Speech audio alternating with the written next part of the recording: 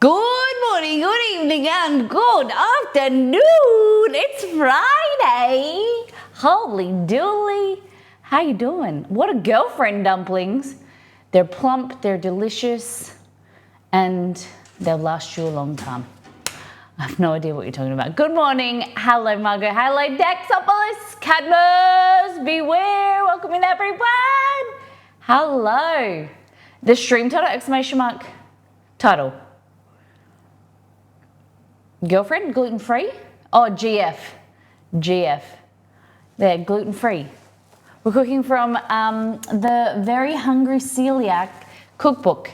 So she was actually on MasterChef, and then does Instagram, and she just released this cookbook. And so I thought we'd cook from it as a bit of a challenge, because I know a lot of community members are gluten-free, are celiac. We've got a few celiacs in the community, and I've always wanted to challenge myself, make something different. So we're going to be doing some dumplings today and some bread. So I'll be telling you the ingredients in here. I won't be giving the exact recipes because obviously it's in a book, and I would feel the same like if I would want someone to share the book but not the actual specific recipes, because you have to get the book yourself. So we're going to be making some beef and some chicken dumplings today, and then we're going to be making the gluten-free bread as well. I'm pretty excited. The ingredients are a little bit overwhelming, and they're going to be a little bit more expensive, but we're going to be making like 500 grams or like a pound of each of the flour mixes. So then once you've got that in a container, you can use that, more frequently because you've got the gluten-free flour mix, and then you can use it in cakes and things like that. And it works out cheaper than the store-bought packages, but it might be a little bit overwhelming because you've got different starches, products you might not have used before. But once you mixed it and hopefully you have great success, it'll build your confidence, and then you'll be excited to go further. I got the book delivered. No way! Camembert, that's amazing. Oh my gosh. Have you looked at it yet? It's a really cool cookbook, so I'm excited to use it. I messaged Melanie, who is the author, yesterday to see if you're living outside of Australia, how you can get the book. And then I put the link in Discord as well. So at the moment there aren't, because she's an Australian author, they're trying to get kind of international booksellers to have it. But there is a retailer that will send internationally as well. Opening the package now, the book was pretty hard to find, even in Melbourne. I was really lucky. I found mine at Big W, and it was $24. So I thought I had to snap it up. I'm really loving that people are loving the book, and I'm so excited for her because she's just announced that she's going to release the second one, which is really cool. Because the ethos of this book, I'll read you the excerpt, and her focus is not healthier food. It's making the same, it says here, your favorite foods made gluten-free. And so it's not some focus of gluten-free isn't actually healthier. A lot of people they think that eating gluten-free is healthier. It can be when you're omitting sometimes a lot of carbohydrates and things like that. But the focus for her is, when she got diagnosed, you have to, if you've had friends and family or people who have allergies or intolerances, you miss out on a lot of foods that you used to eat. And from there, my earbuds are really loud. I can't think. You have to miss out on a lot of foods, and when you're going to friends and families' houses entertaining, it can be a bit of a struggle because people don't know what to cook for gluten-free, or there's something delicious and then there's a gluten-free option that's like cardboard, right? So this is the way of trying to kind of bridge that gap and make it inclusive. Well, it's healthy if you're allergic to it because you're not eating what you're allergic. That's definitely true, Margot, because Margot's got a background in nutrition and health. Definitely, and your body's not inflamed and things like that. But what I'm saying is, like, if you're taking regular bread in comparison to like a gluten-free bread, sometime like depending on what it's made from, it's not necessarily like calorie-wise, it's not necessarily better, but a lot of gluten-free foods are substituted with vegetables and less carbohydrates and more variety, so then it can be healthier. But yeah, I'll read you a little bit of here. So I'll probably end up reading the whole thing because it's quite interesting. Are you guys interested for me to read it out? And then we'll do last time on all things food, okay? So food has played a key role in my life for as long as I can remember. It's always been intrinsically linked with family, culture, friendships, travel, everything that has to... sorry, can't.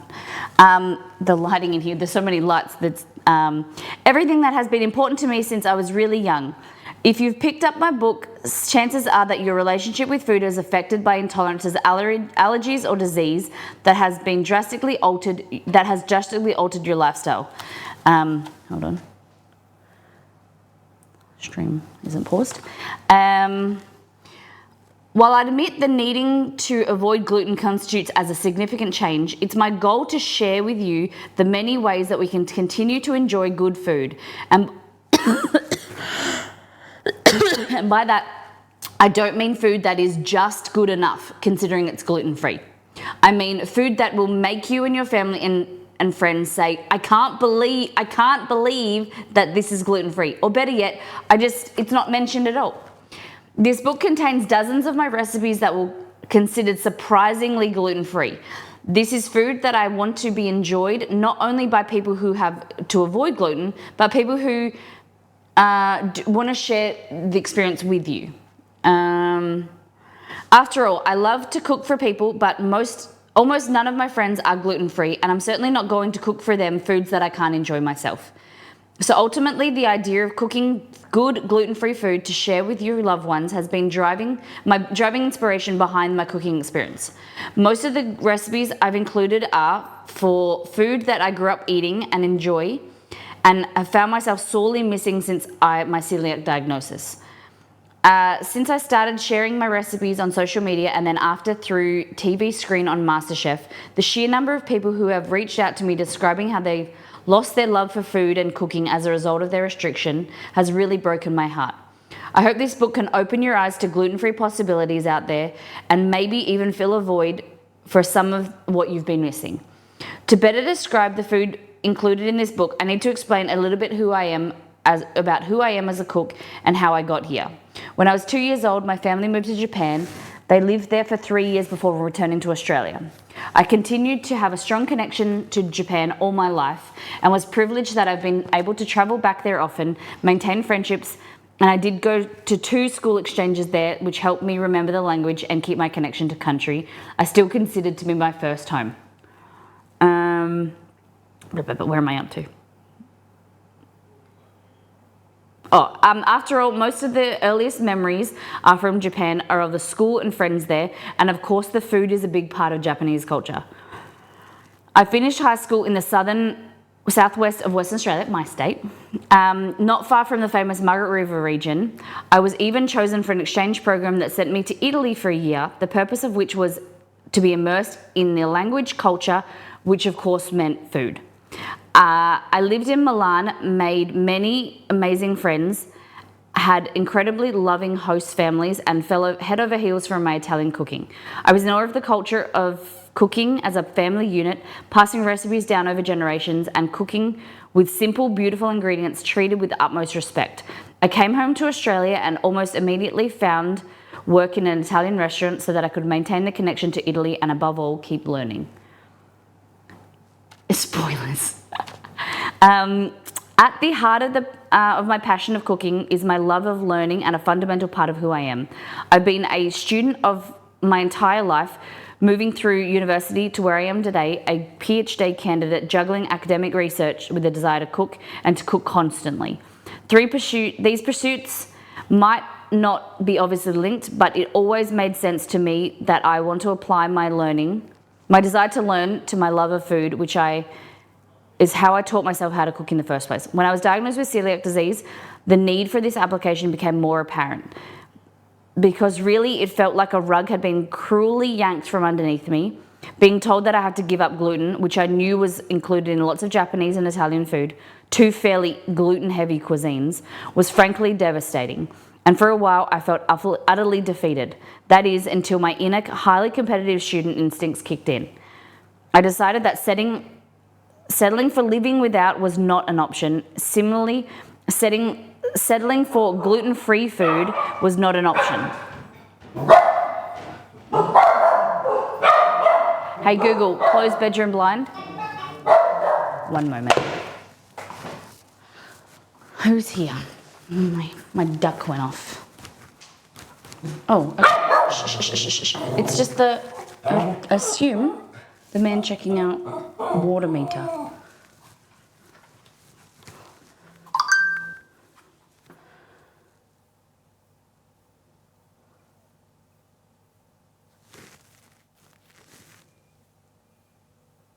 Yeah. Shh. Close bedroom blind.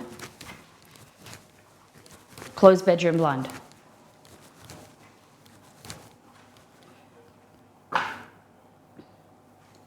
Sorry. Bark. So I don't know if you guys have this with our water meter. Every few months, the water corporation, they come and they check the meter, then you get your bill. So the guy was just walking past our house. Same as the electricity and stuff. Okay. Similarly, settling for gluten-free food was not an option. I miss noodles, fresh pasta, soft bread, and all above dumplings, which have been, of course, my favorite food for as long as I can remember. Of course, the commercially available options are improving all the time, and these are leaps and bounds better than what was available when I was diagnosed. But still, there is assumption that we, as gluten-free people by necessity, will happily settle for less than completely delicious, a notion I simply refuse to accept. I agree with that.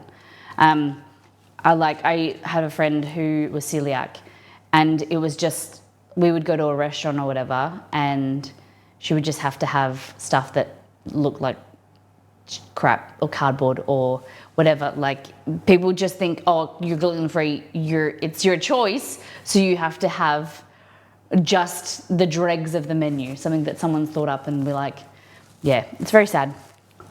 I think it's something that is definitely changing. Hello there, welcome in. I'm just reading the rest of this, it's nearly done. So in saying that, please explore my recipes. At times they're simple and at times they can be quite complex, but always bear in mind that their recipes are difficult, I'm not even reading what's on the page. Where recipes are difficult or require ingredients you might not have encountered before, I have done so with the goal of creating truly delicious foods that happen to be gluten-free, which sometimes requires more techniques or strange ingredients. It's so worth noting that I have not set out to create healthy recipes or beginner recipe book. The fact that these recipes are born from extensive research and trialing and creating food that can compete with gluten-containing versions is not a simple task. I have tried to make them as accessible as possible, and encourage you to take the time to practice some of the techniques where necessary, as the result will worth the effort, I promise. On that note, I will leave you to it. I very much hope that you enjoy the cooking, eating, and sharing the food I've created here. Mel. Okay. So yes, that's kind of like the ethos of the book. And today we're going to be starting with the basic plain flour blend and then the dumpling flour blend, because we're going to make these in bulk. They make 1 kilo, so I'm halving them because I don't have enough rice flour. So I thought that I would, but 500 grams is going to make more than enough than we need. And then we'll keep them in a container because next week we're going to be making a gluten-free, not from here, we're going to be making a gluten-free chocolate cake using the gluten-free blend. And then we're also going to be making egg noodles from here. And then like chow mein noodles. So there's heaps of stuff in here. I'm very, very excited. So we're making chicken and coriander dumplings, and there's vegetarian dumplings, steamed prawn dumplings, and then we're going to be mixing pork. There's pork and ginger, but I'm going to make beef and ginger because Exceed doesn't really love pork. Cool? But we're going to be cooking heaps of recipes from here in the future. So there's tart pastry dough. If there's anything that if you already have this book or you've just bought it, like our friend, let me know if there's something specific you want to see. There's like chocolate eclairs, there's choux pastry. I'm pretty keen on making the donuts. And this is really uncharted territory for me. So we're going to be following the recipe to a T. And I'm really keen. I'm really excited. There's also an everything sauce, like a dipping sauce. So for dumplings, I think it's going to be good. Romeo telling the waterman goodbye. He's been in a mood today. Rome has decided that when Exceed's office door is open, he has a dog door. So Romeo's decided to sit next to it and just hit it. And when he's hungry or wants attention. So it's been going all morning. He's just been sitting there banging it like that with his paw. It's doing my head in. I've never made pasta, so I'd like to see your take on that. Gluten-free pasta? Camembert? Yeah? So we're going to be making egg noodles, and then there's some pasta in here. Karaage chicken. He's training as a boxer. If someone wants to take Romy, more than welcome. So there's pasta dough, there's gnocchi, then to make prawn spaghetti or ravioli. Heaps of stuff. Udon noodles. So before we continue, let's go back to last time on and show you what we did on the last stream. Was a little bit of a gaming stream. So I think Exceed can... so he does both streams on the Wednesday. So on Monday, we did gluten-free months, begins. We did, what's it called? What is the rice thing? We did rice, tuna and chicken rice bowls, but I forget the name. What are the triangle things? What did we make? That's not okonomiyaki, that's the cabbage thing. You know, the filled rice bowls. They usually have seaweed, but we didn't have any. But we made, we had leftover sushi rice. And then I made a mixture of, for myself, tuna, some mayo, soy, hot sauce, and red onion. And then the same, but Exceed had, he had chicken for his. And then we filled them in rice. And Nito had given us this little cool gadget that makes bears, or then you can put face expressions on them and they make them into a frog and things like that. No, onagi or something. Oh my gosh, I just totally forgot the name. It looks like cheese pizza to me since we didn't name it. Wrong answers only. And then on Wednesday, we did Overcooked with some of the mods and my friend Amy. And then we played golf with friends. So it was a fun stream. Next week, would you guys like to play games? Or would you like a cooking stream on Wednesday? You guys get to choose. Okay? We got a lovely raid, some follows, resubs. It's a good stream. Onigiri! That's it. Thank you very much, Camembert. Yes, onigiri. We made onigiri. Thank you. That's the name I was thinking of. Oh my goodness. All right, we're going to do a deep dive into Discord, show what the community has been cooking and eating. Is Beware, are you still here? Beware. Because we got mail. Cook Wednesday. So it'll be Tuesday night for some of you. What do we want to cook? Okay, so this is my food. Have you been to Robe? No? Where's Robe? So we had scrambled eggs. I think this was Tuesday morning, if I remember correctly. Scrambled eggs for breakfast. Okay. South Australia. It sounds familiar. There may be. We got two, one for me and one for Exceed. Is it? Exceed opened his because he wouldn't be on stream, but I'll show everyone. He was very grateful. This was just a noodle crispy chicken salad, bit boring. Steak and veggie for dinner with mushroom sauce. Our dinner a few days ago. Yum. There's a box? No. Are you serious? Really? Oh my goodness. And then scrambled eggs again, loaded scrambled eggs with Cholula hot sauce. And then I caught up with my brother and his ex-girlfriend, Amy. They're still friends. This is Belgor, my brother. Guys, can you see the resemblance? Do we look similar? This is it's been open since, when's Boxing Day? So it's been open for like 2 weeks and I've already been 3 times. It's so good. I had a lettuce burger.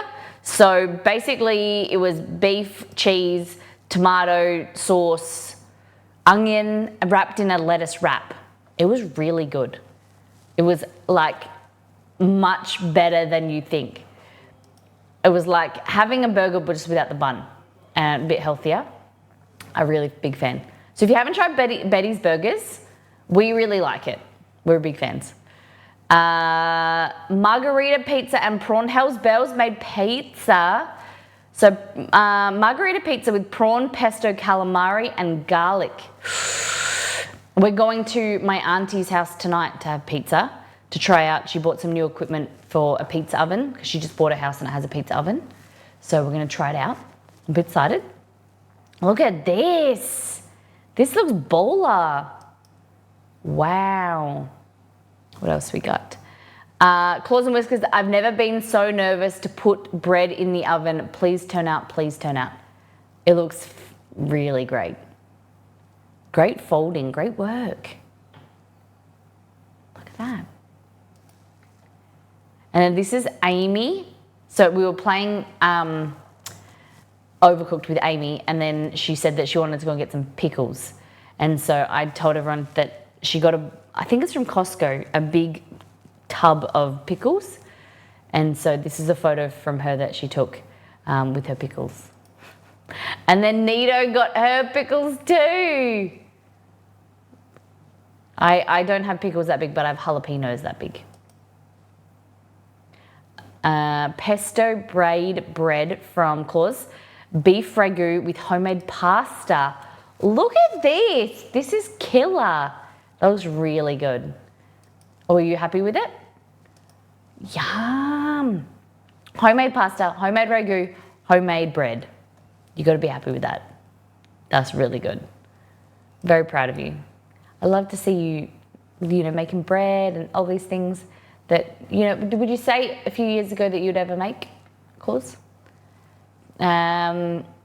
Wolf, pesto sausage gnocchi for lunch. Nice. Good work. So I wonder what type of sausage. Might just be a box. Just an empty box. That'd be a good troll. Exceed and I tried some noodles yesterday. They weren't gluten-free, but I went to the Asian grocer and I picked up these. They were half spicy, buldak, hot chicken flavored ramen. They were quite nice.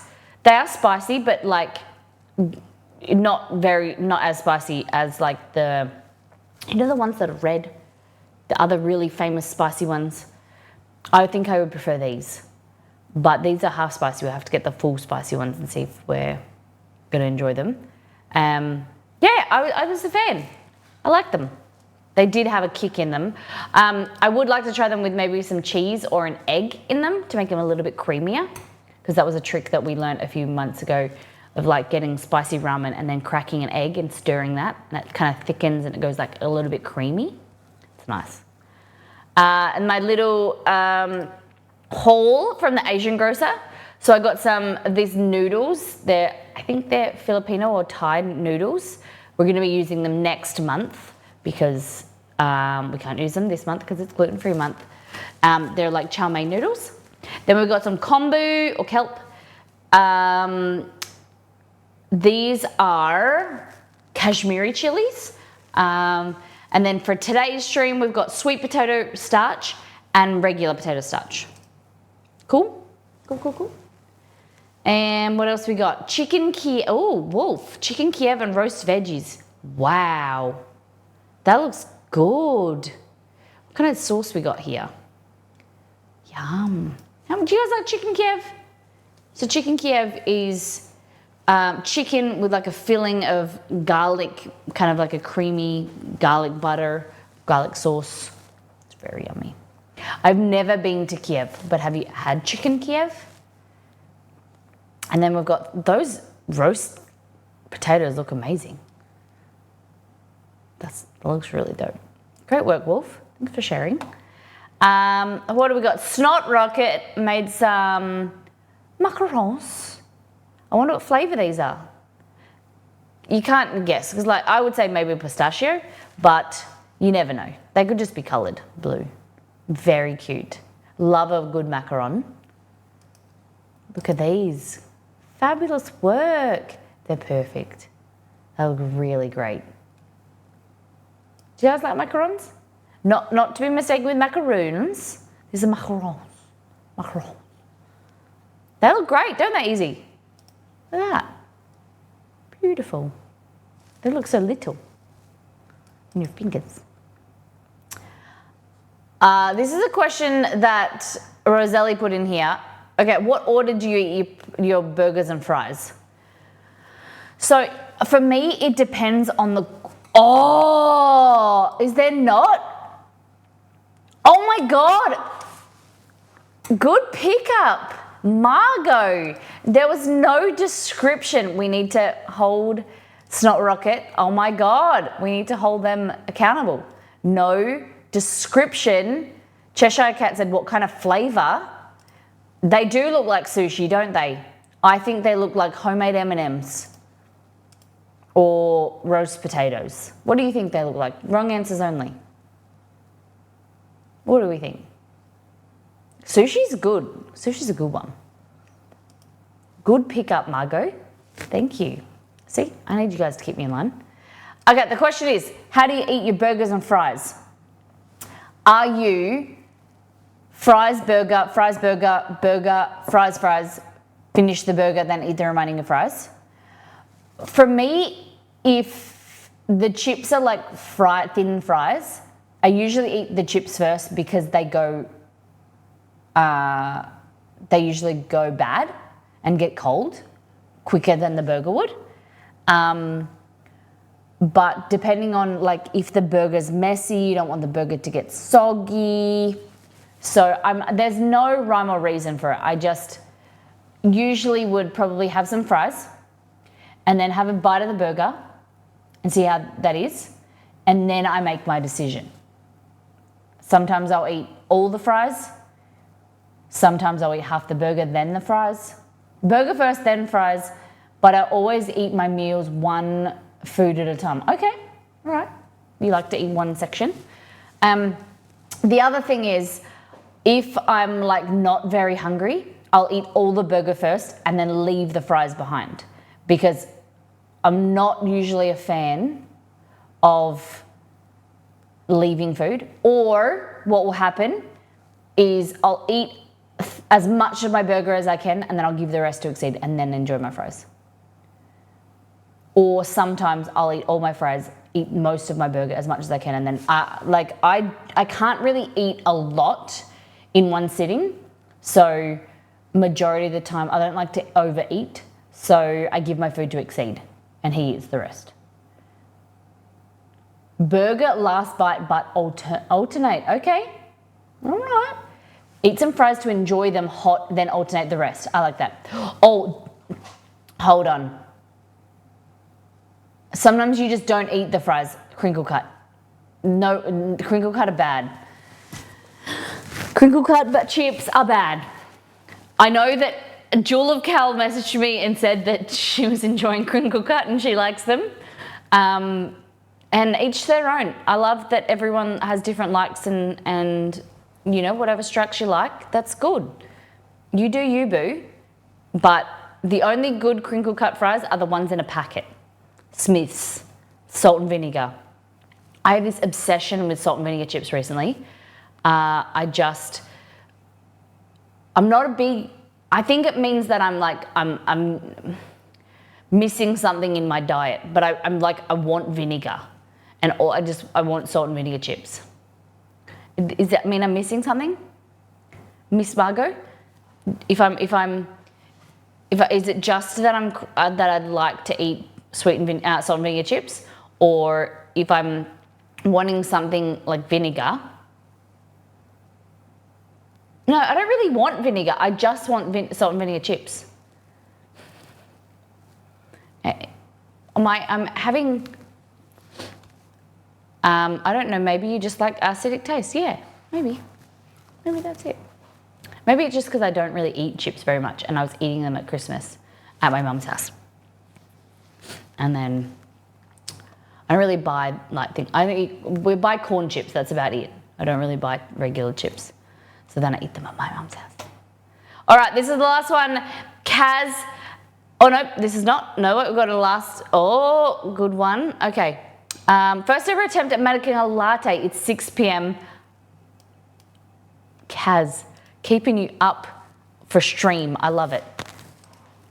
Great job at the latte. I think it's because I use 2% like lower fat milk. I can never get a good foam. I don't really care that much, but this looks amazing. I'd like to work on my latte art, but I think you need full fat cream or full fat milk, right? Great work. Was it yum? How is your coffee beans? Do you like the taste? I buy whole milk. It's 4%. Oh, damn. Looks good. Hopefully it keeps you up for stream. My new Starbucks chive and potato bites. Do we need to recreate this, Beware, do you think?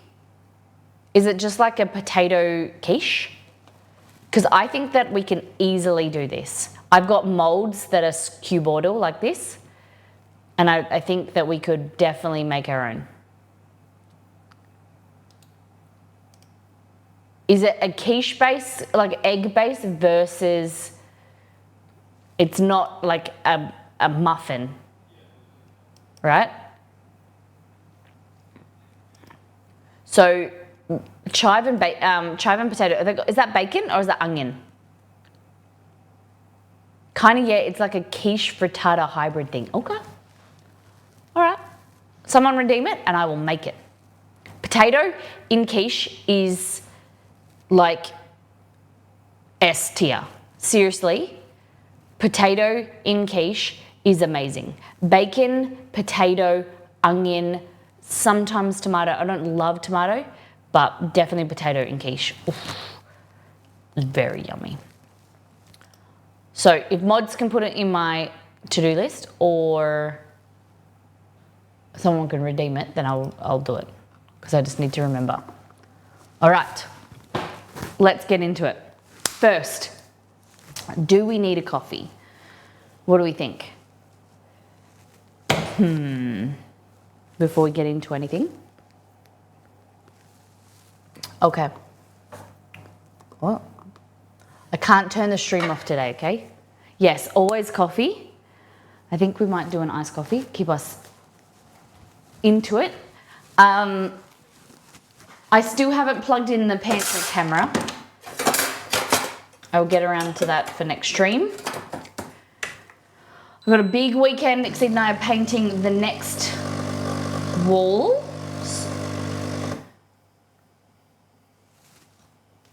It's alright.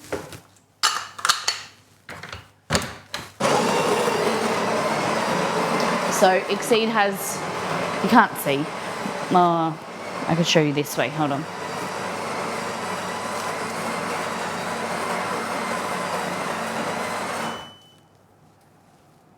Hold on. So Exceed's taped off there, and I've puttied it and like sanded it, and then I don't know if I can do this. Hold on. Let's show this. Hello. There we go. And then we're going to paint that wall. So all these walls. That's our weekend. We've got pizza tonight at my auntie's, and then we're going to be doing top layer. We're going to do primer today, and then tomorrow we'll do 2 layers of paint. It's just a brighter white. Nothing exciting. Plain Jane's over here. Nothing. It's just Lexicon half. Just a bright, like a cool white. We painted the this scullery pantry area, and now we'll do the rest over the next few weeks. Nothing too much.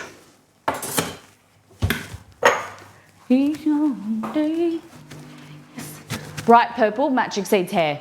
Oh, definitely Kez. Definitely. I think it would clash a little bit with my grey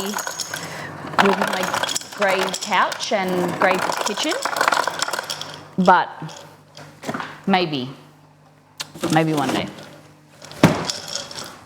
Okay. One moment, I just gotta get this phone call.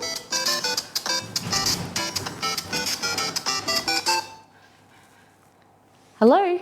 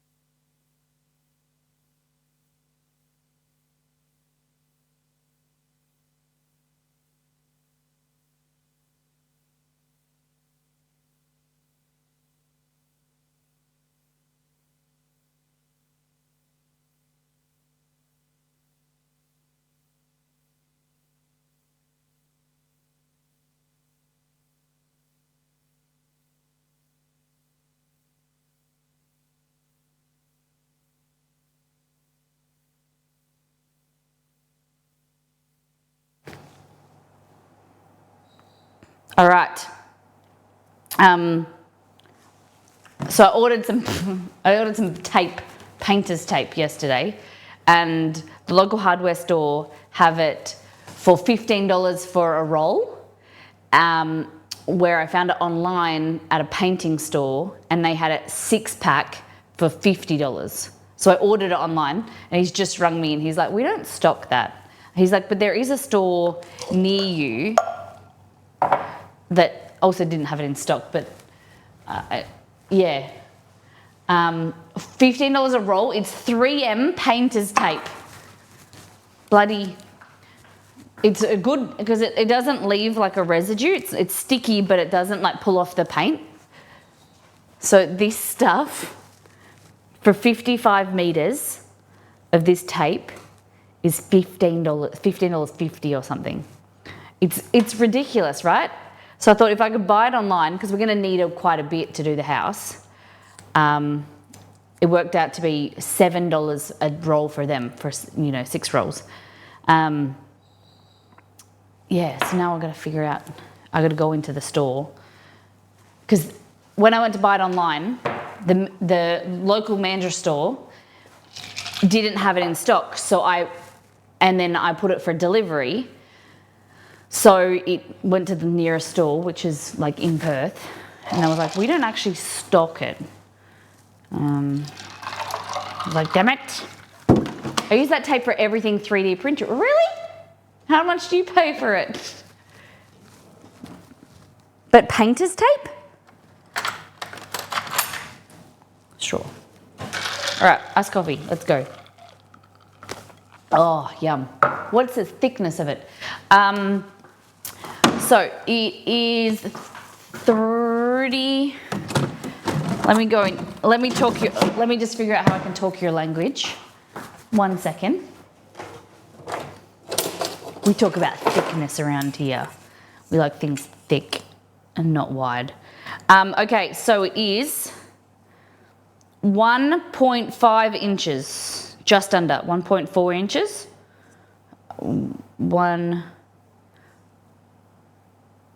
Okay, inches confuse me. So it's 1, 2, 3, 4. Is that half or is that half? Maybe 1.3 inches? Centimeters is fine? Cool. 3.5 inches. 3.5 centimeters. There we go. 3.5 centimeters. Thought that sounded high, but the painter's tape I buy is the same price if you convert US dollars to Australian dollars. Yeah. So it's Scotch Blue 2090. So it's $10 here. And earbud? Hey Google, what is 10 US dollars to Australian dollars? 10 United States dollars is approximately 14 Australian dollars. Yeah, so it's a bit cheaper. So that's why I was excited to get it in a 6-pack and it be $7 for the 6-pack. So pray for me that we can get it that cheap. I can get 3 rolls for 25 bucks. Damn. So we'll see. Maybe selling them individually. What I was thinking is selling them individually is expensive because you need to shrink wrap each piece. So buying them in a set is cheaper because you know the money's in the packaging a lot of the time. Anyway, let's get into dough. So we need to make a plain flour blend and a dumpling flour blend. We are going to be using rice flour. We're going to be using tapioca starch, which is also tapioca starch because I bought extra. Then we also want to use corn starch or corn flour here.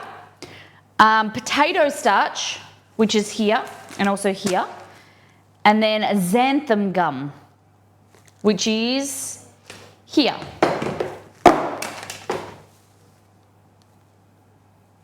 Mail? Oh yeah, mail time. Let's do mail time first. Okay, so the wonderful Beware. That's why they price it that way, to make you think that, and then you end up with 6 rolls and then you lose 5 of them before you finish. Yeah. Big brain stuff. So Exceed received this. I love receiving like envelopes. They're cheap to send. $1.50 that it cost. Beware. I checked the name and I was like, I'm pretty sure because the new married name. So this is what Exceed received. A beautiful card. I won't read it because it's for Exceed. And then this is very cute. This is very cool. So that will go on the new Molly wall in the pantry when I put it back up. So the Molly community wall. You'll be the first person up there. Thank you so much. This is very cool. He said thank you very much. He wanted to express his gratitude. He really appreciates it. And so then this one, this is from Molly and Exceed. So this is from me to open. I love like things like this. I love receiving things from you guys. I'm so grateful. Okay. Okay. Hark the canine angels sing. Hark, hark, hark, hark.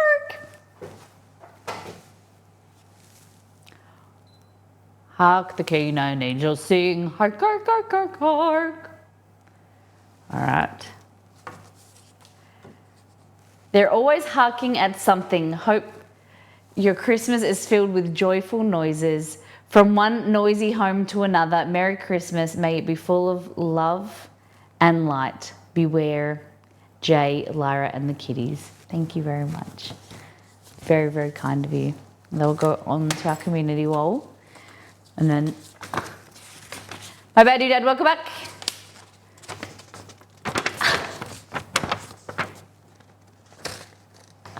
I love that you did the background as well of the emotes. This is really cool. I love that you put highlights in my hair. I love that. And the green shirt. I love it. This is amazing. Oh, thank you. Guys, in the chat. In the chat. God, that hair. I love that hair. Wish I could have that hair. Thank you very much. Beware, this is great. I have to show Exceed.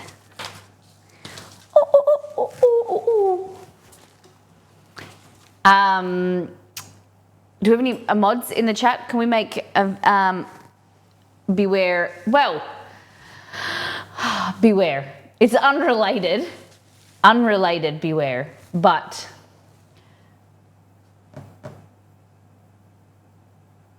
I don't have. This is the only sword I have. Would you like the sword? Would you like to be a moderator? Because we've had your application for a while now, and I haven't got back to you, but we wanted to wait till the new year. But would you take this sword? Would you be a Molly moderator? You should do it with another sword, but this is all I got at the moment because it's packed away. Making girlfriend dumplings? We are. I second the nomination. Thank you, BCK. Nails to be knighted. Now you have to swear your oath to me. All right. Let me see how I can do this. Now, let's make it official. Let me figure out how I can do this.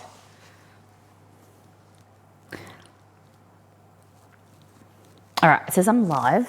Now we're going to go into this, and it says, community, my settings, community, activity.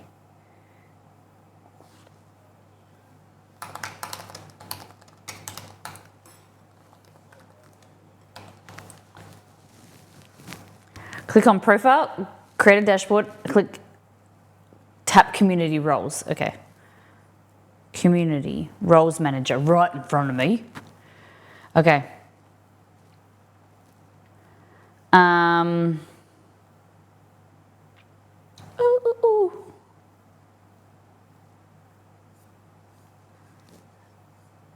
Add new.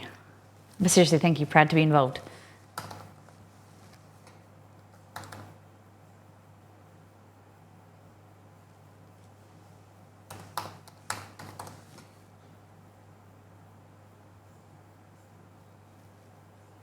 There you go.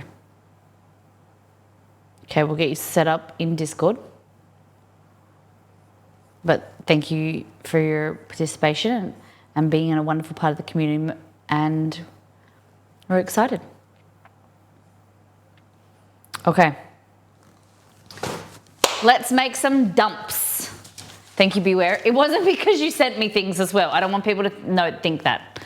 It wasn't because you won't get I love to receive things, and you always receive VIP if you send something to the community, to the stream. I'm sure you'll love it in the salt months. We got Cad in there whipping. Okay, and then so what we're going to do is we're going to make these into big bowls. Big bowls. We're going to halve the recipe because the one recipe makes 1 kilo of plain flour, 1 kilo of dumpling flour. We don't really need that much. And also, I don't have enough rice flour. So what we're gonna do is we'll make our plain flour first. And this is a plain flour mix, then you can use it as a substitute in a lot of cooking. That's where we're gonna trial it over the next few weeks. We're gonna use her plain flour and make chocolate cake. Like try and use it in my recipes to make like a cake or a brownie or whatever. Cool? Cool, cool, cool. All right, so first we need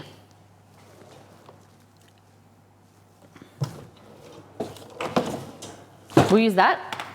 We need a set of scales. Where's the scales at? My door's always open. Okay. So, while we're here, while we're talking, would you guys like next week for Wednesday's stream to be gaming? Still, do you guys still want to do gaming, or would you prefer to do a cooking stream next week?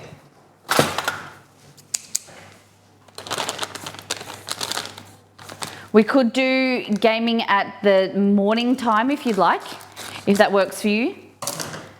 We could alternate doing morning and evening times. Okay. So we want 315 divided by 2, 157 grams of this.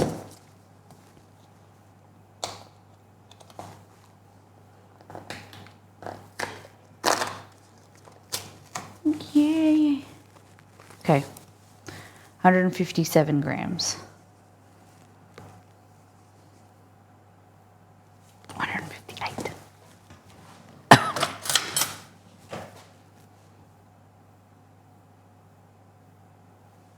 There we go. Easy. Now we want to do 250 grams of tapioca.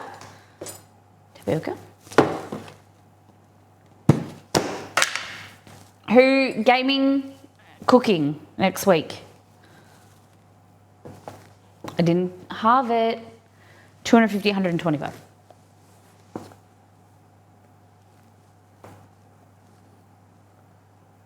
Some of you will be at work, you just want to do the same thing.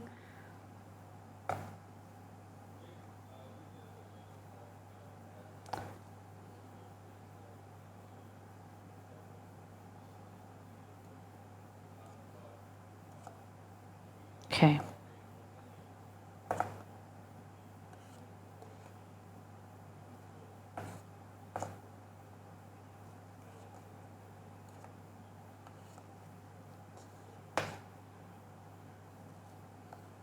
Gaming?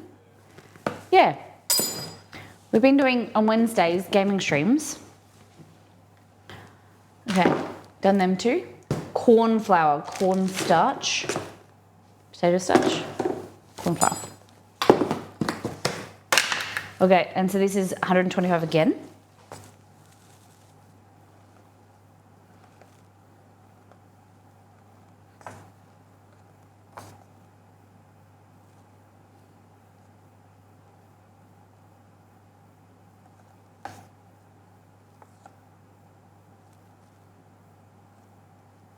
Go.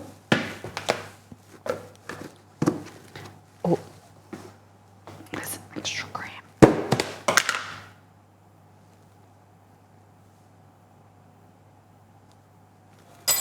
Okay.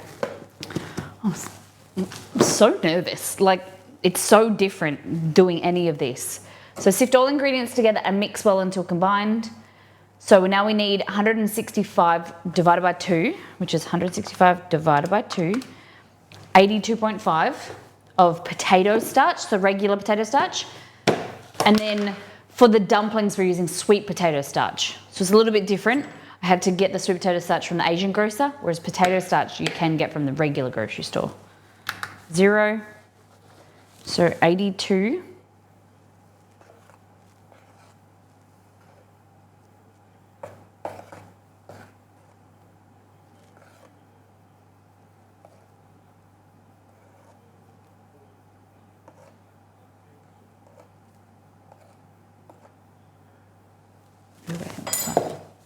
Okay. Potato starch. Now xanthan gum is going to be like your binding agent. We're going to get 20 grams, so half of that.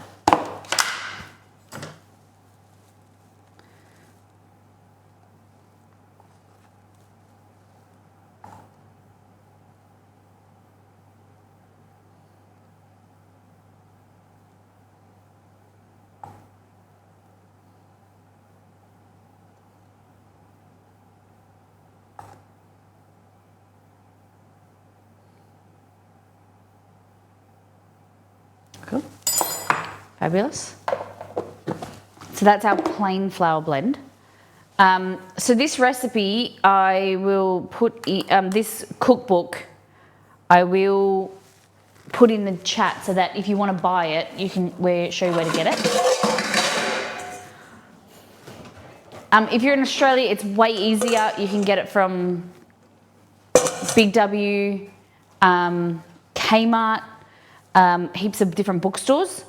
But if you're internationally, it's hard to find hard copy. You can get the ebook easy. But if you want the physical book, I'll put a link in chat.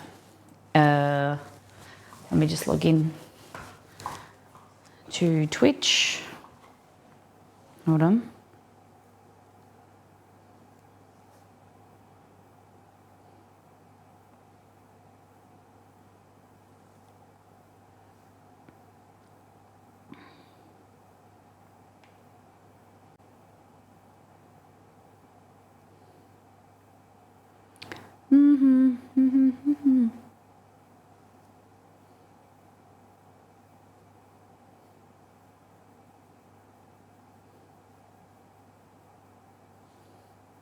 Where you? Why is it working?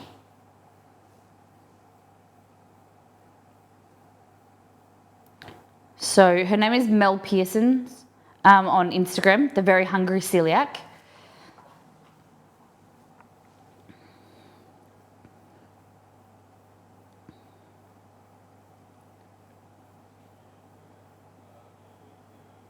Okay.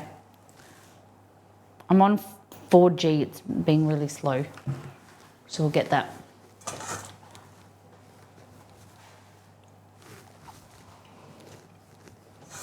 Okay. So mix this in. Oh, it's so different. Look at this. Oh.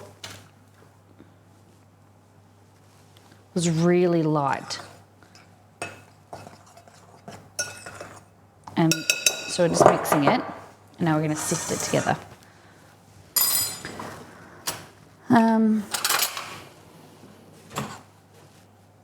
So sifting is going to remove any lumps, but also kind of combine it. Wow, Australia still has Kmart? Yeah. It's different. It's different to what your old Kmart, but it's just the same name.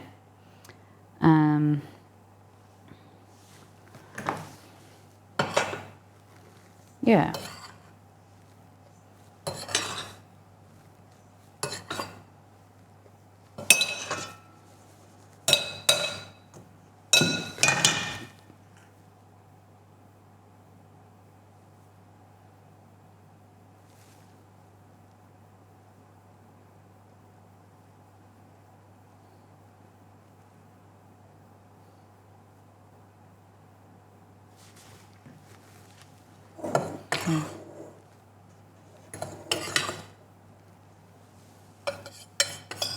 How many of you guys like to eat gluten-free? How many of you? There's 3 in my town. Foxy, are you Australian?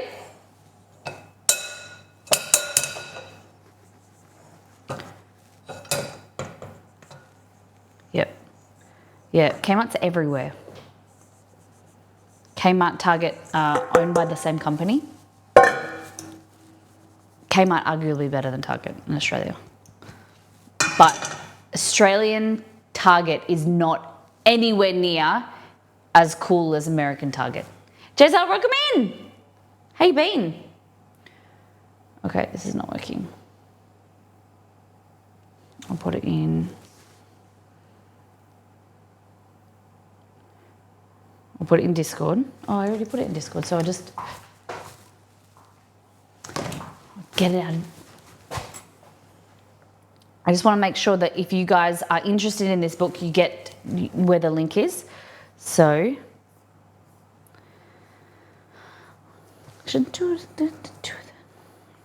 okay, so it's in.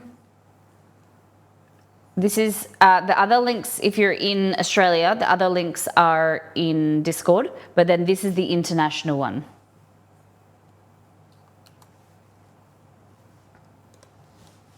Okay, so that's the international version.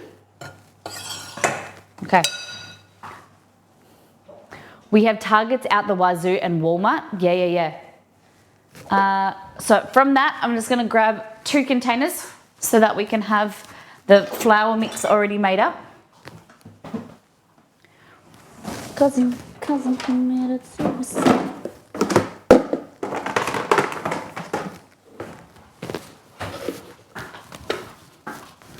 Is that actual Tupperware? No.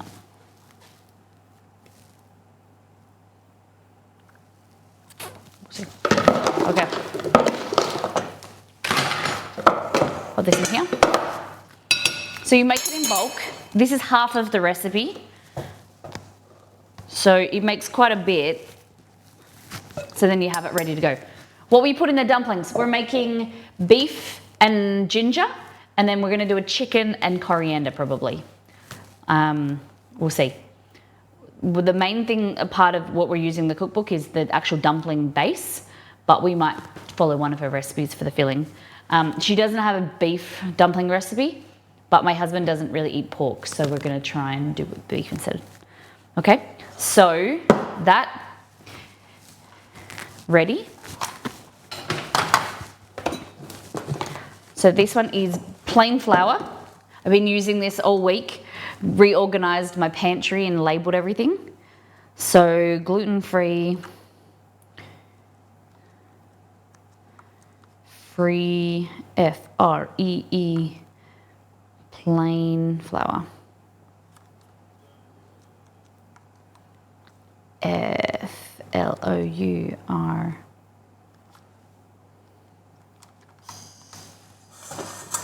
How many of you guys are gluten-free? How many of you like to eat gluten-free or have someone who has an intolerance or an allergy? It's gonna be very long. I'm the damn shut. Okay, gluten-free plain flour and then dumpling.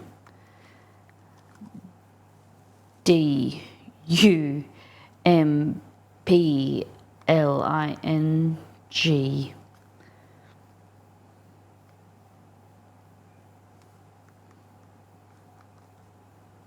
F-L.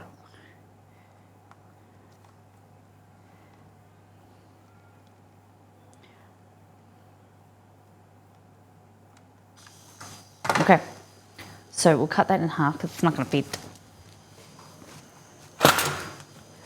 I have two girlfriends that are celiac. And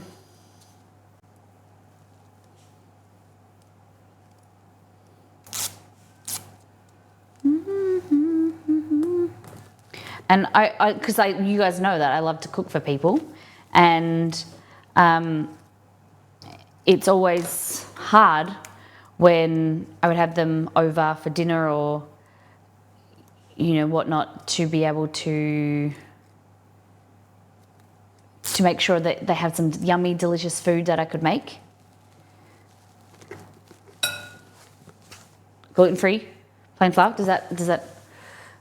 How's that labeling feel for you? It's a bit wonky. We'll just go with it. And then this one is going to be our gluten-free dumpling flour. Get yourself one of these. It's a Letra Tag, Dynamo Letra Tag. It is so good. Big fan. I label all the stuff in the pantry. It just looks neater, and you assume that you know what it is, but you got to think of like if your partner, kids, someone is coming in, like they want to be able to find things easier if they're helping you cook, if you let them help you cook, I suppose.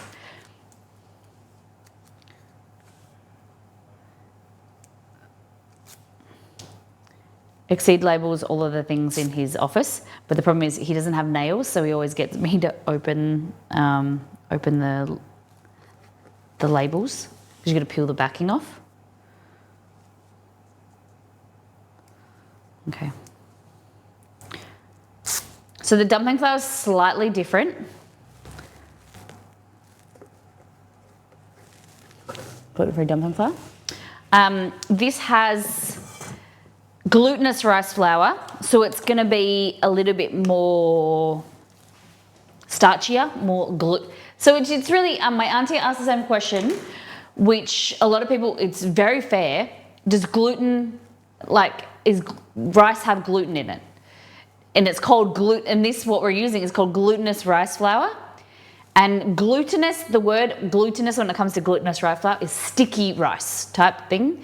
So it's like a stickier kind of consistency, like mochi, right? You know when you pull mochi, it's like stretchy. That is different to actually containing gluten, which is a protein that comes from wheat.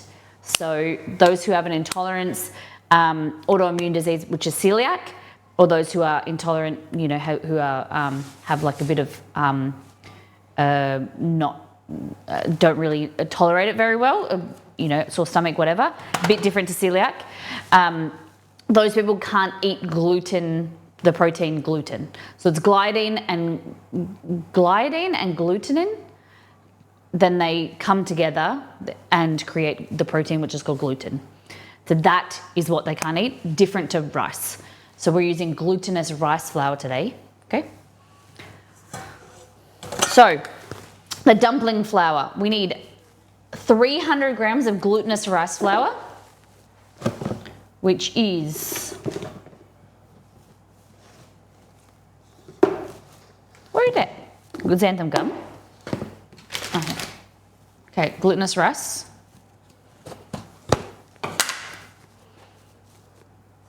So I'm halving this.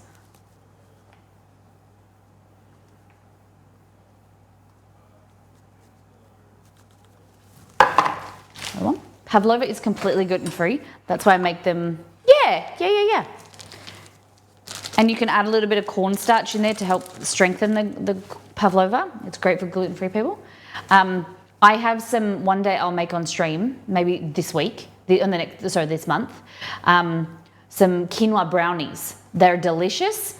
They're actually, I made them for my celiac friend when she was breastfeeding because they help with lactation. And they're just delicious anyway.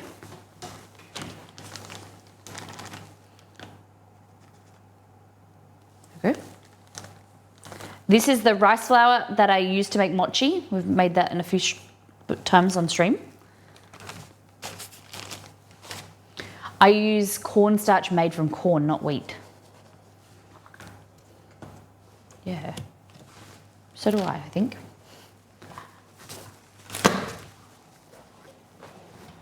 Oh my God. Let me just check. I've got to check that. Hold on. No one is eating this who is celiac, but let me just check. Cornstarch. That is something that people do forget. I do remember that. Yeah, isn't cornstarch from corn? Usually, but there is wheat starch, but it is called cornstarch, yeah. Let's have a look.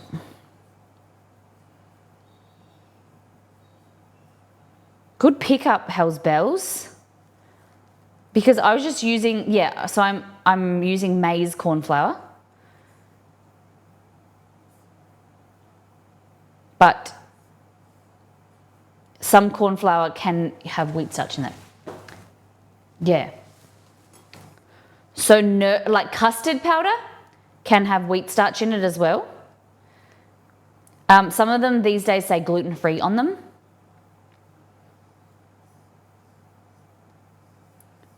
I wish that you could, on your grocery, on Woolworths, because I shop at Woolworths, they actually say, like you click on an item and say, like Amazon, it will say, you bought this on this date. Labels are meaningless now? What do you mean? What's happening with my trackpad? Why is my trackpad not working? There we go.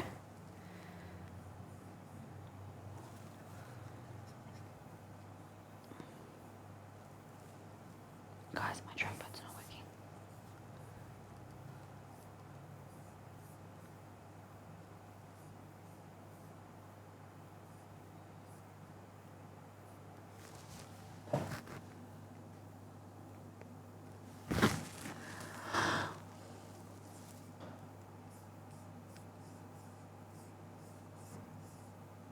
Okay, what? That's working. Why isn't it let me scroll? Oh, it's working now. Okay, so this one is product of Australia. Cool, doesn't say. Cool, man. Product of Australia.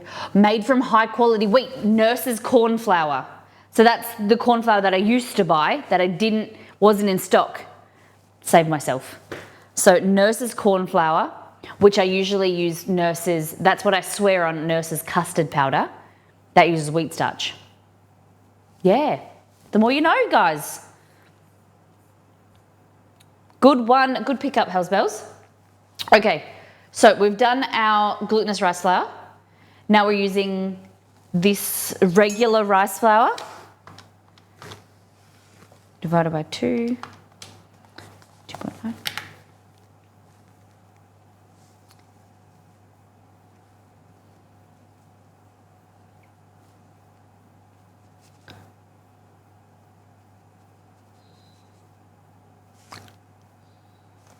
Added too much.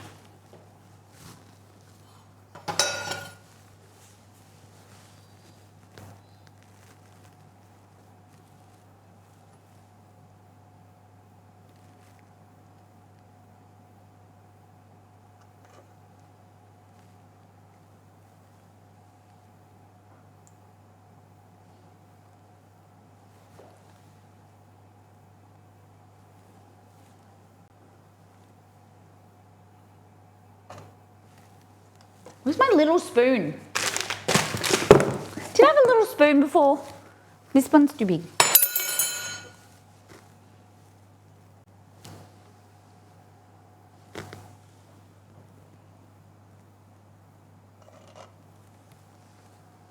$93. 92. There we go. We did it. 92.5. So we can add a little bit more. Okay. Now we need rice.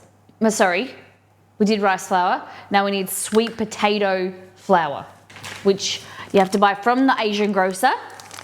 It's called sweet potato flour, sweet potato starch. Okay.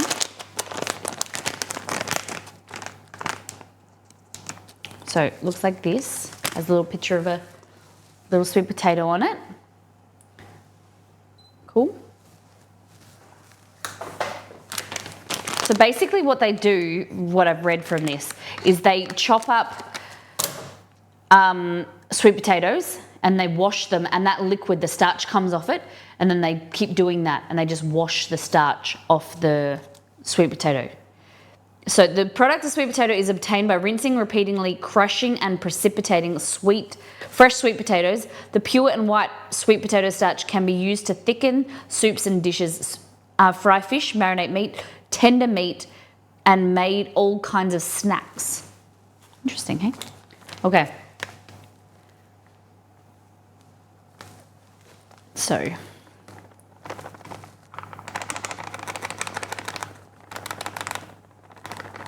A bit of this. So every now and then stop to then allow your scales to kind of catch up, because you don't want it to keep going and then you've added too much.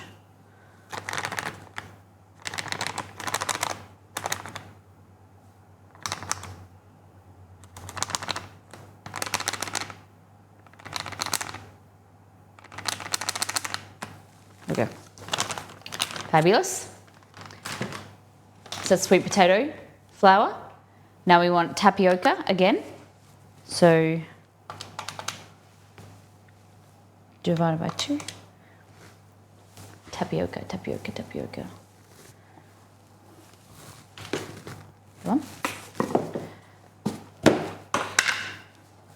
Yeah, it's things when you're cooking for people that are gluten-free, you need to check, especially celiac. People that are by preference gluten-free may not have an issue with things that are in sauces like thickeners, soy sauces, oyster sauce, things like that. But people with celiac, it's an autoimmune disease. So their body cannot tolerate. It's not by preference, it's not by choice. It is actually their body cannot tolerate the protein. And it is quite debilitating. So you should always check the packaging of bottles, like soy sauce, things like that, to see if there's any wheat starch. It should say like contains gluten, or may have traces of gluten. It's better to be err on the side of caution. For me, for like all intents and purposes of the stream, and we're not buying extra soy sauce and stuff that is gluten-free because Exceed and I will only be eating it. However, if I was having friends over that were celiac, then I would buy gluten-free sauce and make sure the ingredients were completely gluten-free. But for us, we're focusing on the dumpling wrappers. That's why I'm doing it all gluten-free. But the fillings or the dipping sauces are kind of like extra that we're not necessarily doing completely gluten-free. But I might see if I can get some gluten-free sauce to see how it tastes different. Okay. Tapioca starch. Now we need xanthan gum, which is remember I told you that like mimics the stretchiness. So that's tapioca starch. Just decant this in here. Tapioca starch is what we make boba or sago. Or Brazilian pancakes. They're really good with this. You need to make sure you separate cooking utensils like chopping boards, knives, toasters is a big one. Cross-contamination can cause them to have symptoms, yes.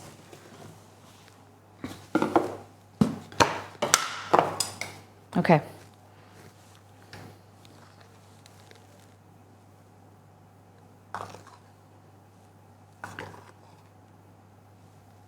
So quite a bit more xanthan gum here.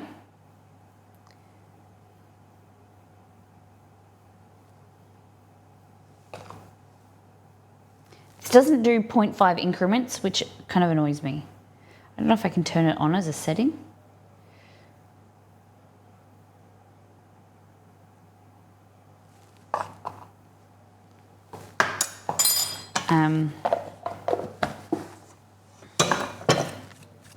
Yeah, it's only per gram.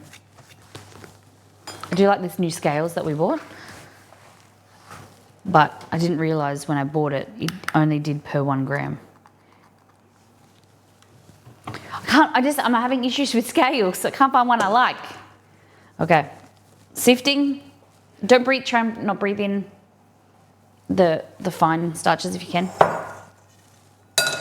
Always breathe through your nose, so it's kind of like filtered. Do the scales have a lithium battery? They have a built-in battery because you can charge it by USB, I think. Yeah, USB. And it also has batteries itself. So I think there's an internal battery, but then a backup. I'm not really sure why it's got both. But you can charge it through USB as well as through AAA batteries. But lithium, I'm not sure.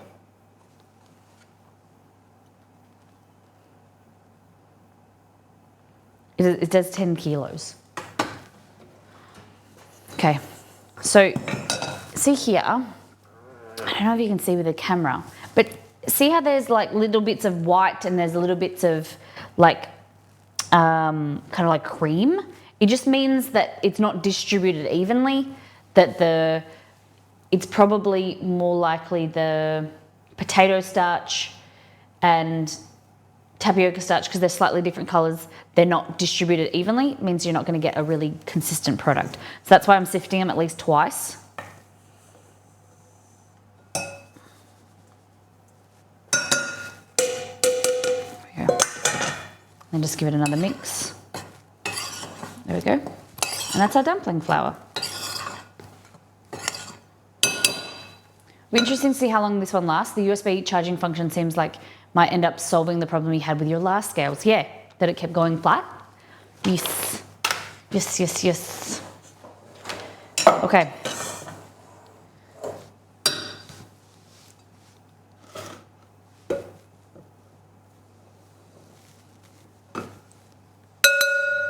There we go. So we'll use these again. So if you're just joining us, we're going to be making bread and gluten-free bread and gluten-free dumplings as well. So move this stuff out of the way because I'm not sure if I might still need some of them.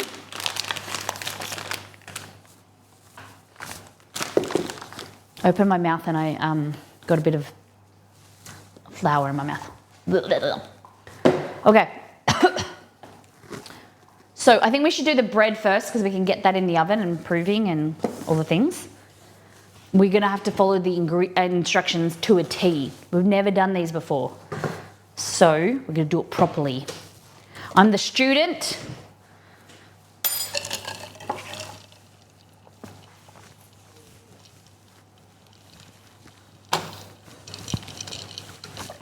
Housebells, do you have many people that you've cooked for that are gluten intolerant? Okay.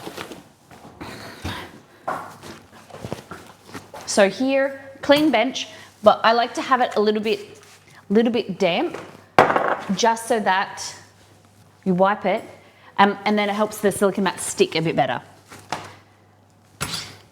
Flatten it all out, like that. And then you'll get a better grip if it's a little bit damp. Other thing is make sure you've got no bubbles, air bubbles. So if you can see, just pick it up, flatten it again. There we go. Beautiful. Okay. So, there's flour everywhere. So, we want to go to the bread section. There's a noodle and dumpling section we'll come back to. Here we go. Look at this bread.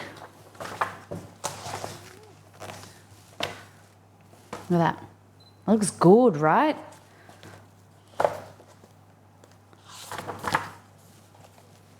Look at that.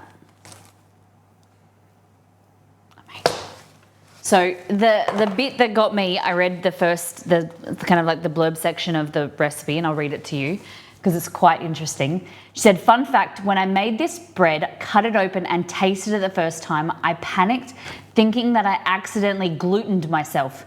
I frantically recalled everything I'd used, wondering whether I'd somehow slipped up and used wheat flour, despite wheat flour not even existing in my kitchen.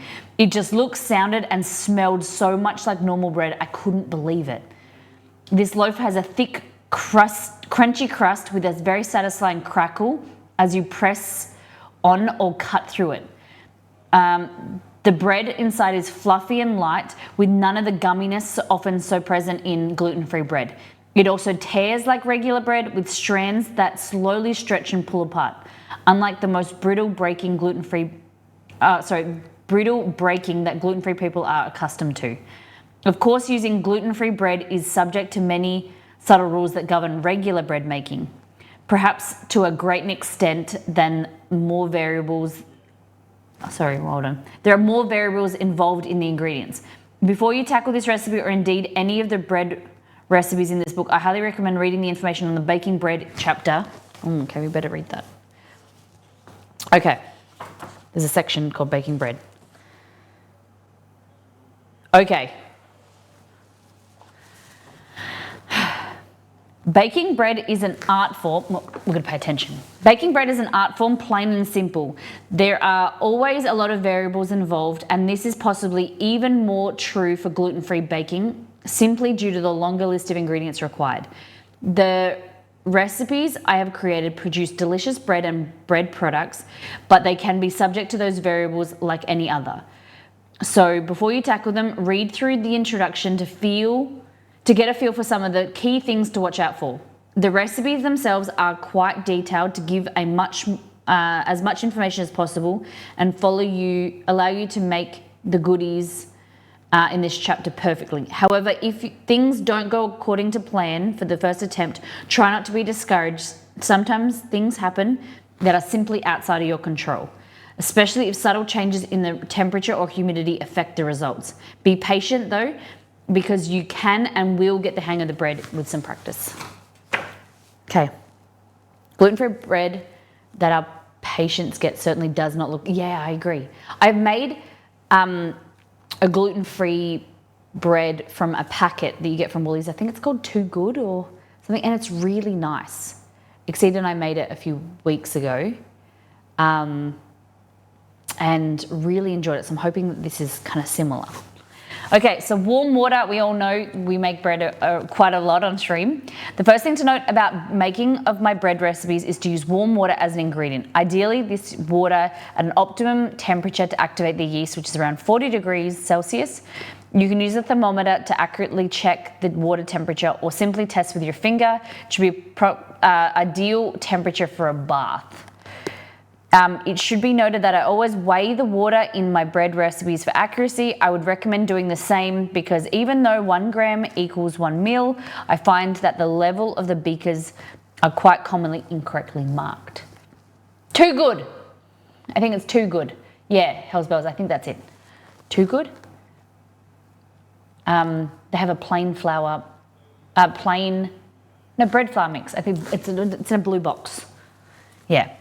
Yeast, I use active dried yeast for all my bread recipes. Oh, I don't think it should be an issue. I find the easiest to keep alive and on hand. Active dried, we can disagree there.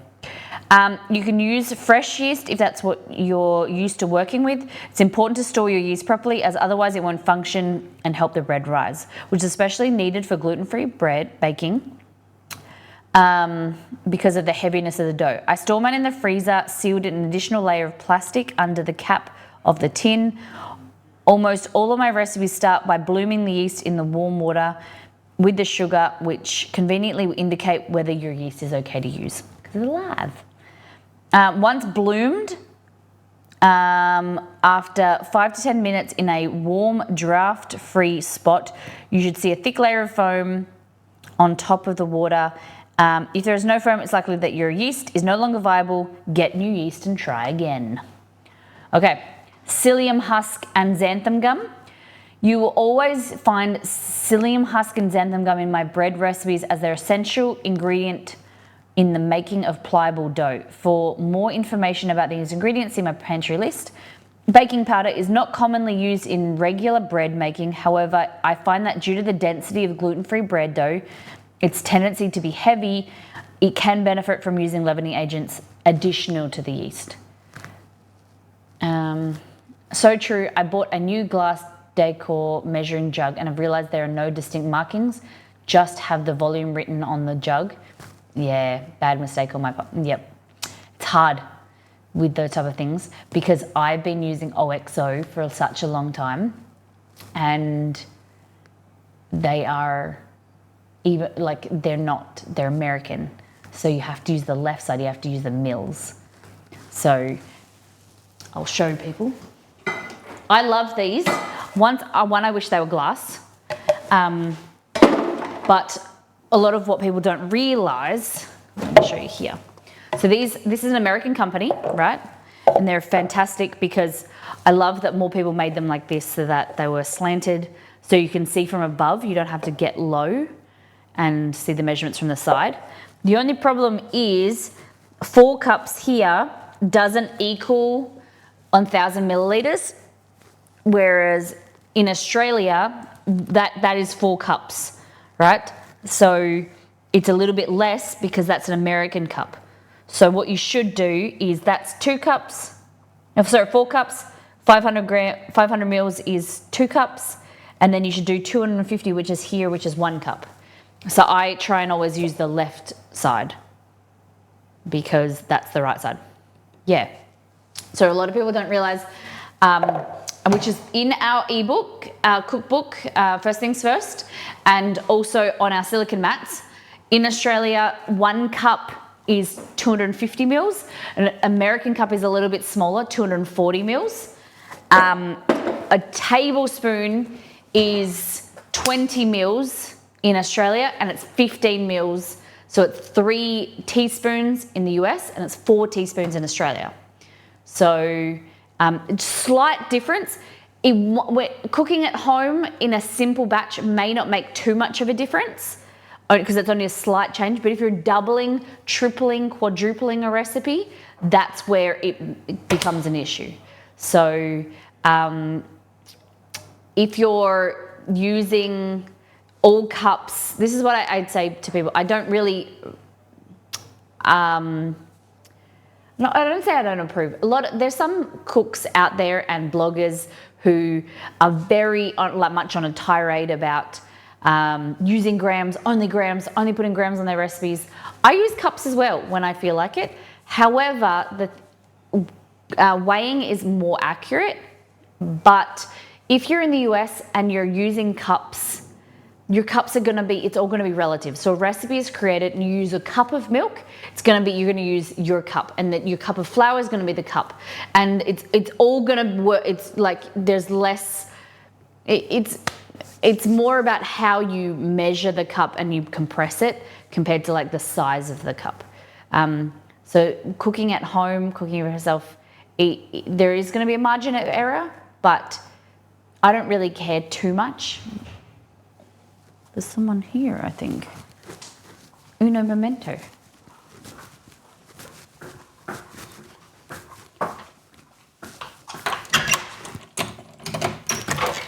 Hi, how you going? Good, package control. Yes. Need a signature. One moment. Ugh. Fantastic. Beautiful. Thank you. Have a great day. You too.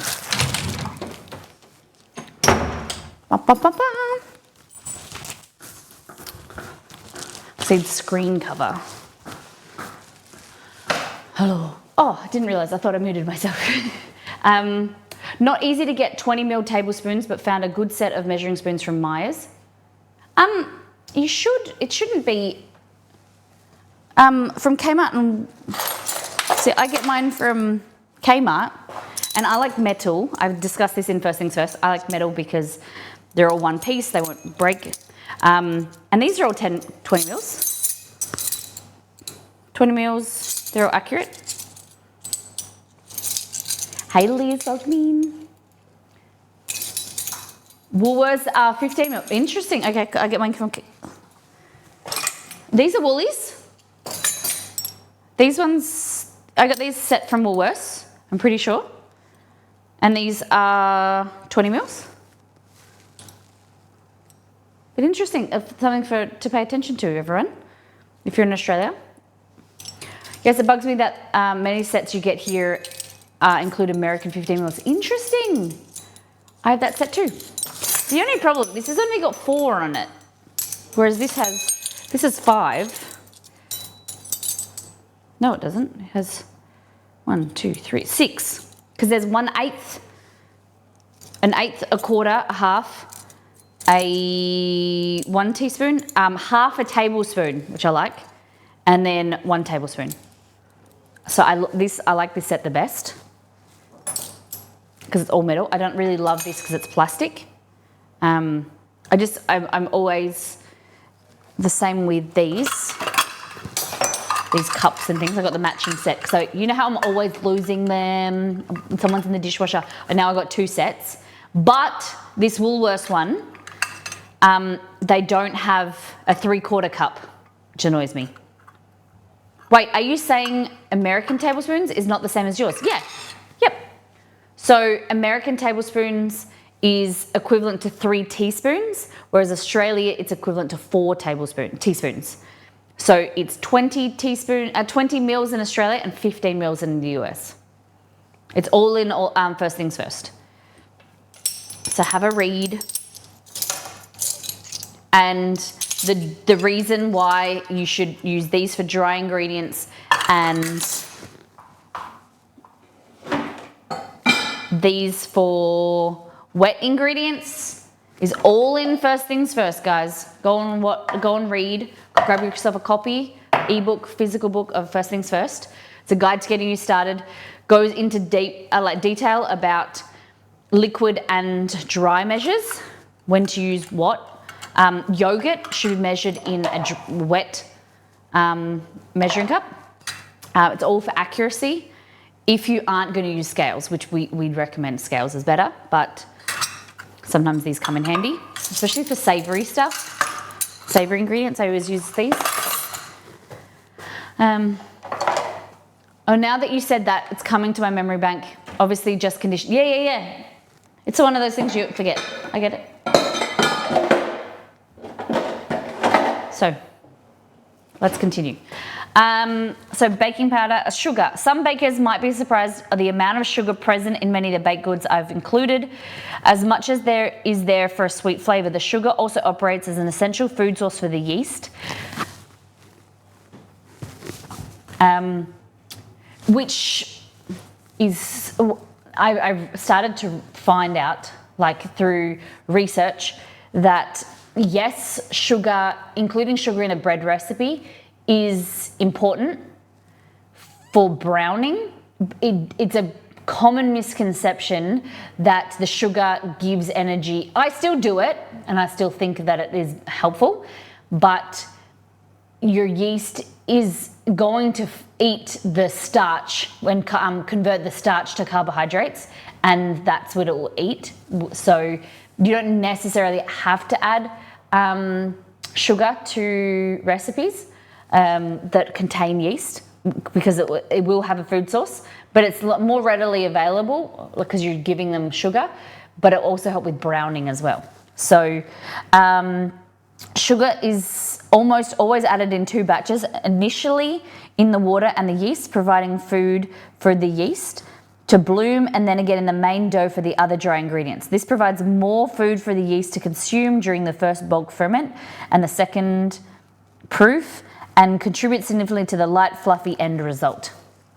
Bulk fermentation. Most of the bread-based recipes will go through 2 proofing processes. The first involves the dough resting in a single quantity. After mixing or kneading the dough, it is transferred to a lightly hold on. It's tickling the back of my leg. There we go. Lightly greased bowl and covered with plastic wrap and then tea towel. This helps to keep a moist, humid environment. This step, as well as the final proof, should be carried out in a warm, draft-free environment. There are many ways to best ensure that the dough is resting in the right conditions. If your cooking space or another room in your house is generally naturally warm or can be heated, leaving the bowl on a counter should be adequate. You can also manufacture a warm space in a different environment in these ways. Place a bowl in the oven turned off with a tray of freshly boiled water at the bottom. This can be problematic, however, as you often need to preheat the oven prior to the dough finishing for its final proof. You can heat up a cup of water in the microwave. This is my trick. I do this. You can heat up a cup of water in the microwave for 1 to 2 minutes. Turn it off. Place a sealed bowl inside. Then close the door, leaving the hot water inside. If you have an electric laundry dryer, run it empty for 4 to 5 minutes. Then turn it off and place the bowl inside with the door closed. This is inadequate for the bulk ferment, but probably won't work for the final proof, as oven trays are unlikely to fit inside. Placing the bowl on top of a fridge, if possible, is a naturally warm location. Hot tip. I don't have a dryer, so I can't do that one. But it is kind of summer, so I just put it over there in the warm room. At the moment, I would put it on the bench, but we've got the aircon on. It's creating a draft. Okay, shaping. After the bulk ferment, the bread dough is kneaded to make it smooth and ready to shape. Shaping gluten-free dough can be slightly more difficult than shaping normal dough, as it's never going to be as flexible or pliable. There is a very fine line to walk between incorporating too much extra starch or moisture at this stage. Be ensured to follow the instructions in the recipe closely, as I've made them as detailed as possible. Larger loaves and baguettes are quite simple to shape, but they are not laminated in a way a normal loaf is. This is because gluten-free breads require a different level of hydration, which also makes them less malleable. Okay. The most difficult doughs to shape are the sweet buns that are twisted and braided in some way. Handle the dough very gently and do not lift the buns high off the work surface as you work with them, because of the weight of the dough hanging will likely cause it to stretch beyond breaking point. Second proof. Second proof happens following the bulk ferment. After the dough has been kneaded and shaped, this gives the yeast an opportunity to lift the dough while it is in the shape that will be baked. For the final proof, the rolls, buns or loaves should be returned to the warm draft-free area and covered loosely with plastic wrap so it's not to inhibit the rise, and then a tea towel. The second proof is usually 45 minutes to an hour. If left longer, the dough will be at risk of over-proving, which may cause the baked goods to collapse in the oven. Scoring. Some of the recipes in this book require the proved dough to be scored. Scoring is a way to control the rise. We all know this. And responsible for the aesthetic pattern and ears, where one side of the dough curls away from the other of the loaf as it rises, seen on professional baked loaves. Scoring creates a weak spot in the loaf, though, which the bread can rise during cooking. Without scoring, the natural weak spots in the loaf will break, instead causing it to rise haphazardly. Nope, that's not how you say it. Haphazardly. There we go, haphazardly. Let's move on. To score a loaf, you'll need a small sharp knife or a lame, a baking tool with a razor blade attached. For a gluten-free loaf, I find that scoring a little deeper than what conventional bread helps shape the loaf in the oven. Blah, blah, blah, blah, blah, blah, blah. All good. Cooking. Well, you notice the cooking times and methods for the bread recipes in this book vary quite drastically. This is dependent on the individual variations in the ingredients and resultant hydration in each product. Smaller buns with thin layers of dough can require as little as 14 to 16 minutes and don't require much attention. Larger loaves usually need 1 to 2 hours of baking time. Oh my God, we better get a hurry on. Okay. Cool. Storing gluten-free bread. Makes them dry out and go stale. Mild commercial bread is... Storing in an airtight container is generally effective for storing for 24 hours or so. If you need to save the product for much longer, it's best to freeze them as soon as possible once cooled. Okay. Fabulous. So let's make some bread. Okay. Weigh the warm water in a medium jug. So we need warm water, some sugar, some yeast, our plain flour blend, more xanthan gum, baking powder. Okay. Eggs I've got, oil I don't have. So we can't go to the pantry, you guys will just have to listen to my voice. So I need psyllium. Oh shit, is psyllium husk the same as psyllium powder? Tell me that. Psyllium husk the same as psyllium powder?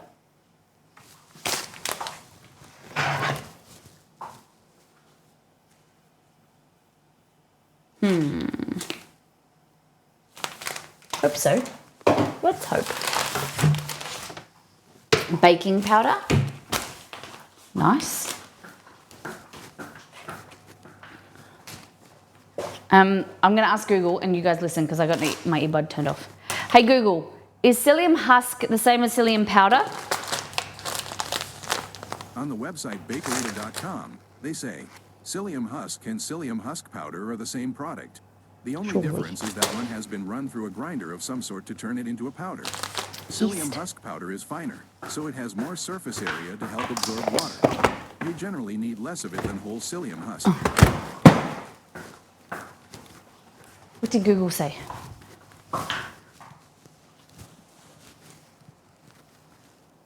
What did he say?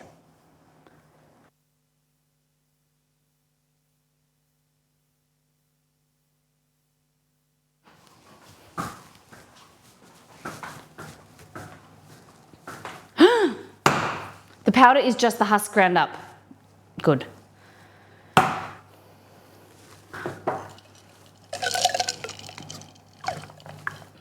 We're going to use it anyway. You can just grind it up yourself. Yes, I can. Okay, psyllium. Xanthan gum there, sugar, eggs, ice cubes. Okay, weigh the warm water in a medium jug. Okay, it should be slightly cooler than bath water. Warm to touch. Ba, ba, ba, ba. Okay. Are you ready? I'm a bit nervous. I'm nervous, excited. I've never made gluten-free bread from scratch like this. Okay, how much do we need? 200 grams of warm water.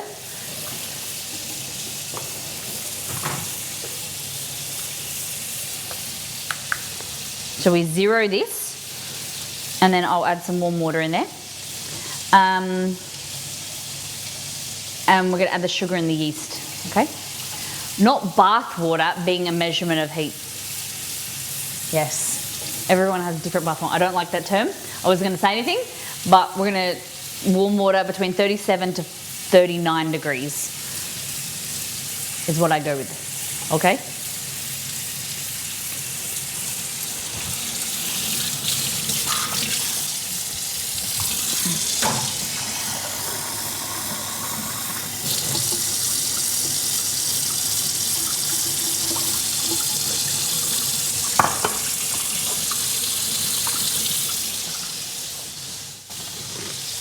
$205. Oh, 201! Poggers. You would use less powder than husk. So you think I should sift out some of the husk? Blend it and then sift out some? What do you think? If I was a little bowl. Because bathwater isn't a subjective unit of measurement at all. It's kind of gross. Okay. If I was Exceed, where would I put a little Vitamix bowl? Vitamix, where are they keeping you? Vitamix bowls.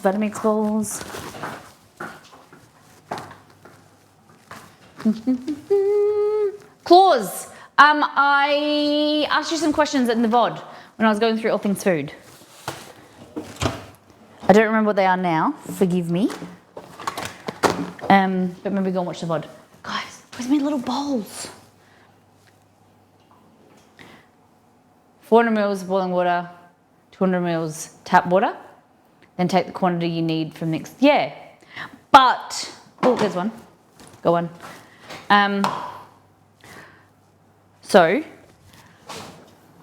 it's always good to have it's always better to be cooler than hotter with water if you don't have a thermometer, go slightly cooler, dip your finger in and go from there. But it's always better to be cooler because then it won't kill the yeast. It'll just activate slower. So like this here is 39, so it's 47.5. 40.5. Yeah, so it's always better to err on the side of caution and go cooler because then you won't kill your beautiful yeast. Also, this is a cold glass vessel. So if I'm putting 40-degree water into that, it's going to reduce the temperature because it's cold glass. So take that into account if you're putting it into like metal bowl or whatever. It might need to be a little bit hotter. but don't stress too much. If it's cool, it's all right. I'm glad I want to see the results of the dumplings live, but bed calls. Have a great sleep. Thank you so much for your gift. Really appreciate it. Okay, so we're adding 3.5 teaspoons of instant dried yeast. You can use the same for active instant yeast. I would use a little bit less because this is going to activate quicker than the dried active yeast. I prefer using instant yeast. It's a more modern product. It's more shelf stable. It's more likely to be alive. You don't necessarily need to proof this stuff. I always do. I tell you in all my recipes, I like to proof my yeast to make sure it's alive and active. There's no negative to proofing it, just to see that it's alive. And it stores longer and it works quicker. So I have prepared, I haven't made it live yet because I'm tossing up if I do, but I think it will be beneficial. Do you ever make it live on the website? There's a whole thing about yeast. The difference between dry active, instant yeast. I don't know if I made it live yet. I was working on a post yesterday. I will check. So that's 2. So I'm going to use 3 teaspoons of instant yeast instead of 3.5 teaspoons of dry active. It's still probably a little bit too much, but I'd prefer it to be active and bubbly and create more air bubbles in this dough than less and take longer. It's gonna be a little bit quicker for us. Okay. Then I need 2 tablespoons of caster sugar.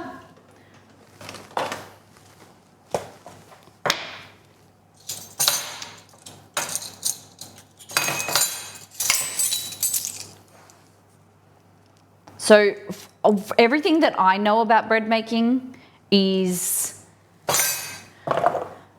only somewhat relevant here. So I am a student like you guys. We're learning as we go. The things that I would usually do, and tweak this recipe, I can't do because it's in here for a purpose. She's tested these recipes and she's a lot more knowledgeable on the subject than I. Okay, so here we're just got our yeast. We want to break it apart so that the granules inside. Okay, just give it a mix. Like that. And then you'll start to see it activate and foam. Okay, so while that's happening, we need 16 grams of psyllium husk powder. Okay, so in here, we've got psyllium husk powder.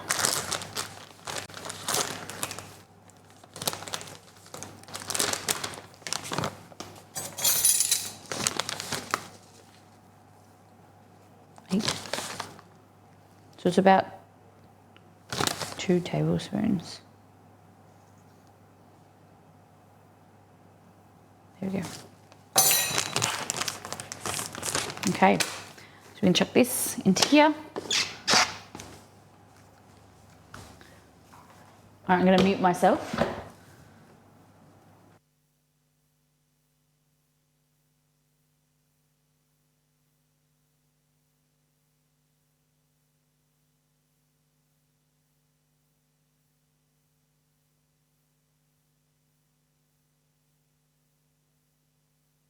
All right.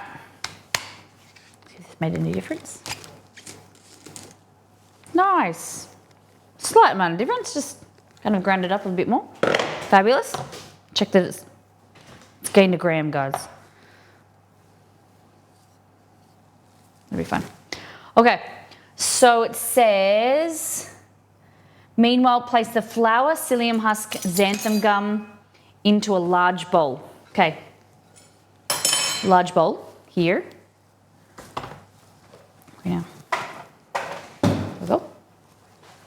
So we want 350 grams of our flour. So we're using plain flour here. the plain flour mix that we created earlier. 340, zeroed it, and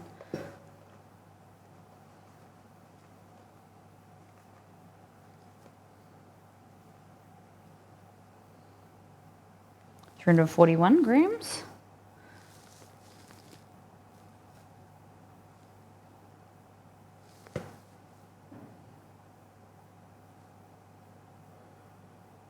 There we go. Fabulous. Awesome. Now we want the 16 grams of psyllium husk.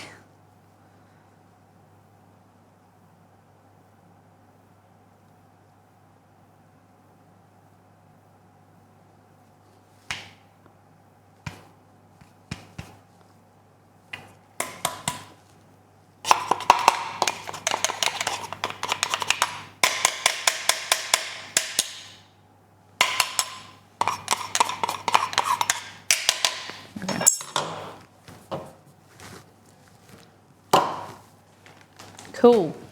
1 teaspoon of xanthan gum, which I put xanthan gum and here we go, baking powder. Where am I with xanthan gum? Hey Google, add xanthan gum to my shopping list.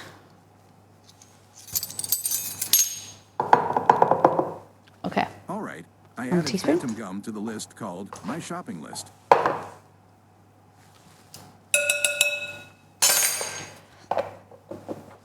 One teaspoon of baking powder. So another thing is gluten-free baking powder. Some of them have like a cornstarch compared to a wheat starch binder. So you need to check that what you've got and what it has in there. You want to get a gluten-free alternative. Just something to be aware that there's some type of binder in there. The same with sometimes powdered sugar, might have a wheat starch or a cornstarch binder. I'm enjoying the version of Sound of Silence. The sound of silence. My earbuds turned off, hold on. I tried to connect my new headphones, my earbuds, sorry, and I can't get my Pixel Buds to connect to the system.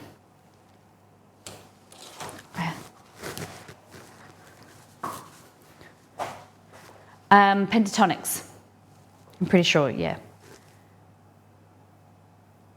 Yeah, this is Pentatonics, yep. Okay, we need half a teaspoon of salt,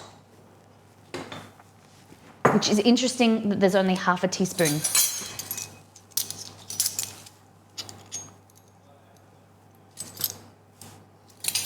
I would have thought there'd be more, but that still is. Oh. These are beeping and telling me they're flat. 4 grams of salt. I want to add more, but I'm not going to. Okay, another half a tablespoon of caster sugar. So it says, this is all bubbly now, can you see all those bubbles? Flour, psyllium husk, xanthan gum, salt, extra sugar in a large bowl. Okay. Thanks, Bojangles.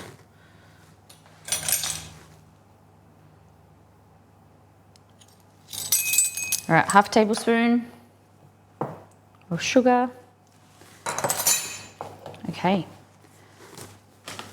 So we're going to mix this. When the 10 minutes are past, the yeast mixture should appear frothy. Add the eggs and oil into it. Whisk to combine and then pour the wet ingredients into the dry ingredients. Okay, so first we just want to mix this so they're all incorporated.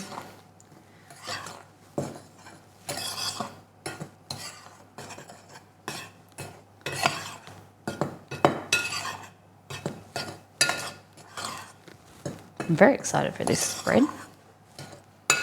I've seen it on her Instagram and it looks amazing. Okay, So into the yeast here, we're going to add 2 eggs.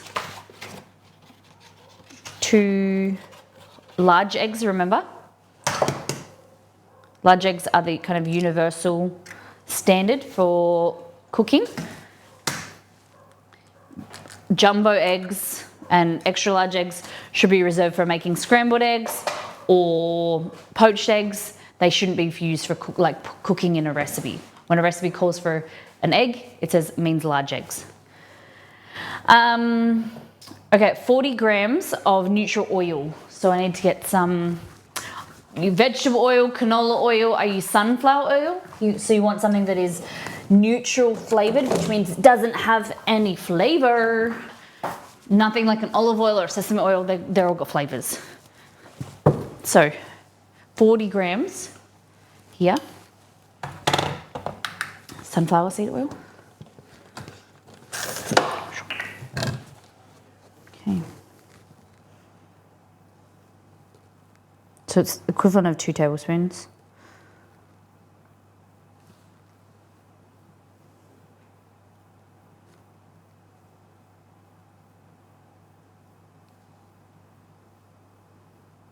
There we go. Easy. All right. So now, we can combine this with this. Give this a little whisk.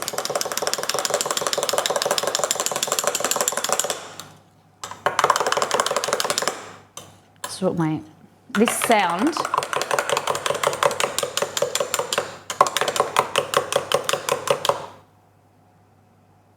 feel mad myself up.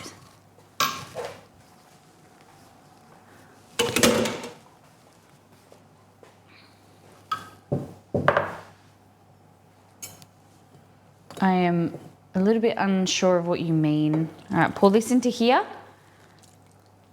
Combine the ingredients at medium speed with an electric mixer fitted with the dough hook. I did not read that bit. Do we need it? Oh, it's going to be sticky. Damn it. I didn't read that bit. Guys, you know I tell you to read a recipe at least twice before you do it. Let's just go get Kitty the KitchenAid.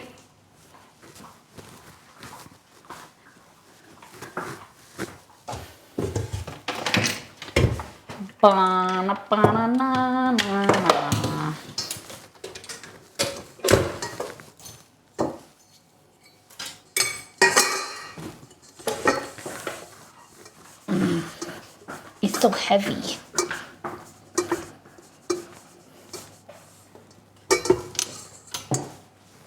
Okay.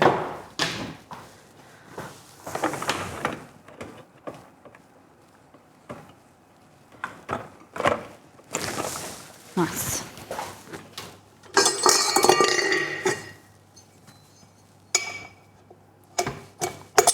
Why is this wonky?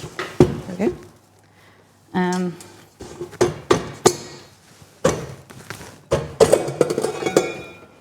Oh, wrong one.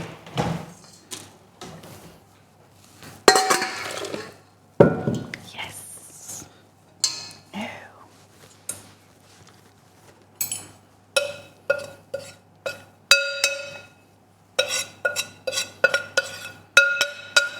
Scrape it.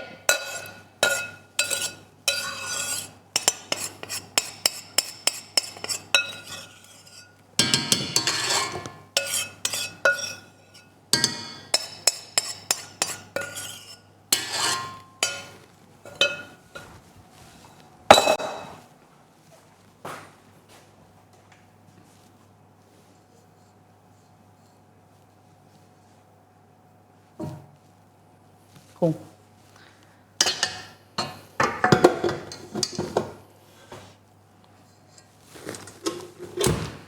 I don't get the chat, but okay. So it says combine on medium speed. When the doughs come together, it will be very sticky. Coat the base and the sides of the bowl. At this point, scrape the sides with a sturdy spatula. Okay.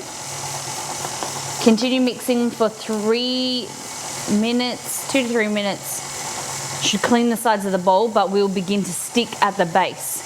If mixing with a wooden spoon, it will take about 7 to 8 minutes. Don't be tempted to knead by hand, as the dough will be too sticky and you don't want to incorporate more flour at this stage.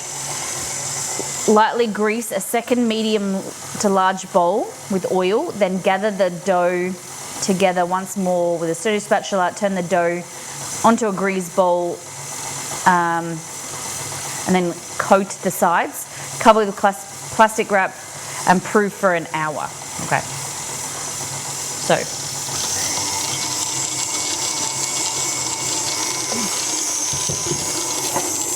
This is what it looks like.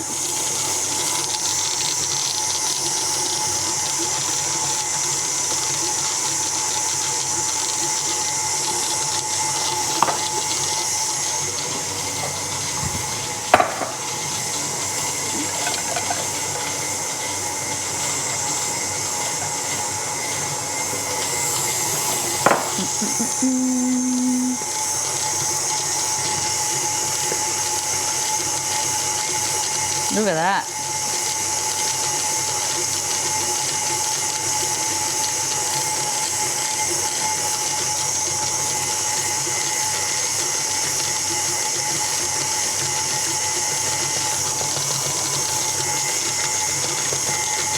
Okay, so you're just going to keep mixing until it kind of comes together.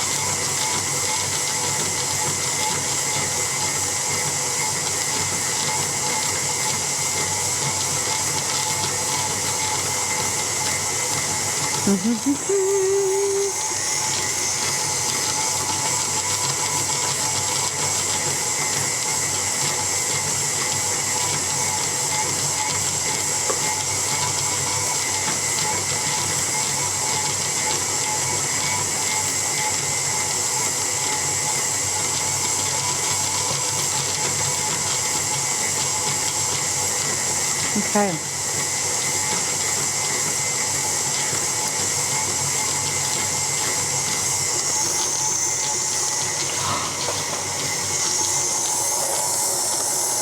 If you could get a new KitchenAid tomorrow, which one do you get? I would get a black one. I know it's basic. I'd probably get like a grey or black one. I love this. I do like it, but it doesn't really go with the kitchen. I'd love to keep it. I want to wrap it or paint it. I'm scared about painting it in case like I change my mind, but I thought about wrapping it like I did with this. Because this is red too, the KitchenAid's red, but I put like vinyl wrap on it. It doesn't look great, but I'd probably go grey. Like I think they've got like a matte version now. That would be cool. What would you guys get? Hey Sheila, welcome in.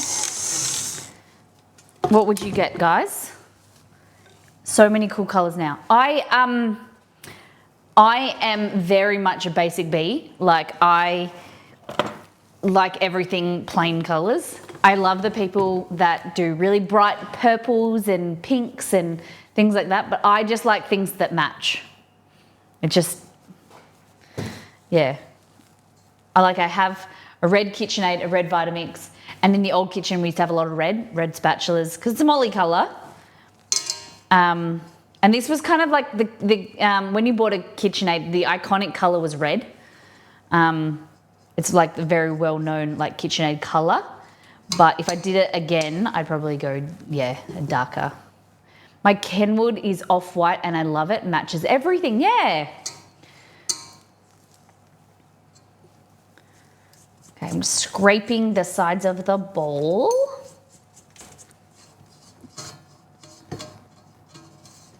What are you gonna get, Liz?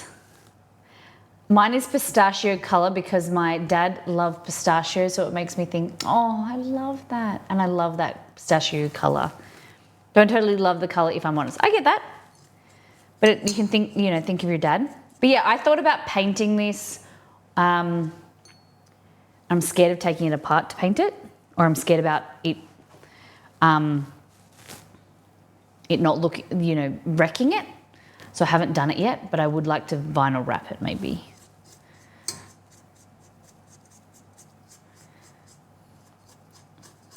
Or like if it came with like a decal kit that you could buy, like off Alibaba or something, or somewhere, I would buy one of them to change the color.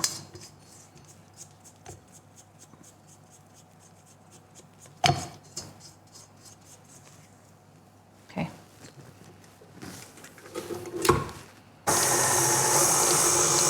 This dough is really cool.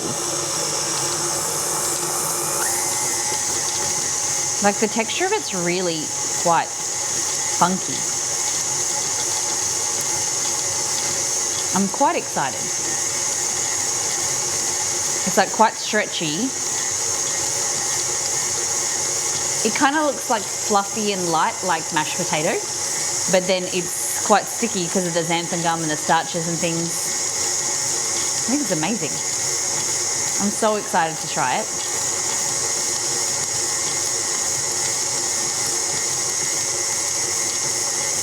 A bird of paradise colour was a coral. I thought if I ever had a beach house, amazing. But it's just like my mixer, right? This is black. It came in a cream colour, which I didn't love. If it came in white, I would probably buy a white. But it came in cream, black, and something else. So I went black. I prefer grey. Even Exceed will tell you, I don't love black because I think black is too stark. So if you look in the new cookbook and on the website, there's no actual black. It's like a dark grey. Dex will know me. It's like the colour is, I think it's E3, E3, E3, E3. It's like a dark grey. As she's currently wearing black. Yeah, but like font and things, like in the cookbook, black font is too stark. Whereas like if you do a grey, it's nicer. See my kitchen, it's grey. I'm a grey gal. Ooh, this is cool. Look at that. Damn. All right, so gunmetal grey is nice. Yes, yes. Or like a charcoal. Yeah, we like a bit of movement, a little bit of, you know, a bit of something in our cooler. All right, so he wants us to continue mixing. We did that, lightly grease, lightly grease, a second medium bowl. Fabulous. What is the juniper color?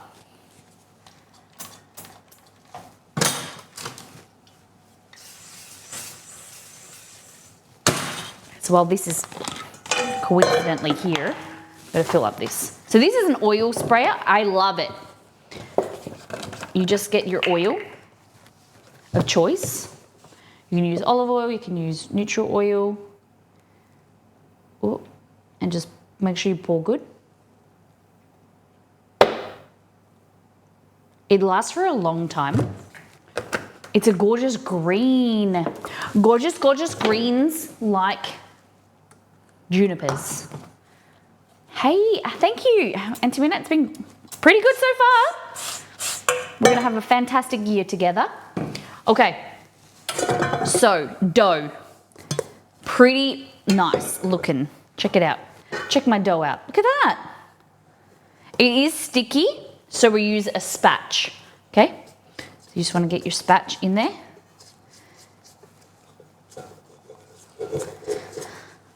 I'm going to dump it out into here. How's everyone's new year starting off? Oh, tell me some people don't like the word resolutions, but if you have a focus word or a goal this year, what do you got on the horizon for this year, guys? Are you going to graduate? Do you want to get a new job? Do you going to start your new job?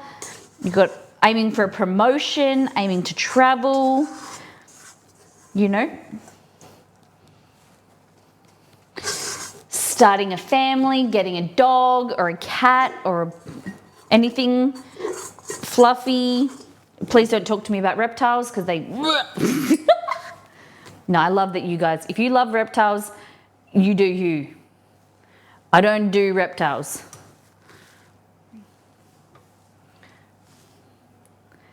Healthier lifestyle, more art. The word of the year is caffeinated for me. Ooh, very nice, very nice. Margot, only 5 days is not enough data. But how are those 5 days been? Huh? How are those 5 days been?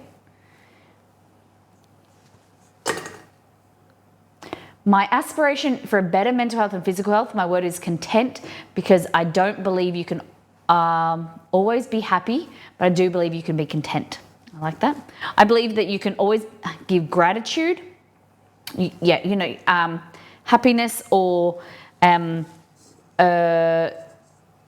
happiness is fleeting. Success is fleeting. What is success?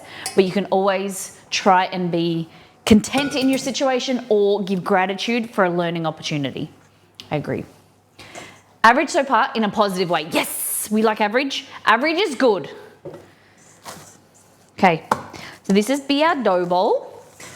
Everyone take a look at it, and we've got to put it away in its little hidey home. We've covered it in oil. It's going to go away for a sleep. Eat more burritos is a good one. Sheila, my vague goal is to read all the books I haven't finished and eat more burritos. I love that for you. Yes. Mine is to be fit, to like feel strong, feel healthy. Yeah, I think for strong is one of those. And to challenge myself in more ways. To take on some new things that are I'm not going to say if, I'm going to say when they come to fruition, I'm excited to tell you about some things that Exceed and I are working on. To engage more with you guys is one of my big goals, is to, you know, go back to when we were streaming 2, 3, 4 years ago. We've been now almost 7 years in April. But, you know, reconnect in a way that when we first streaming as a side project, as a hobby, it felt different to when you transition and it's your full-time job, you get serious about it and things change. So I want to have more fun and I want to engage with you guys more, and I want to have, you know, do more community projects. Thinking of bringing something back. I'm looking for ideas of Make with Molly, how we can do it differently but do it better. You know, cook-alongs. Just do some different stuff on stream this year. I haven't sat down and written down things for the stream yet. I'm still trying to work out. It's been a big few weeks. But, you know, with the mods and figuring out where we go ahead. Excited to cheer on from the sidelines and see it all come to fruition. And for us as a community. I'm really focusing on routines at the moment, so no big changes for me in the new year, with the exception of looking forward to starting ADHD medication. Nice. Please let us know how that goes. For me, one of my big things is trying to have a tidier, cleaner house and kitchen. is like focusing on doing the dishes and like, you know, just feel like a bit more doing a declutter around the house. It's one from me. What about you guys? Keep telling me. Keep telling me what you're liking. And Tamina, we are making gluten-free dumplings. Next, we're going to be doing some beef and ginger and some chicken and coriander, I think. Okay, that's a good one. Routines are great. I just downloaded a new app, I think. I don't remember. I have to look at it, my phone. And it was about, I think the intention was it was about routines, making routines fun. But obviously I haven't looked at it yet. Okay, so that's our bread. Hey Google, set timer for 1 hour. All right, 1 hour, starting now.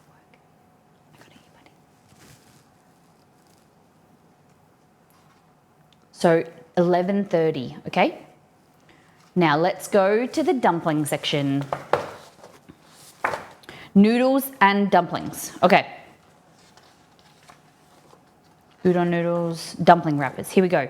So we need 135 grams of our dumpling flour mix, which is not that one. That's gluten-free flour. For some reason I only got one lid. This one doesn't fit. It's funny that you mentioned being more engaged because I have another streamer that I feel has become less engaged and you can tell the vibe has changed. Too early to tell though, good or bad, just different. Yeah, interesting. I hope things work out for them and you go through stages. So like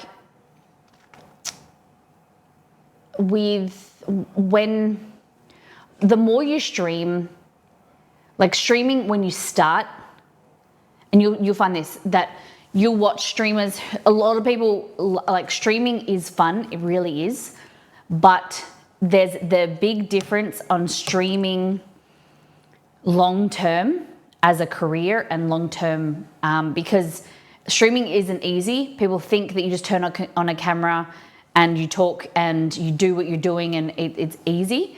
It is easy in the initial stages, but you need consistency and it takes a lot of work. And that over time, you know, I've had ebb and flows of engagement and excitement and planning and organization because things happen in the background and then you're trying to juggle too many balls at the same time. And especially then when it's your side job, you're doing your regular job, but you're streaming. It's really fun because it takes your mind off work. But then when it becomes your full-time job, then you have to worry about, you know, income and you got to be paying bills and you got to be organized and you got to have fun ideas. And then you become those ideas, the fun ideas become less and less sometimes. And it's hard to like sit down, reevaluate what you want to do next, and you kind of get stuck in a little bit of a lull. But it's important to, you know, reevaluate, get your community involved, and then reinvigorate yourself. Like Madonna, I always think about it's like Madonna, right? Madonna is the key queen of reinvention. She's not someone that's like a one-hit wonder and she fizzled out. She's always reinventing herself, and that's what I want to be, like a Madonna. I think streaming is a business, it's work, heck yeah. Streaming is hard, and when it's your career, primary focus of income, you always have that professional mindset. Yeah, and like for us, you know, it was all fun and games, and then when I started doing it full time, it's like, focusing on numbers. What makes us, you know, what's going to dip our numbers? Let's not do that anymore. Like, you know, not as many games, like, but gaming is engagement with the community. So you have to find a balance of Neato. 2.5 hours. What meetings have you been in? Turn around. I'm kidding. Hey Tam, welcome in. Yeah, so a lot of people, I used to take it, I used to get a little bit insulted when people used to say to me, oh, I'm going to start streaming. Oh yeah, you know, I'm going to be a streamer. Blah, blah, blah. I'm like, okay, like people used to, and people do naively think that streaming is super easy and they're going to become a streamer and they're going to get successful and, you know, whatever. And they don't realize the work, but I would have been like that as well. And you just wish people luck in their streaming journey, and hopefully they find, because some people, it is like their style of streaming is very easy. They come on, there's not a lot of preparation, and they get really successful. But there are some styles where it's real. There's a lot involved behind the scenes, and people don't see that. And it's a little bit of luck. Lucky. What do they say? That luck is prior planning meets like a certain amount of timing or something like that. Yeah, it is. It's everyone does things different. Everyone has a different take on it. But I think that you just not get caught up in the business side too much and enjoy it. Enjoy and respect your community, respect the people that are hanging out with you, and also people, like we all know that if someone's having fun and their energy is contagious, that makes a great environment. And that's what you need to learn and find. If you're not enjoying something, you need to pivot and put your ego aside and pivot to something that you are enjoying. And you will say goodbye to some community members that are only there for certain content and they don't want to see you doing something else, but you'll open yourself up to different people and different opportunities, because you know, it's okay to change and not be the same person you were, you know, a year ago, 2 years ago, 3 years ago, whatever. But you got to be enjoying yourself, number one. That's how people get burnt out. Nito, the tattoos are gone good. Nito goes like this, and no, it's that, isn't it? Instead of like this. Oh yeah, you can do that. Like friends, but you've just got flowers. Yeah. Good. All right, so let's do dumps. So with this recipe, do we need I love it that it says place the flour in a mixing bowl of a food, hold on, it says mixing bowl or food processor. A stand mixer fitted with a paddle attachment. I haven't used a paddle in a long time. Honestly, I never use a paddle because I'm always using a whisk or a dough blade. I don't know, I have a paddle. Just a paddling. Yeah, well, Liz, I hope the streamer that you're watching, I hope they find their spark again, and I hope, you know, it works out for them, whatever happens. I always wish the best for people, because it's a hard thing to do, streaming. Tamsin would know. A lot of you community members would know as well. Streaming it's a lot up and downs, and you never doubt yourself as much as when you're in the public, kind of like in this type of industry. It's crazy. All right, so we need 135 grams of dumpling flour, which is gluten-free dumpling flour. Fabulous. So we're doing gluten-free recipes, celiac friendly, for this month, to get me out of my comfort zone, try some new things.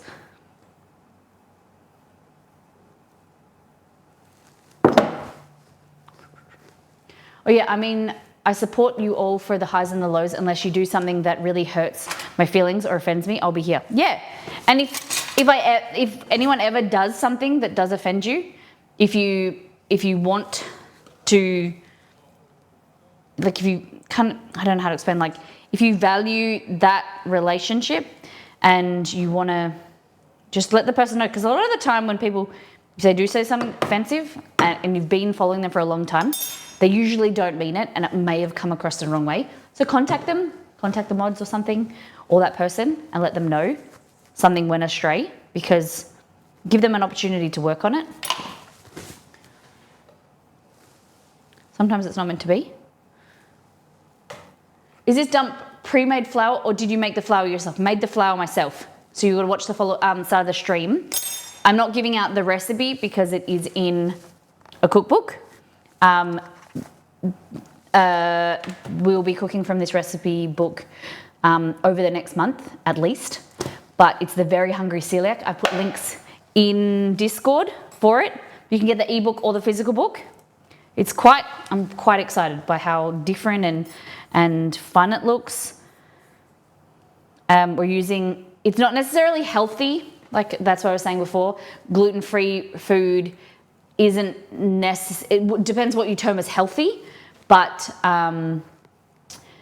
it uses tapioca starch and glutinous rice starch and sweet potato starch, things like that, to try and mimic the glutinous products, like plain flour. So that's where you can buy it internationally. Okay, so, but there is, if you're in Australia, there's some links in Discord as well that for Australia only. So it says, put it in there, add the egg white, mix briefly, then add the boiling water. Hey Google, turn on Alexa. A large egg white. Got it. Turning Alexa on. Alexa is our kettle. And by you, I mean streamers I care about. Yeah, I know what you mean. I getcha. Okay, so we're gonna put our egg white in here. So this is gonna be a binder as well. Fabulous. I'm glad people are no longer associating gluten-free or other restrictions as healthy stuff. The restaurants around me are going a month of vegan specials for similar reasons, and I'm quite excited to try. Yeah. Because like vegan food isn't necessarily healthy. For people, I was saying this at the start of stream, gluten-free can be healthier if you're removing, say for instance, like me, during the week, I bought a burger and instead of using the burger bun, I got lettuce and that was gluten-free, right? It's a gluten-free alternative and it's healthier because there's like minimal carbs because it's using lettuce instead of a burger bun. However, if I'm making gluten-free bread, the carbohydrate or the calorie quantity isn't necessarily going to be better. It sometimes may be worse, higher. Worse is not a good term. Like I think we need to have more food positivity and less food shaming and things like that.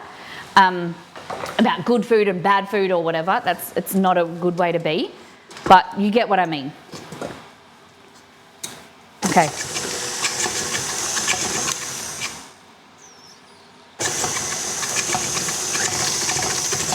I don't know why I did that.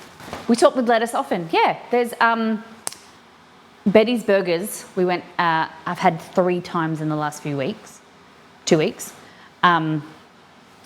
Since we've on our kind of reset for January, exceeded myself. I went out with my brother and they wanted burgers and I was like, I didn't want to have a burger, but I had it in the lettuce wrap and it was delicious. I had no chips, coconut sugar. It was pretty good. Pretty good. And I didn't feel like and I don't want to feel like I'm restricting myself.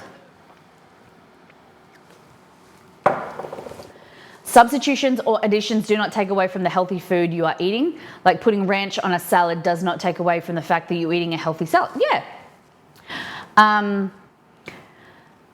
It's quite interesting of some things that I watch on Instagram. And Tamsin Wood in stream, you'll see her. She's a lovely gaming streamer, which we have. She's been our friend for a long time.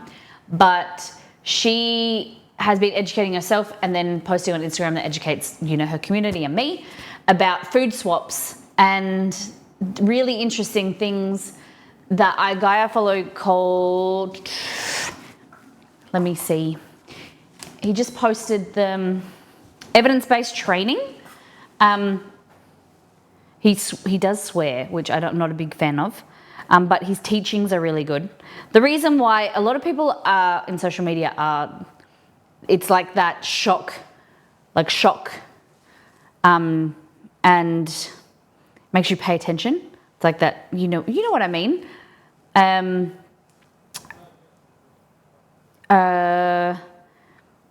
Like if someone goes, oh, how you doing, guys? We're like, how you doing, dick, or something like that. Like that's more shocking. So you'll pay attention to what he's saying.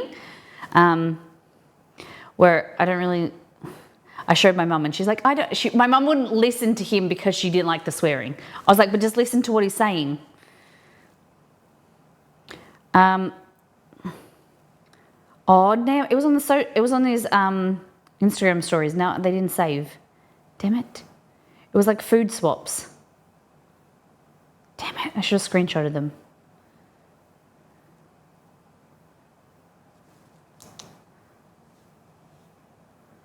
Damn it. It was like having an acai bowl versus like which people think is healthy compared to having like a Big Mac. Yeah. See, there we go. It was not a Big Mac. It was a McMuffin and a hash brown. So when I lived in Brazil, I was obsessed with acai bowls, not for the health reasons, but because they were delicious. And I remember my host mum saying, like, Molly, she was like, these are super high in calories. Like, because in Brazil, they have the acai bowls, which are blended with banana, and then they have toppings, and then they have condensed milk on them and granola. Like, I was in love. Coming from Australia, this was 10 years ago when I lived there. I couldn't get enough of them. So I was having like one a week. And she was like, you can have them, but just let you know that they're not healthy. They've got heaps of calories in them. They're nutritionally good for you, but they've got full of vitamins and minerals and stuff, but they are high calorie. In comparison to like, you got to think about things. Are you going to eat a McMuffin and a hash brown? And you're like, oh, that's unhealthy, but it's the same calories as an acai bowl. So like, it's very interesting, some of the food swaps. The other person that I follow is Sophie, I think her name's Godulin. I don't know really. She does them as well. Hold on, the bod. Oh, I just want to show you something that I can.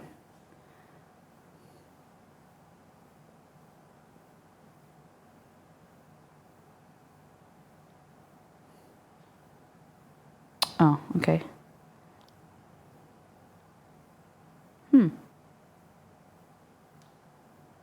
Where are they? Anyway, I'll post them in Discord. It's quite interesting. I had a blue spirulina acai bowl and it was really good. Definitely made me feel better after eating. Sometimes McDonald's it will make you, like, it'll feel lighter and fresher, probably because it's cold as well. But it's, definitely, Margaret, that's the thing.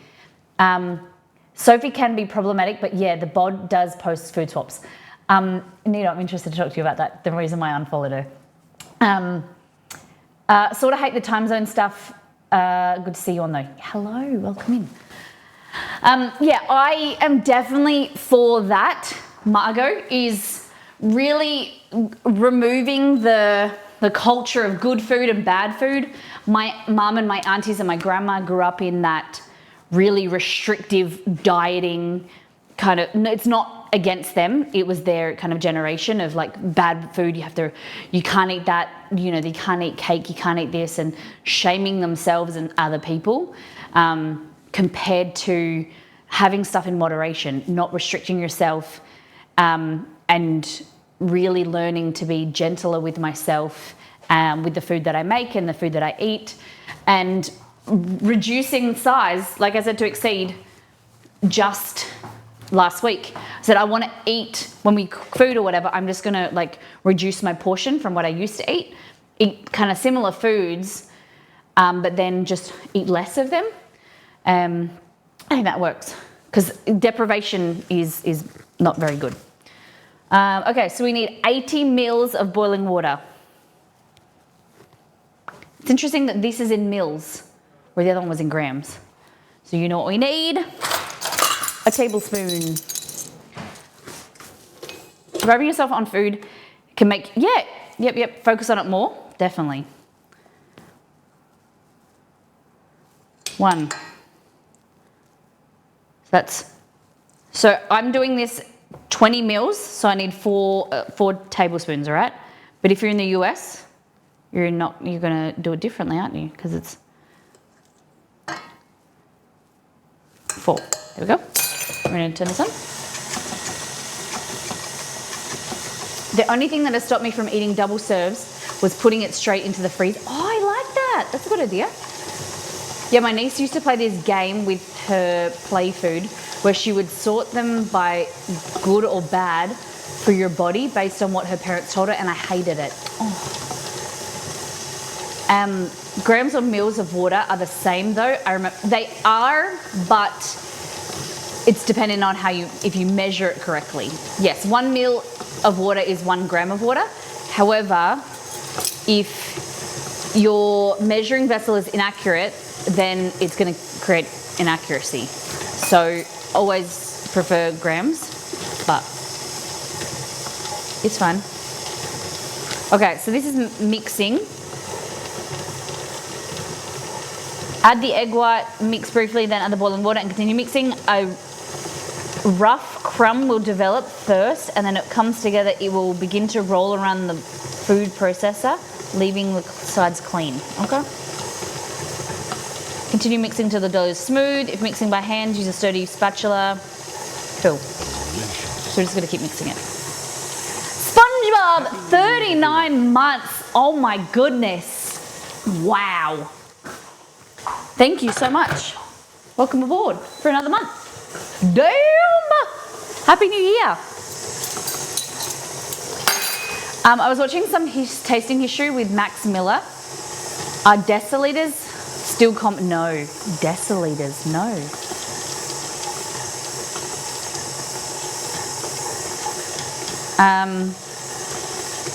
Centiliters, I think it's centiliters, CL, are used in the US, UK, sorry, oh, not the US, sorry guys, are still used occasionally in the UK. Sometimes you'll find like wine bottles that will say CL. Centiliters, is that the word, centiliters? Let me see.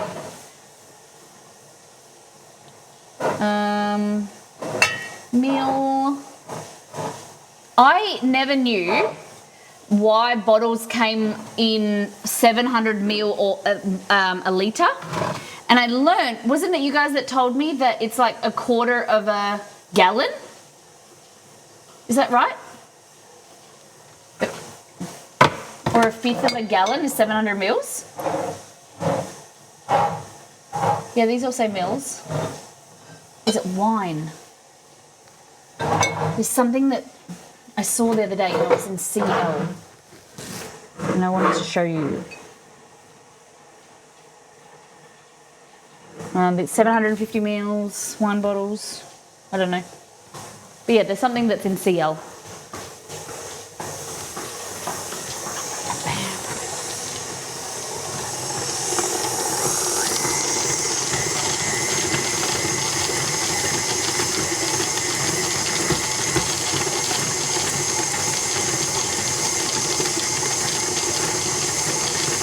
Never really liked the paddle too much. 1/5, thank you. 750 is 1/5. Okay.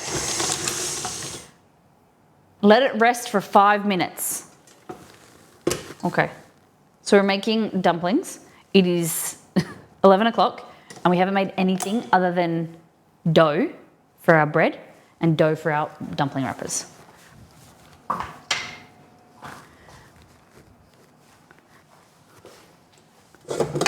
And I don't know how much that's going to make.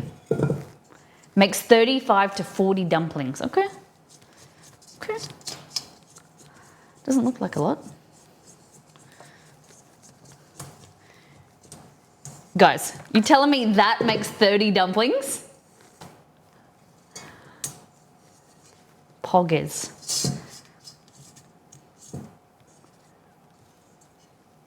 Are they dumplings for ants? Maybe, Nito, maybe. Okay. Look at this.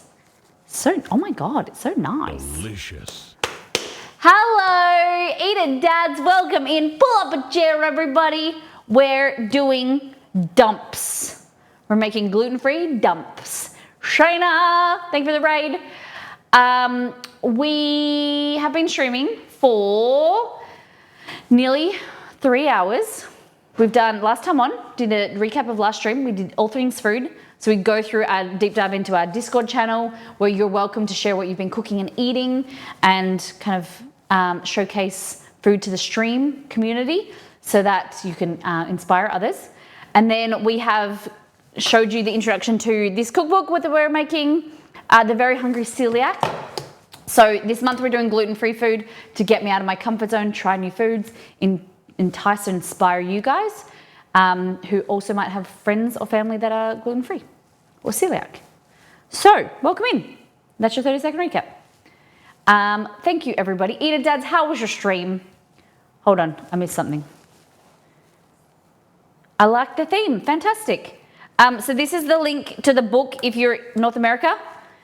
If you're in Australia, this is an Australian site. They will ship to the US or ship internationally. If you are in Australia, you can get it at Big W, Kmart, any good bookstore. When I get filthy rich, I'm going to pay you to stream more. Thank you. That would be good. It's lovely to see you bounce a lot of cheeks. We're streaming Monday, Wednesday, Friday. I think that's enough. Is that enough? It was good. We did cookies for community rewards night. You reward your community. Oh my God, you're too good. I don't reward my community. I hinder them instead. I tell them that they're above average. He has a cookie club. We don't get shit. Shut up, Nito. You got pizza.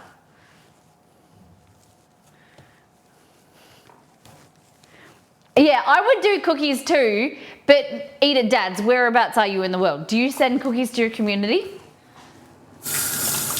I would love to do that if they would pay the shipping, which is like $20, $26, $25.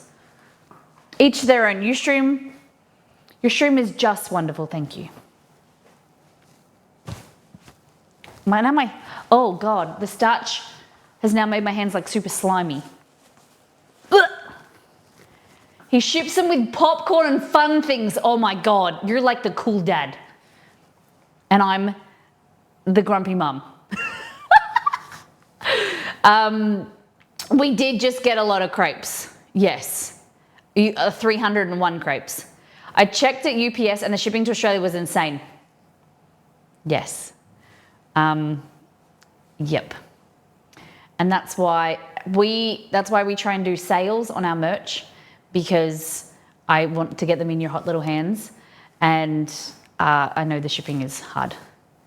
If you haven't seen it, you should check out the crepe voucher. Yeah, we did a crepe-a-thon this time last week, and we made 301 crepes this high. I have so many crepes. I gave half them away and I still have so many.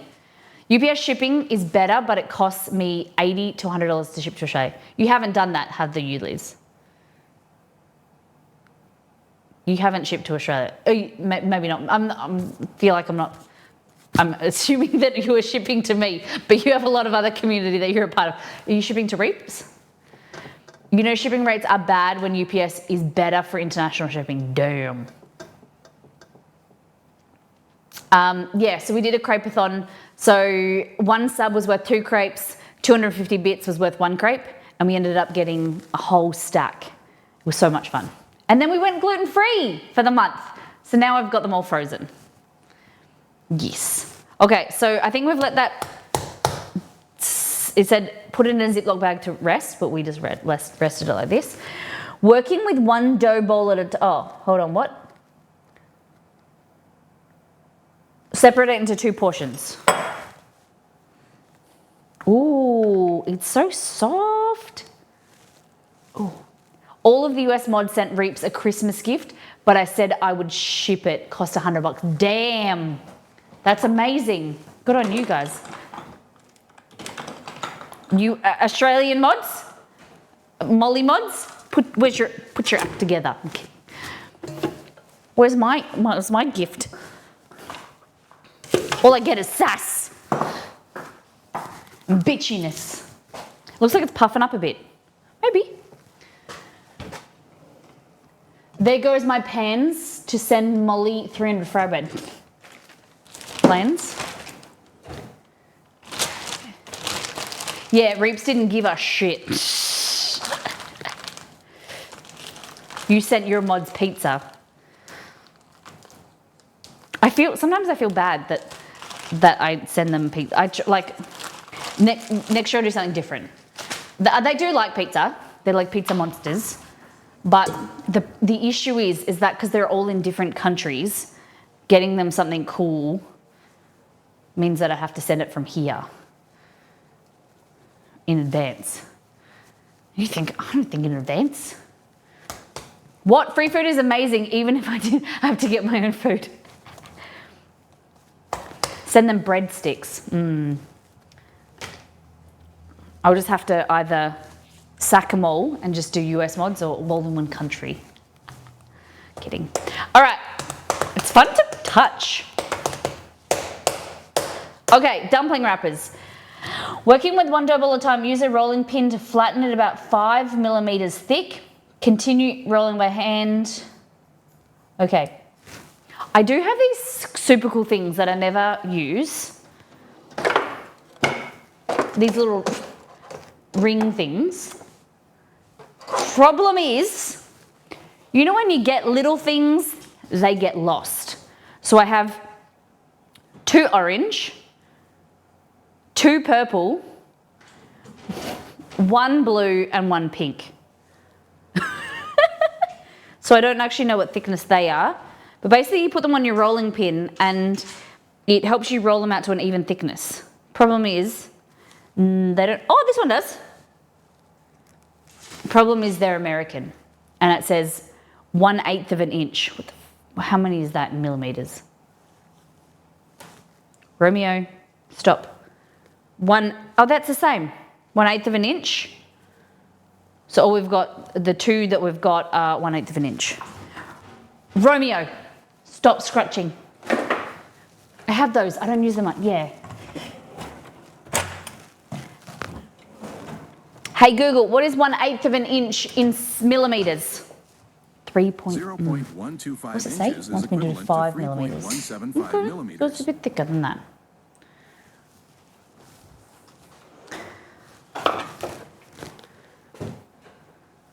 So what they do is they just slide on like this.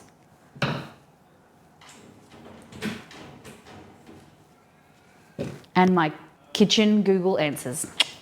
Thanks for letting me know. I love when I hope it doesn't annoy you. Okay. So it says add a little rice flour if necessary. I don't know why I'm keep doing this. A little bit of rice flour. I apologise if you can hear Romeo. He's scratching on Exceed's office door. And Exceed's in a big meeting.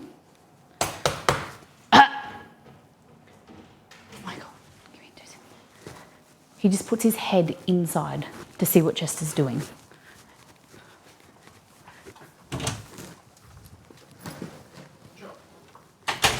There we go. Because there's a dog door. I can't hear him good. So because the dogs wanted to come in and out of Exceed's office, I installed a dog door in his door so the dogs can get in and out without us having to get up and open the door. But now they're resorted to, they sit on one side and they just hit the dog door for attention. So like this morning the door was open and Romeo would just sit next to the dog door and scratch it and like flick it because he wanted to get fed. Or they sit on the outside and then they flick, so then they open the door and then he'll jump back in. It's very annoying.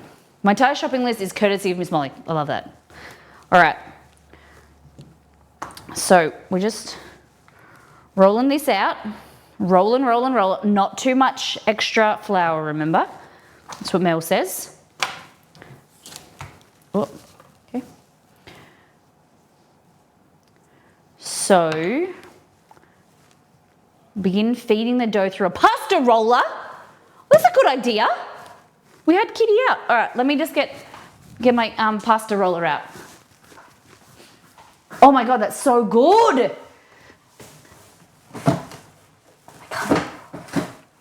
Oh, I've got a cramp in my leg. I can't reach it. Hold on.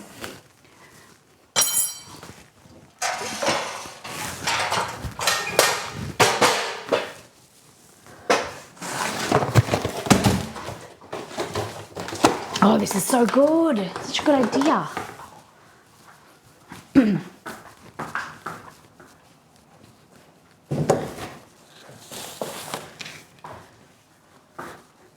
Na, na, na, na, na, na, na.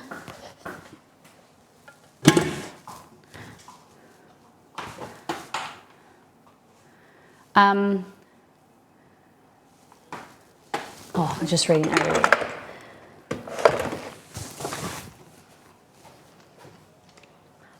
Do you guys, when you watch other streamers, are they, do you watch primarily US, you know, your own country streamers, or do you a variety?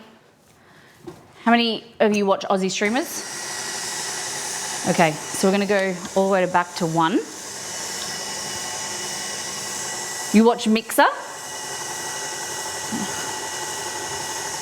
SpongeBob, I hate to tell you this, but I don't think Mixer's around anymore, my friend. I don't really think about it. But if you were to think about it like now, do you watch many streamers? Like, I watch more Australian streamers than anyone. Interesting. Do you think that is because of the time that you watch streams, or do you like the humor? What, Molly? There are other streamers? Yeah. I know. You're a good community member, Merrick. I only watch you consistently. Hey, I like to hear that. Okay. You were my first Australian streamer, and now I could move to Australia and know people, no problemo. Damn. You're telling that I need to stop introducing to streamers? Timing is the issue. Okay, we're gonna go to, I don't know if 2 means 2 millimeters, but no, surely it wouldn't, would it? Does anyone know what the measurements are for a KitchenAid pasta roller? What I should roll them to?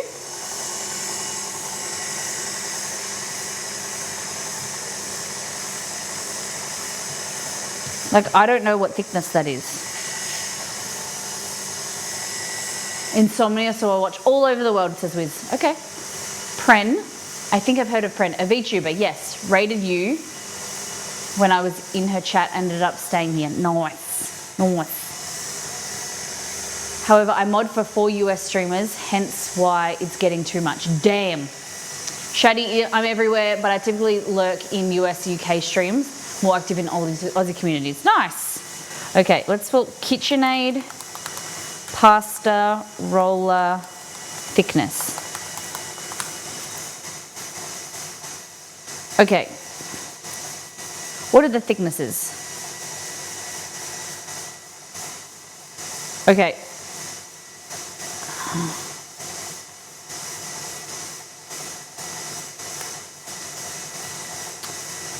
My son really likes your apron. Thank you. It's double-sided. It's red on one side, it's black on the other. Super thick. And it comes in half size too. It was that day an anonymous gifted me your cookbook, convinced me to start cooking, and by far one of the kindest streamer communities. Not to be too nice. Oh my God. You just called me, you think that I'm nice? Bitch mode activated, no. I feel you, I mod 6 days a week at varying times, Hells Bells, but luckily mod with so many other amazing people, I don't feel like I have to be there present every time. Nice. Nice. 6 days a week, wow. Wow, wow, wow. Okay, so it says it ranges from 0.4 to 2 millimeters. Oh shit, so that means it's already too thick. I wanted 5 millimeters, so it means that's too thick, right? On level 1. Is that what I mean? I think we'll just leave it like that. I think that's good. Let's just stick with that. I can't get a rough, I can't get an exact kind of, level 1 is this, level 2 is that. So I think we'll just stick there. 5 millimeters is half as thick as a centimeter, if that seems a lot.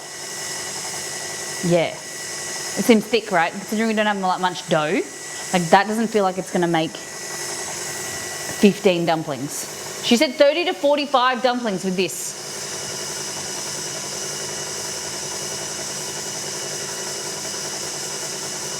You may need to feed through a roller multiple times, folding and kneading the wider setting to make the dough more workable.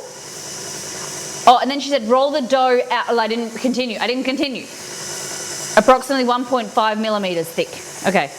Which is the 5th or 6th setting on a mechanical roller. All right. Read the recipe, Molly. Read the recipe right. So I'm going through a few times, folding over, just to make it more pliable and doable. Like that.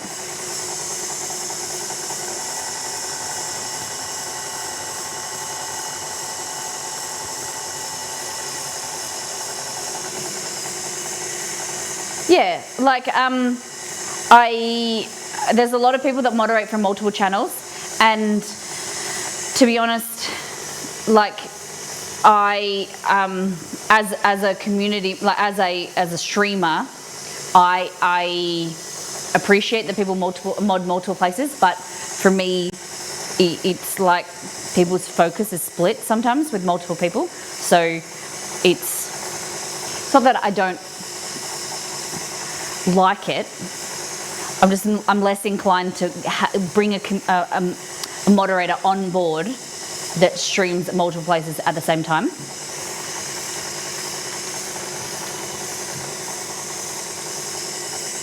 Okay, so we're gonna go to level 2.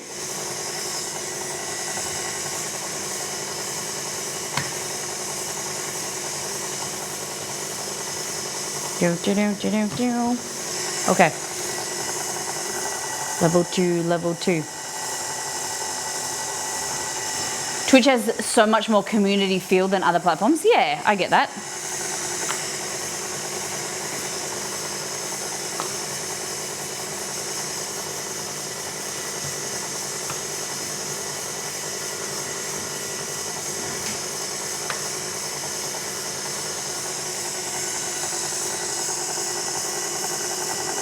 Okay, so this is like ripping a little bit. It's like getting, so just trying to make sure it's not sticking anywhere. Okay, I'm gonna go to 3. And also, like with this, because there's no gluten in it, what I'm gonna do is I'm gonna cut it in half and deal with like half at a time, so that I'm not stretching it.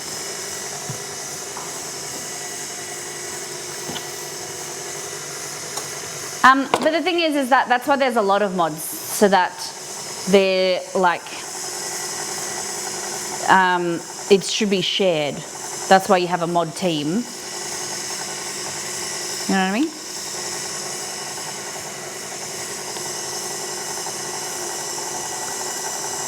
But I assume you got, like, you see that, depending on the level of stream and community and things like that. Oh, the chat moves so fast. Oh yeah, of course. The connection of the moderator to the streamer changes as well. Do you guys feel that? I had a streamer dox me live, then make up for it. He modded me on the spot as an apology. I modded myself on the spot. Have never. Oh my god. Oh my goodness. I'm sorry that happened to you. As an apology, he modded you. Wow. Like a good way or a bad way?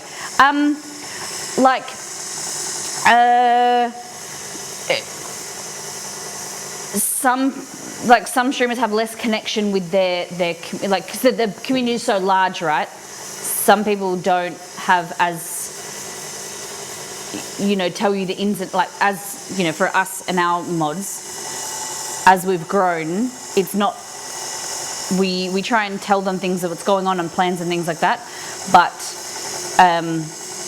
sometimes it's not possible. Do you know what I mean? Why is this? It's ripping. There's something stuck in there. No.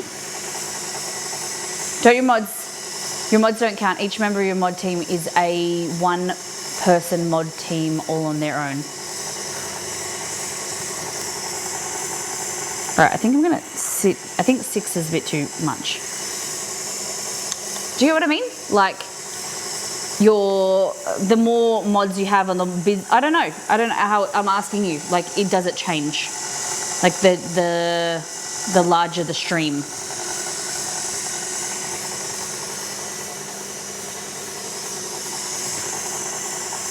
Okay.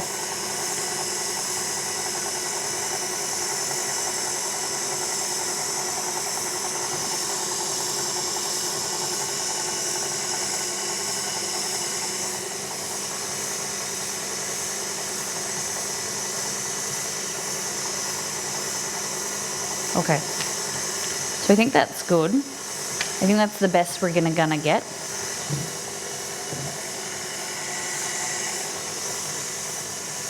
Yeah, more mods ruin it for me personally. I feel less inclined to chat. Okay. Interesting, thank you.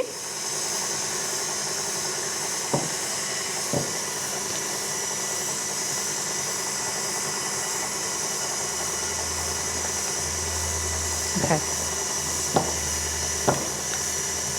Easy. So we're gonna go back to 1. I don't want this to, like, dry out. Roll the dough approximately 1.5 millimeters thick. When the dough has rolled into a thin sheet, dust it generously with rice flour and cut it into desired shape. Okay, we need the cookie cutter. Sorry, that comment was towards mod. I thought, yeah, I wasn't sure. Asked about relationship with mods.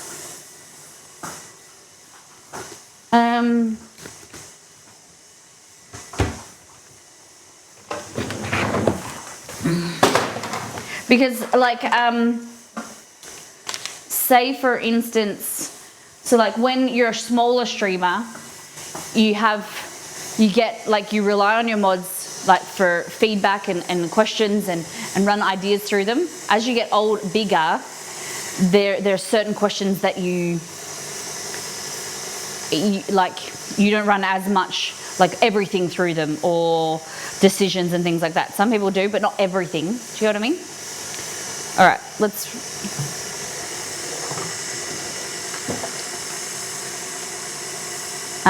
9. What's this one? 8. Let's go this one. 8 centimeters. And we're just going to cut that out. I feel like the community, the mods feel more laid back. At least I don't mind chatting with them in the chat too. Yeah, and that's what we want it to be. Like, you know, our mod team is very, like, easygoing and relaxed, and we've never, because our community is like that, I think. Whereas some larger streamers, you know, there's a larger amount of people coming through, and sometimes you need to not give people the benefit of the doubt. Like, we try to give people the benefit of the doubt. If they say something cheeky, they may have been trying to be funny. They don't necessarily be rude. So we try, and I try to, like, tell the mods that we don't ban people or time them out unless they are, like, blatantly rude. We give them the benefit of the doubt, or give them a chance to come back and kind of fix it. We time people out. I don't like to ban people. That has bitten me in the butt a few times, but, you know, I as a person that sometimes gets myself into situations where I've tried to be funny and can get caught up, I know what it's like, and it doesn't necessarily mean you're a bad person. I like sass, I like a little bit of joking. I'm a new mod, but maybe that's because we are members of the community too. We aren't here just to mod, Yeah, that's it, for sure. And that's why you want to, we want moderators that are a part of that community first. We've had people that have found the stream and have been around for a while, but they're not active in chat, and I don't want them as mods because you need to be like a senior level, member of the community. If I modded someone that the community didn't know, that they don't respect that. Not that they respect the mods now. You know what I mean. Okay, so these dumps wrappers looking like that. You had a shake. You made any food yet? No, I've barely made dumpling wrappers. So it's like, how's breakfast looking? I said, you had a shake. What thing is? Yeah. I still have a headache from Wednesday's stream. Oh, you poor thing. It's fine line to walk because every person is different and everyone reacts differently. Yep. And at the end of the day, if we can give someone the benefit of the doubt and they break it, then they're out. Whereas it's better to act like that and give someone the benefit of that and they break it compared to banning someone who meant well and then you've ruined them for life. Like they're not going to get a good experience from your stream. Whereas if someone you can discuss, and what is right and what is wrong, and that you're not going to, that's not a right appropriate conversation topic for our stream, and you can kind of create a boundary. But we want them to be a part of our community because they're still innately good and they're part of it. I also feel like an active member of the community makes it a more approachable, trusting situation. Yeah, definitely, Zeph. Definitely. Just wondering how that Exceed guy got modded. Oh, he's just like a bad smell. He hangs around. Viewers never mean well. Ban first always. You need a kappa behind that. Exceed is a confirmed Nepo baby. Yep. But I have different mod styles for different channels. Yeah. Picking mods is like picking the backbone, same page, teamwork, and community. Oh, for sure. And the thing is also about like what work, this is what we were discussing before about streaming and like, how your community evolves and you have ebb and flows of engagement and things like that. Someone will be active and be a good, be an active moderator at some stage in their life, but then 6 to 12 months, their life changes. It's not that they don't love you as a community or they can't be available as much. And so, you do change moderators and community members because we all know life gets busy, life changes, people get jobs, they get sick, they get, things change in their life and people can't be as active as they used to be. So it's always about like checking in with people of like, they might feel as though they have to be active in stream, even though it's really making their like personal life really difficult, because they have to go to work or whatever, or they, or people have to work and they're not at stream anymore. Doesn't mean that they don't want to be a part of the community. It's just that they can't be a moderator anymore.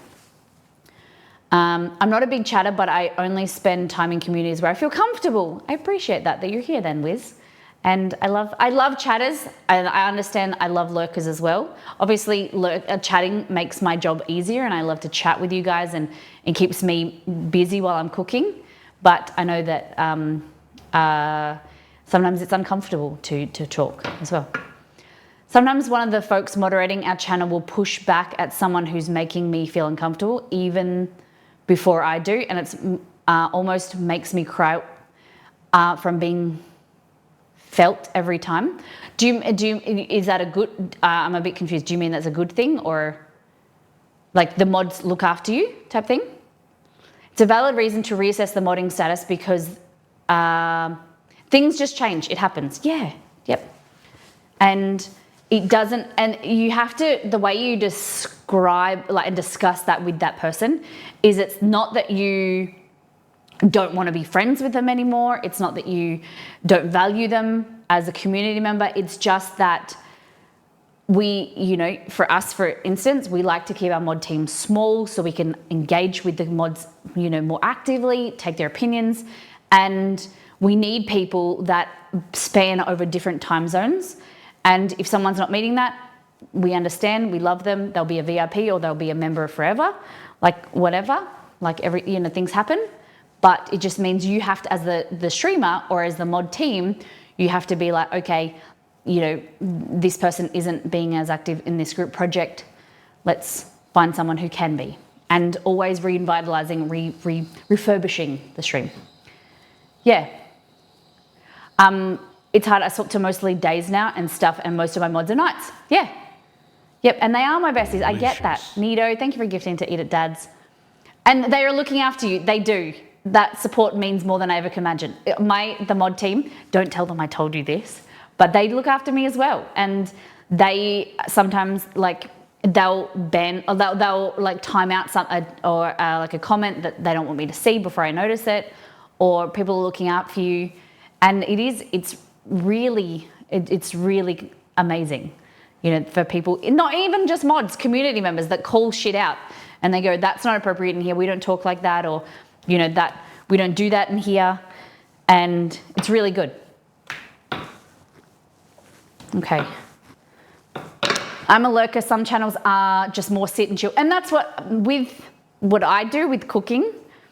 I know that a lot of people love to listen while they're working, and even though our numbers fluctuate, a lot of the time we have a lot of lurkers, and I'm okay with that. I do love the mods and you guys chatting to me when there's a quiet chat, because I thrive off conversation, and it makes I wouldn't do this if there was no chat. For me, that's not enjoyable.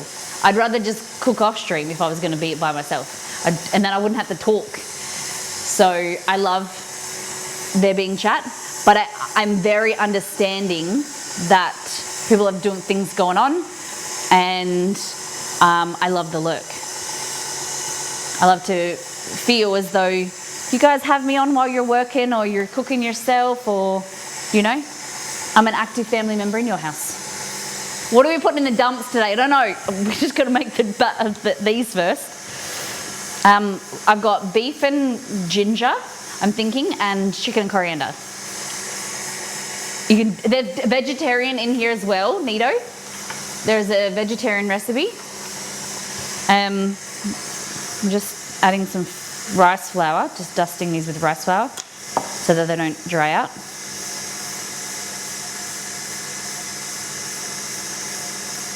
Okay.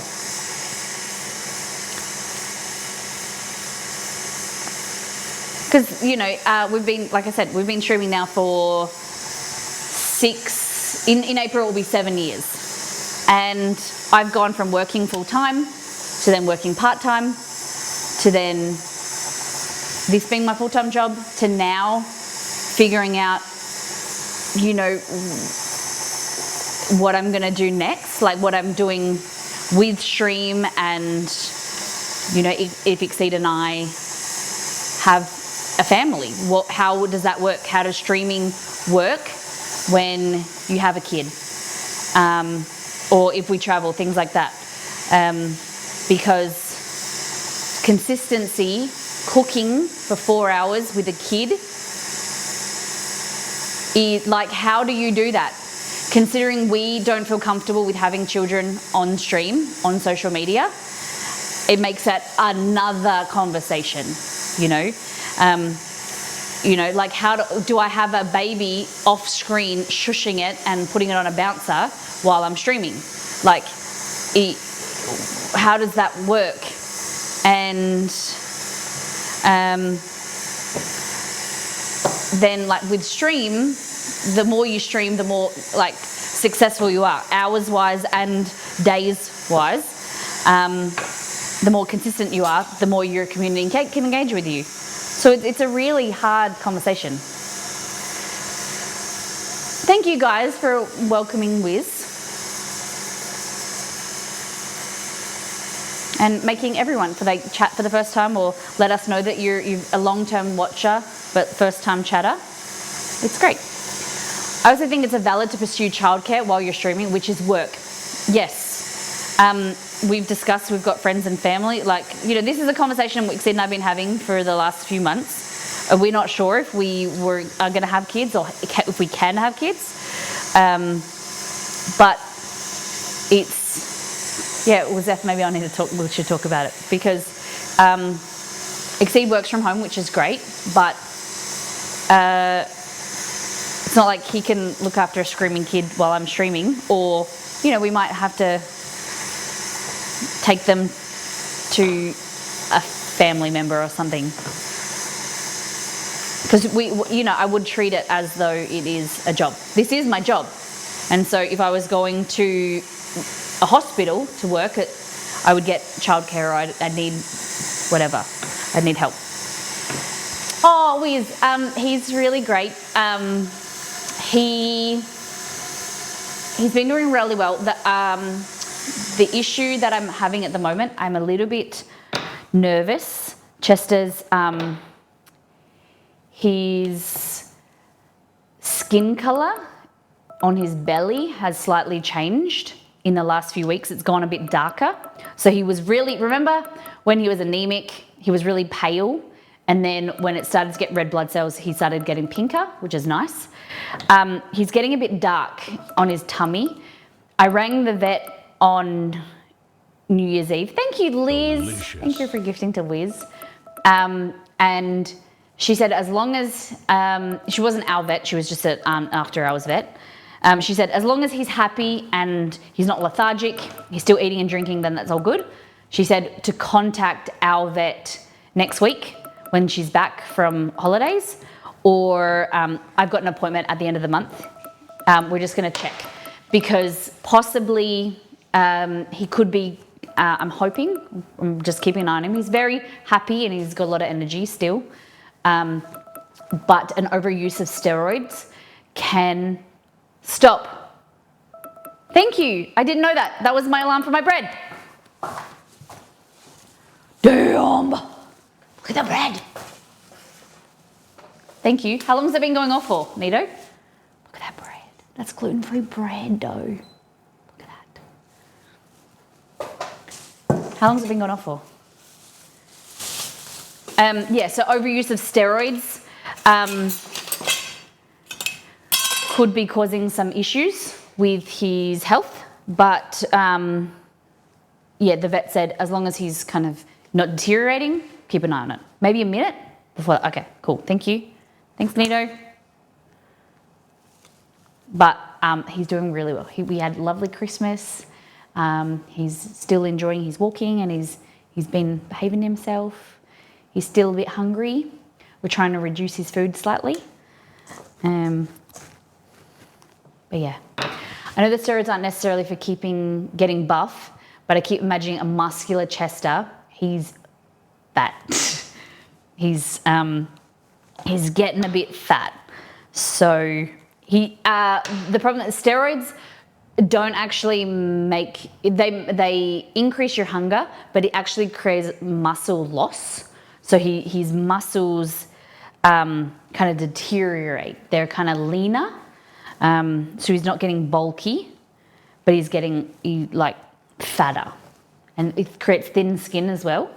So it's just something we're keeping an eye on. Thank you, Wiz, for checking in. Yeah, I appreciate you guys. So that is our dumpling dough. Cool, so we've got 1, 2, 3, 4, 5, 6, 7, 8, 9, 10, 11, 12, 13, 14, 15, 16, 17. Okay, so we're kind of basically, it would say 35 to 40. That's not too bad. I've got another half of dough somewhere. Didn't I? Yeah. But we need to make this bread to get it in the oven. So we're going back to the bread. Guys, we're going to be here for a while.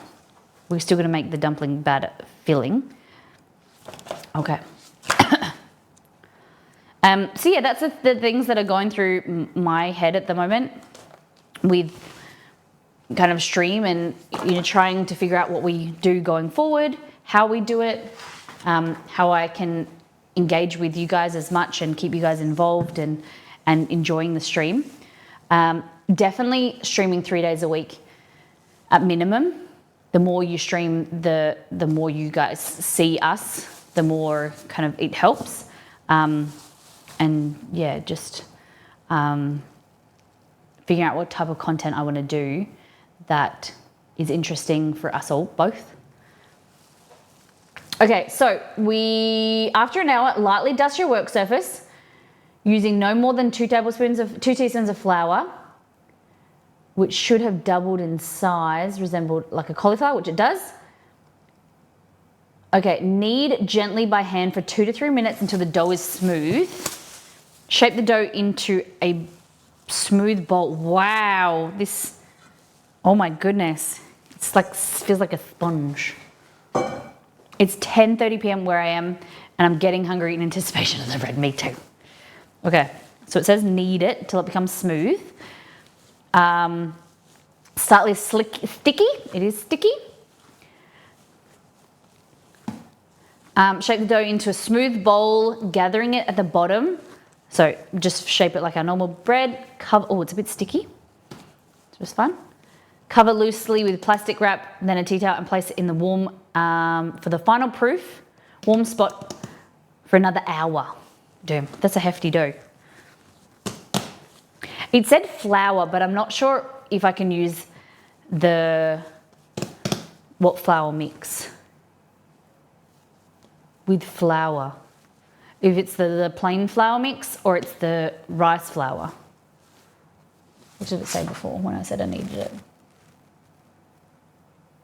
Comes together very sticky.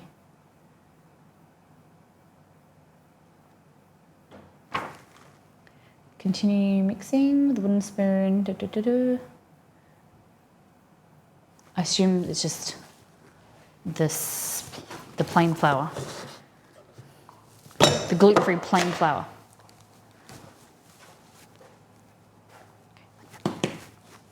Easy. So just kneading. Oh wow. It feels kind of like dough. Like stickier, right?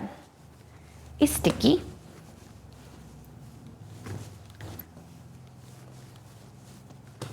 Amazing. Okay, so it says, does it put it, you want to shape it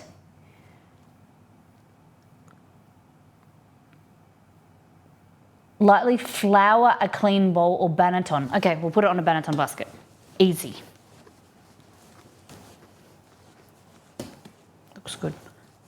Pinch the sides, kind of shape it like that. It's never going to be like super smooth on the surface, but it's going to get crusty, craggly eggs. Craggly eggs? That was not what was supposed to come out of my mouth.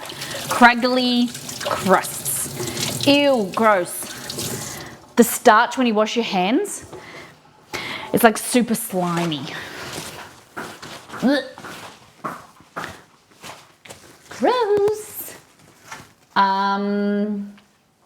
If I was a banneton, there I would be.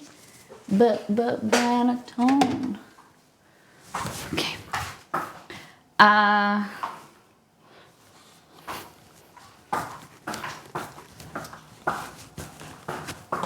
Literally the worst feeling besides egg on your hands. You think?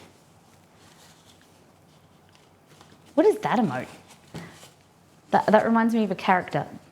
That's the chick from, no, Nemo? Where's that character from? Where do I know her from? Like this, for instance, if I was cooking with someone who was celiac, I wouldn't do this because this has contaminants from wheat flour on it. Boo! That's it. It's boo. Okay, thank you. Kushzukin?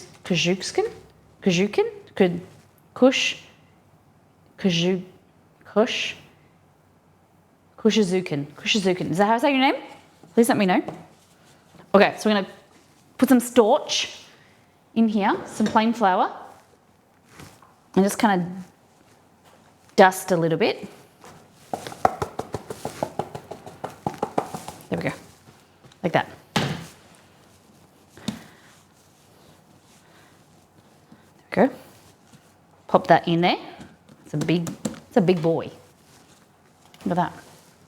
That's a big dough. Damn. Oh, well, welcome in. It's lovely to have you here. Pull up a chair, my friend. Hit the follow button. Come and hang out with us. We stream Monday, Wednesdays, and Fridays. We do food-related games on occasion. This month we're doing gluten-free food, but delicious gluten-free food. Still doing dumplings, pastas, things like that. Okay. So we got our dumps and these.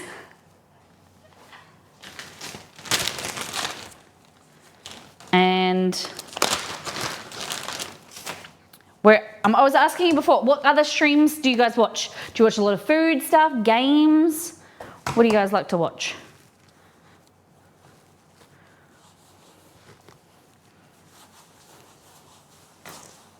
Tell me about other streams that you really enjoy. Things that like, what keeps you watching them? I'm just going to try and get some ideas. No, but what I mean by that is what keeps you going back to a stream? Is it like what they're actually doing, their personality? Because there's some people that I can watch whatever. They could be like, you know, painting their nails or whatever. But, you know, they are fun and interesting conversation. Yeah. Agreed. I think that's a big thing for me is, unless it's like a video game that's like fast-paced and really interesting, I'm more there for the streamer. What are GF dumplings? Gluten-free dumplings. So we're following this cookbook from an Australian. She was on MasterChef, and she's the very hungry celiac. You can follow her on Instagram. And her focus is on making delicious recipes that are coincidentally gluten-free, because she's celiac.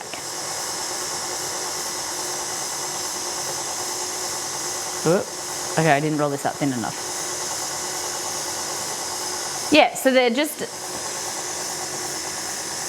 That was my bad. That was definitely my bad.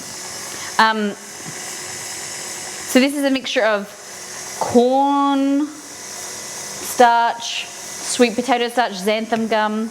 But eventually, we're hoping that it just tastes... You wouldn't even know that's gluten-free.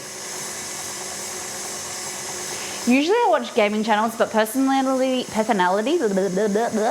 and community engagement is important. I like a couple of streamers, but I never hang out too long in their channel because either don't talk to their chat or they're way too many people and everything goes too fast. Yeah, I get that. I understand that. Depends on my mood. Some gamers, some food, some crafters. Usually depends on the streamer and the community vibes. Nice. And then Zeph, I saw you said art. Art streamers are great. Demet. My chat is gone. Community plays a huge part whether I'll be active chatter or not, but just staying and watching depends on what they're doing. If I find them enjoyable to watch and listen. Some people have like a grating voice, or like, you know, just not for you, like how they talk, and I am like that. There's some people like they're a great person, they're interesting, but it's just like sometimes like it's different strokes for different folks. I love a lot of the contestants went to social media after competing. Yeah. Cassie Young Money is one of my favorites. She does a lot of Asian cooking. Is she Australian? I think I've heard of her. Open personality, interesting conversation, considerate and aware of people's varied backgrounds, well-moderated community, good production value, consistent schedule. Nice. I hope that we have some of those. Some streamers are like a Granny, Pablo Alfieri, Bryce Supersaurus, nice, and Kit Boga. Very different content, but great, good community vibes. Nice. I like that. I do not watch a lot of Twitch. I used to more, but by the time I finish stream, or like we raid someone, or like I'm cleaning up, or I'm very much the person, like if I can't do something, if I can't engage like fully or understand, in jokes or be a part of something, then it's really hard for me. I get a bit overwhelmed. But there are certain communities, like I love Zeph's community because you can go in, you can watch, and it's very warm and inviting. Nice place on the internet. Thank you, Eda Dads. Pablo Alfieri just joined together. Hard time when someone is deeply inconsiderate and not aware. Yeah.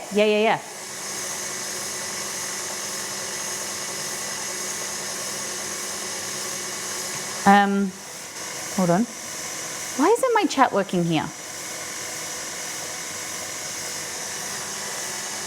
The consideration. Can you repost that, Liz, that comment? Watch a lot of Twitch. Usually have 1 or 2 streams going while I play games. Oh my God, I have to tell you this thing. So I was in a meeting yesterday, like a business meeting. I got up early for a business meeting. And the person was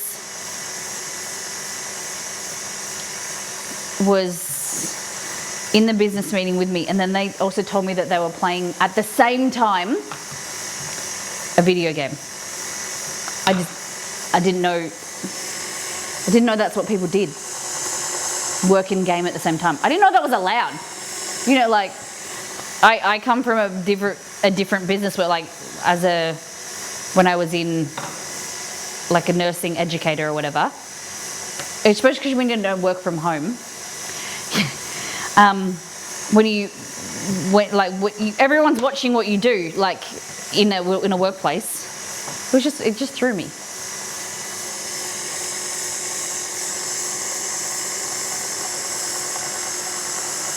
How do you even do that?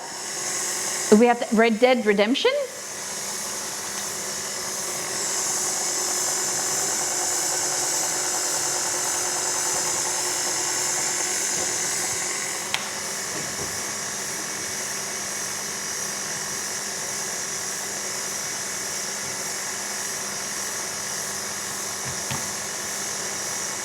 Yeah.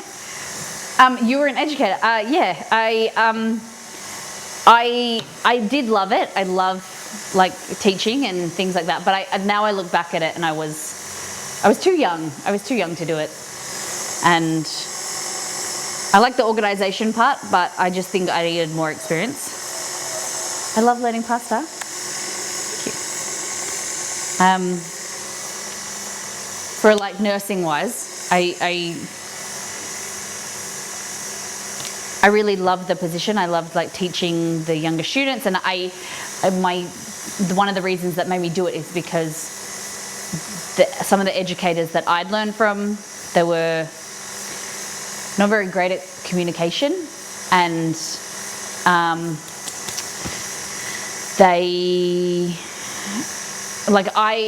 when I was a student, I didn't learn in a very effective way, and I didn't feel very valued. And so the way that I never wanted people to ever feel like that again, like the way that I felt. Some nurses, when they get students, it's like how do you explain? They feel as though they put the student in the corner, and it's like an inconvenience to be an educator, or have a student like follow you around. And when I was a student nurse, there's sometimes where I would come home in tears because nurses would just ignore you and things like that. And I never wanted anyone to feel like that ever again, and from me. And so I wanted to change. And I felt like I did an okay job, but when we moved back to Perth, and I just wanted to be a regular nurse again.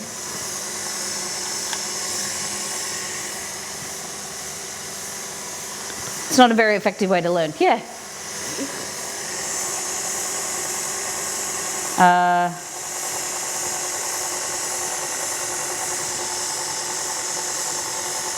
All right. So I'm just going to quickly do these, and then we're going to. What level did you educate at, Molly?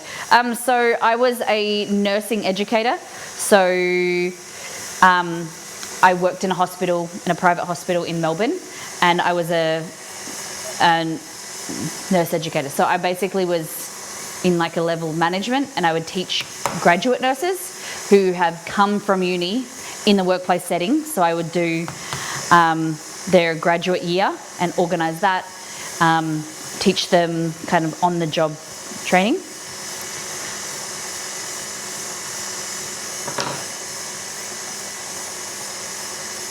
It was great. It was very cool. It seems like the dough is making a lot of dumps. It should make about 30 to 40, it says.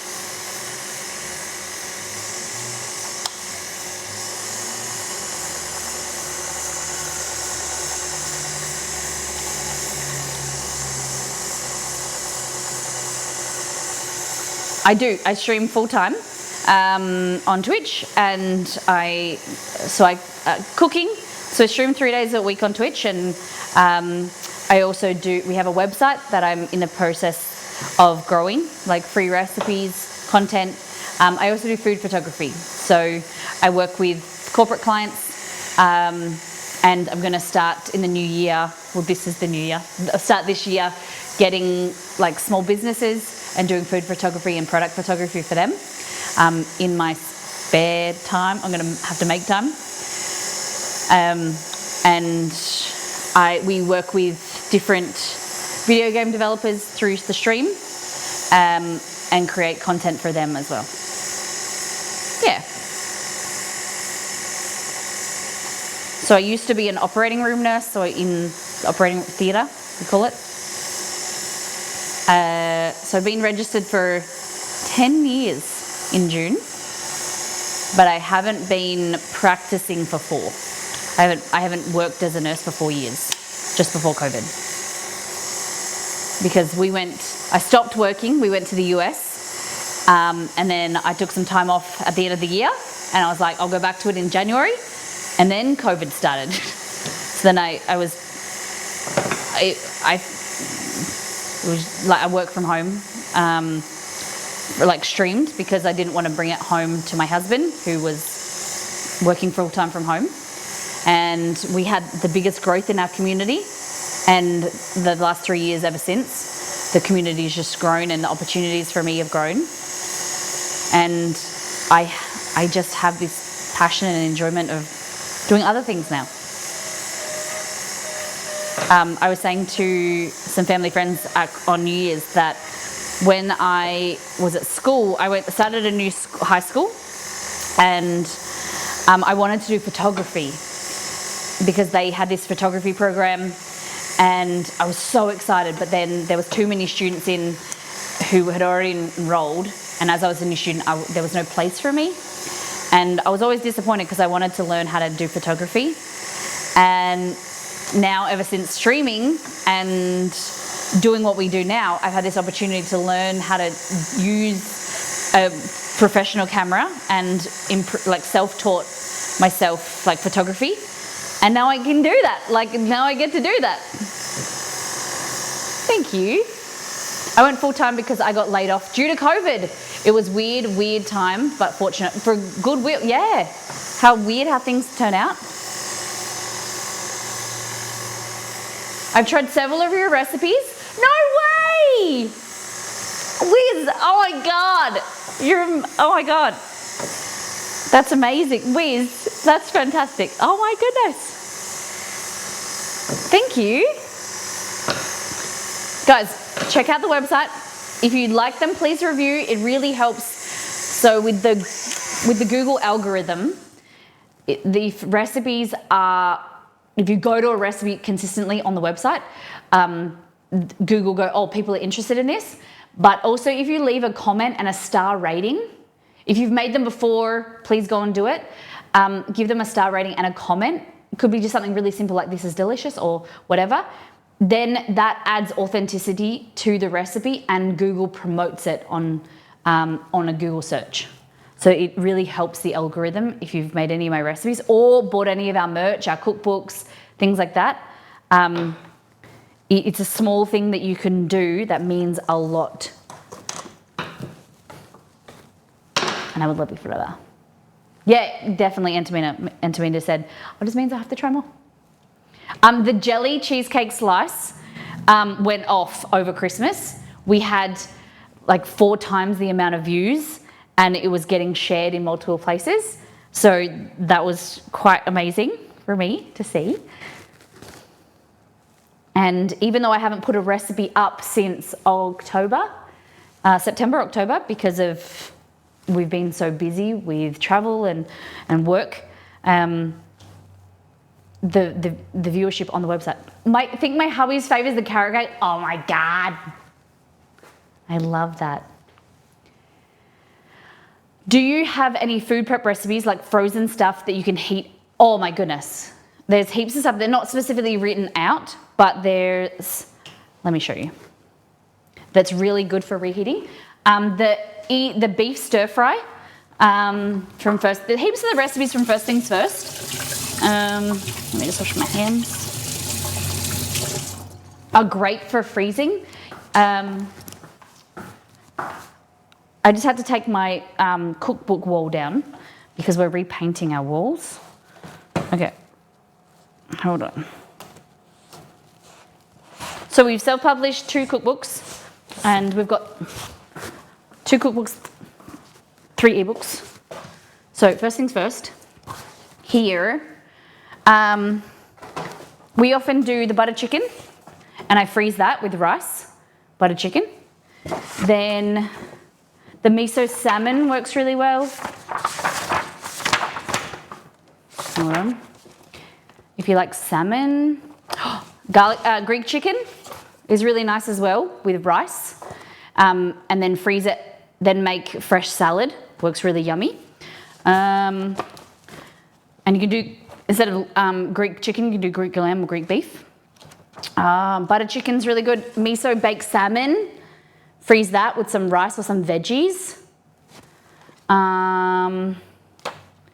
What else? Sheet pan fajitas, the meat you can cook with rice and do like a Mexican chicken.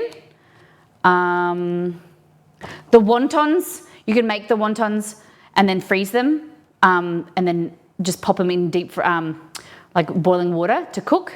They're really good. Lime and pepper chicken is a popular one as well to freeze. Lime and pepper chicken. The beef stir fry. So the simple beef stir fry, really great rice or extra veggies.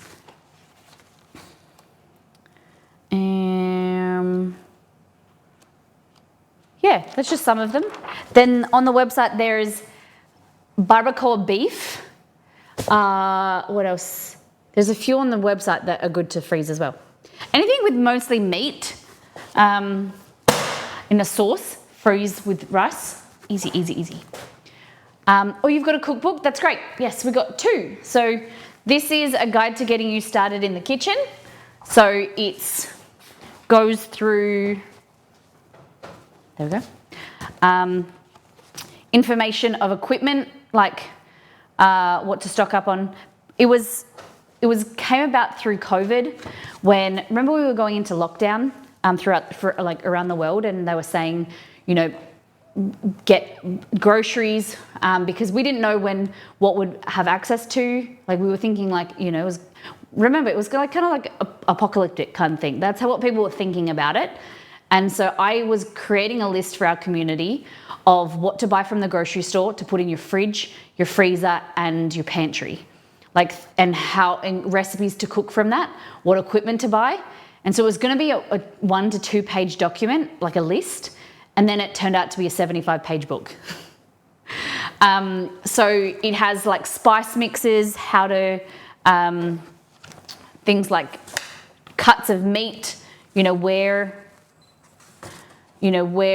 a pork belly comes from on the pig, and then, yeah, I can't really do things half-assed. Except laughed at me when it kind of kept growing because I wanted to do it properly. So like equipment that you'll need, appliances, what I recommend, what I don't recommend, hand mixer versus stand mixer, tea towels, pot holders, spices, dry foods and fridge essentials, freezing essentials, how to freeze effectively, how to defrost, things, how like measurements,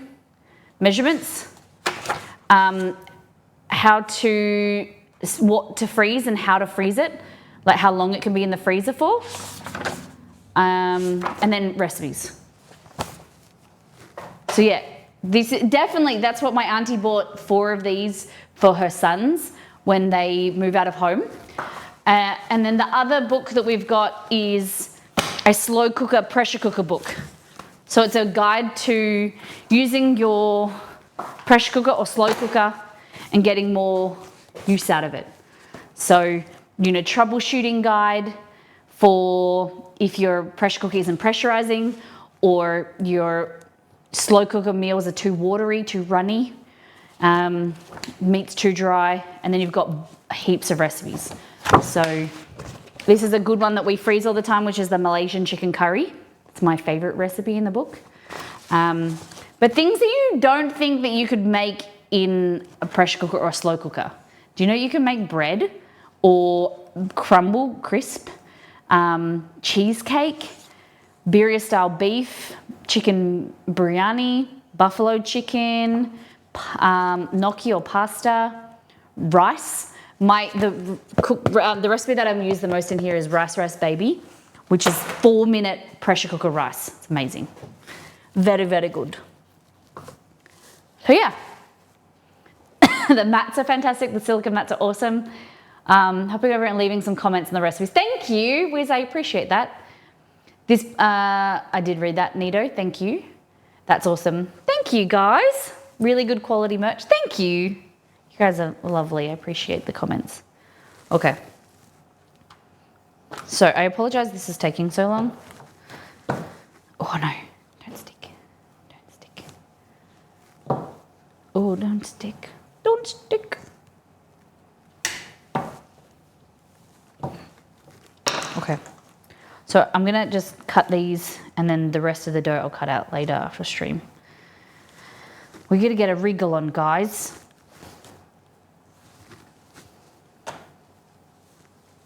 If I did it again, I think I'd make the dumplings bigger. They're a bit small. Well, whatever. So I'm just gonna bundle that up and then put this in there. And that can be our dumpling dough. Okay, so I'm just gonna kind of stack it up.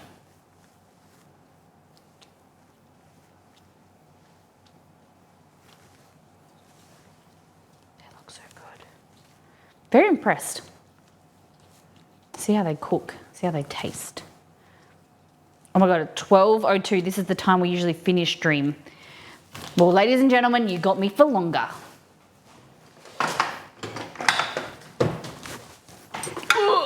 Okay. So first we're gonna do the beef. I've got some beef here and some chicken breast. So Exceed and I eat primarily chicken. I do like making beef and ginger dumplings. Not a lot of people have beef dumplings. It's not like some cultures don't eat beef. Some Asian cultures don't eat beef, therefore don't have beef recipes. But they're easy to make yourself, especially if you don't eat pork. So we'll move them away like that. Okay. So here I just got beef mince. What do you guys like in your dumplings? Let me know. We're gonna go with spring onion, I think. Give me some ideas. Spring onion, some coriander, cilantro. Do some grated carrot.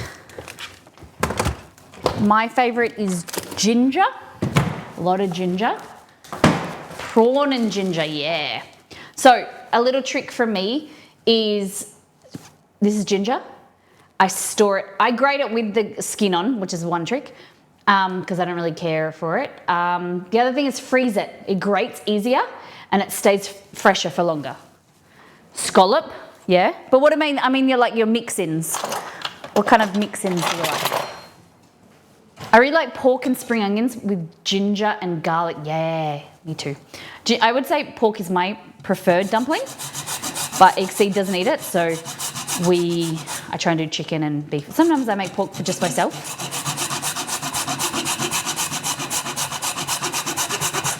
Okay. Just get a microplane like this. This is great. Pork is my fave too. Some places, like, I haven't really found many store-bought dumplings that I enjoy, because a lot of them, they have like a lot of cabbage or the flavour isn't too great. I prefer to make them myself. Pork and ginger dumplings hit the spot.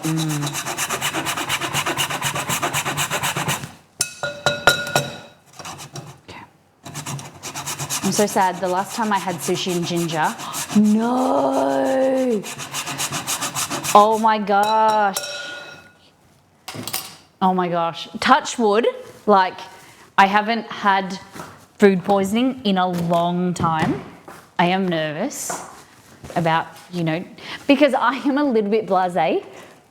And I never really knew that I was blasé about some food stuff until I met Exceed, because he's like washes all his veggies and he, follows the use by dates and things like that. I'm a little bit, I know the rules to be able to bend, but I'm paying more attention. Norovirus. So something that I learned recently about rice. So there's a bacteria in rice that is dormant and then it's only activated when you cook it. And so you need to cool the rice down as quick as possible and get it in the fridge and eat it within 2 days, 2 to 3 days. People, if you are, worried, eat it like less. Eat it more quickly than 2 or 3 days. But it needs to be cooled down really quickly, because the longer it stays at room temperature, the more that bacteria can spread and grow. I'm terrible at that. I leave it in my pressure cooker for like all day. I'm like, if I'll cook it in the pressure cooker and then I will just let it, with the lid on, let it sit there for like a day. I'm more of a sniff test kind of girly. What? Mr. B seems to think that the soon as the clock hits midnight on the use by date, the food's binned. Yeah, some people like that. I get it.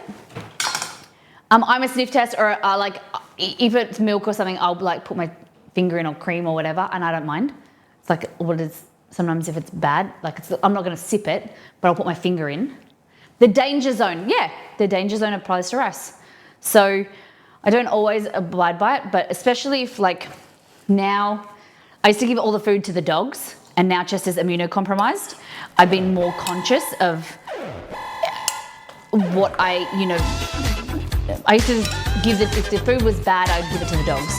Now I'm more conscious of not letting it go bad, or if it does, then I throw it in the bin, because I can give it to Romeo, but Chester is immunocompromised with the chemo, so he gets bad when I can't give him food. Yeah, I'm the same. You can't smell botulism, unfortunately, and I have serve safe training, so it's crazy. Yeah, so I'm crazy about that. Yep. Okay, so spring onion. He wanted me to try something last night because he thought it tasted sour. I was like, nah, babes, you're 40. You can decide something tastes funky. Nice. All right. So we've got some spring onion, scallion. You got an alert. The bread? Is there an alarm going off? Can you hear an alarm?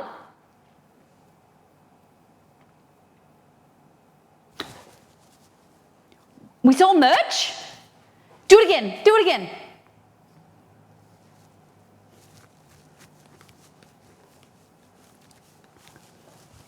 I don't have an earbud in.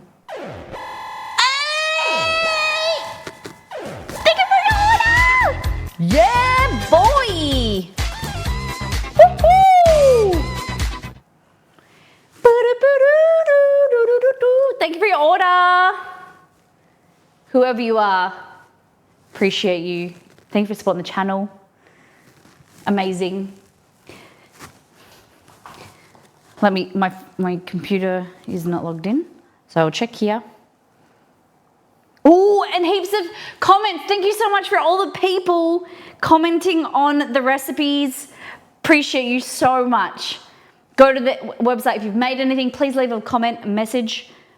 Oh my goodness, 2 ebooks.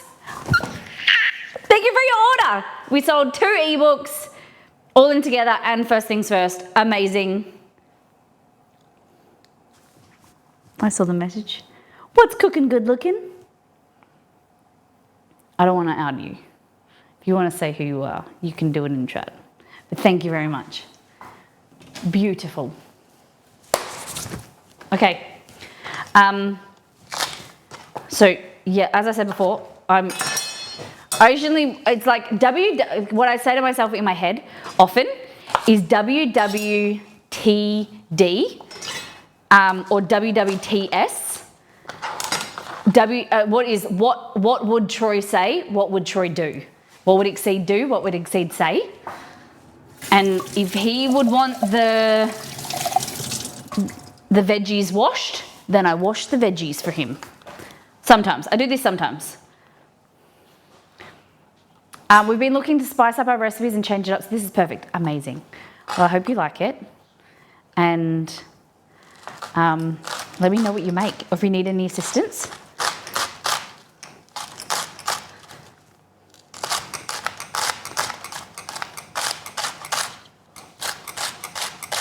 I got my knives sharpened in December, like just before Christmas. Oh man, it's so good. I will add more comments tomorrow. I don't want to miss the stream. No worries. Thank you so much. I really appreciate it. I can't wait to read them. Yeah, so a guy comes to my house. I'm going to get them probably every maybe 6 months. I think it was $75 for 10 knives. So it's $7.50 each. He came to my house and did them too. And they're so sharp. I don't wash veggies unless they're visibly good. Me too. But I respect my husband. If I remember, then I do it. This carrot is a bit crunchy though.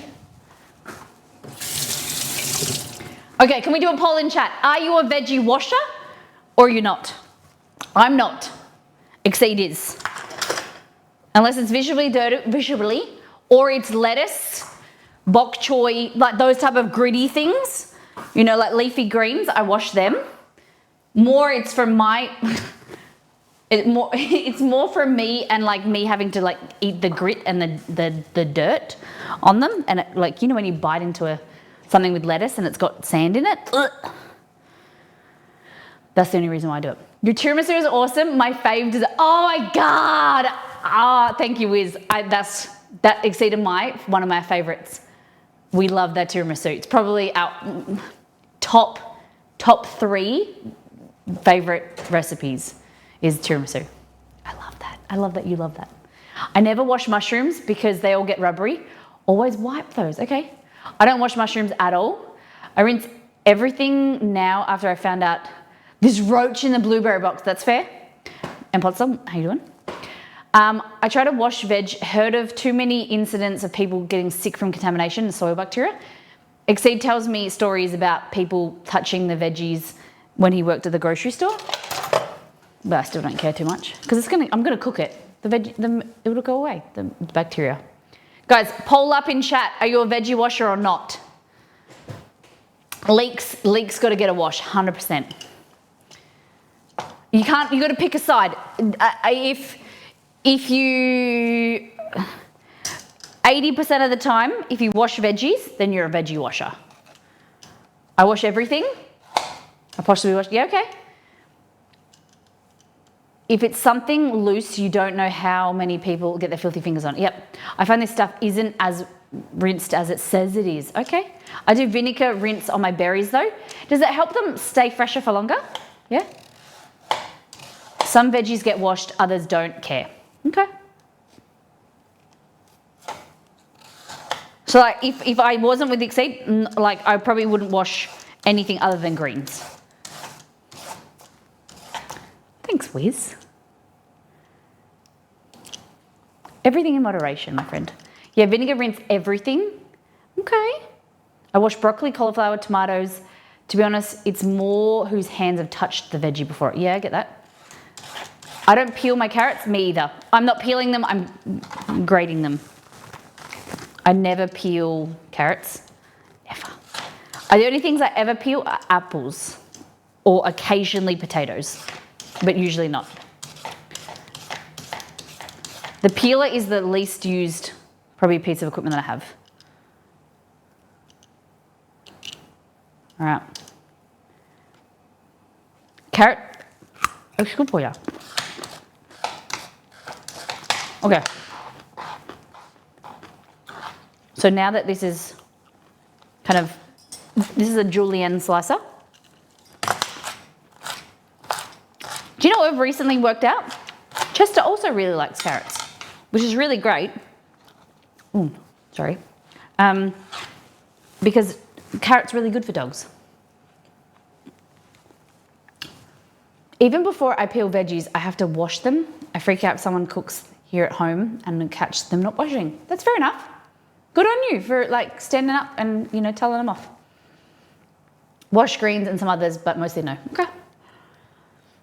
You're sick. Yeah. Guys, how many of you eat raw carrot? That's the next question. Veggie washes, how many we got? Wow, 65% of people don't wash their veggies. I love you, germy people. Germs unite. Nito hates carrot, raw carrot. She belongs in the bin. They're so sweet and delicious. Okay. So, for dumplings, I use Szechuan chili oil, soy sauce, Chinese cooking wine, sesame oil. Okay? And then for dipping sauce, I usually use black vinegar and soy sauce. I'm all about that crunch. Thank you everyone for voted in the poll. I appreciate you. So sesame oil. We're not following her recipe today because I don't have time and I'm just hurrying. Okay. Chinese cooking one, Shaoxing.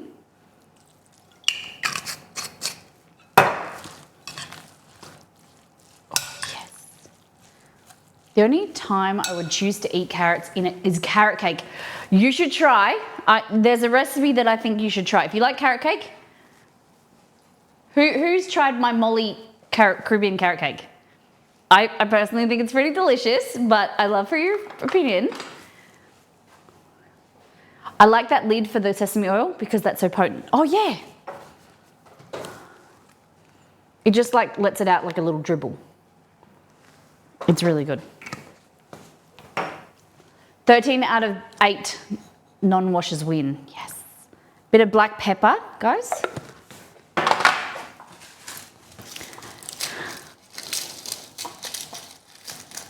Yeah, guys. Molly Caribbean carrot cake.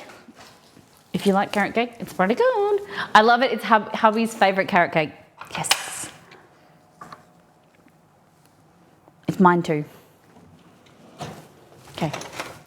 All right, Garfield is saying it's bedtime. Antamina, thank you for hanging out. Thank you for all the chats. Michael likes carrot cake, and I'm interested. Yes. It's quite a big recipe. I think I'm going to... It makes 2 layers, like it makes 2 layer cakes. Just halve the recipe if you just want to make a small one. Margot, I'm pretty sure Margot made it at Christmas time. It's a good one. So it's got like Caribbean style spices in there. Pineapple. Oh, okay. I always do metal. I don't cook anything in glass because glass. This is the same with pies. Really important with pies is metal will heat up quickly and it will cool down quickly, whereas glass retains heat. And if you keep a pie or a cake or something in there and then don't take it out straight away, it retains the heat and it will overcook your food. So if you have a preference, if you're deciding which, yeah, it almost like superheats. Yeah.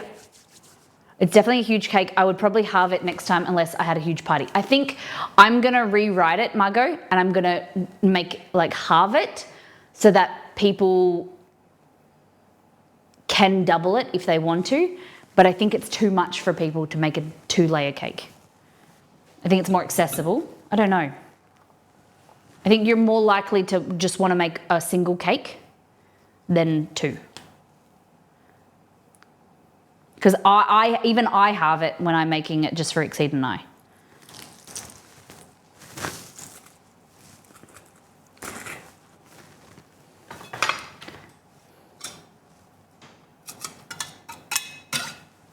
All right, so ginger, garlic, soy sauce,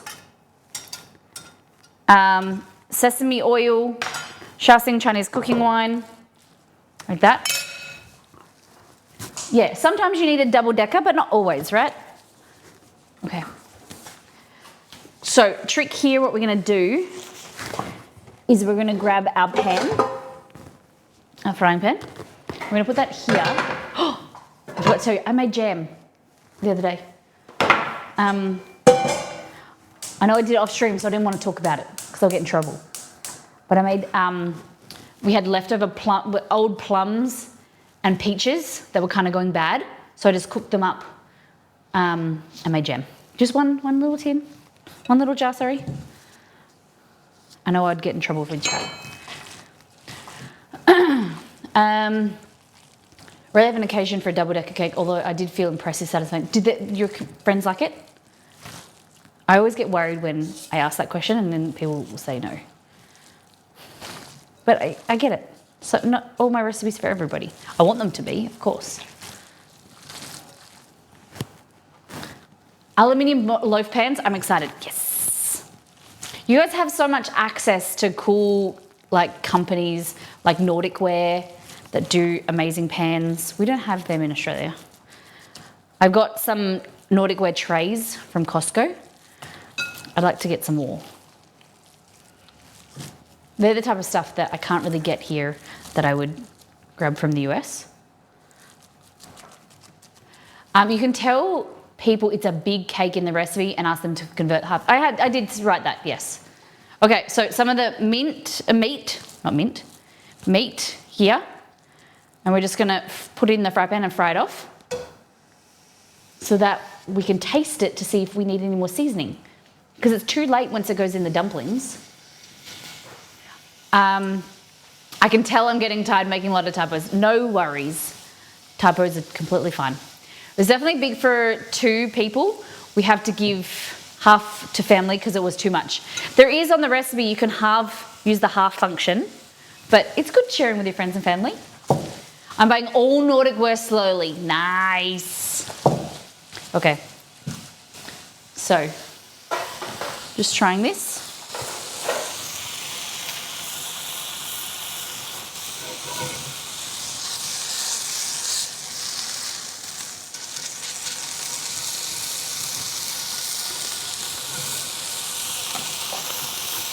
Pre-cooking is a good idea. I just wing it always. Yeah, I usually do, but it is a good habit in case if you are a little bit unsure when cooking like something, a protein that's different. It's that Molly ABT, always be tasting, baby. She knows. She knows. So with this, obviously don't, I have a glove on, but also I have pretty strong hands. So use a knife or a tongs or something. All right, so let's have a taste. Ready? Oh my God. Heaps of ginger, lots of flavour. That is so juicy. Oh my goodness. Yum. Okay, turning this off. A little bit of Szechuan chili oil that I didn't put in before. This recipe, if you like chili oil, this is on the website. That's really yummy. They liked it as much as we did. My brother-in-law, not a carrot fan, would say, you have a winner. I love it. Thank you for sharing. Okay, so let's do it. Okay, so this is raw meat. Put that in. Move that away. Bit of coriander might do as well. Can't hurt.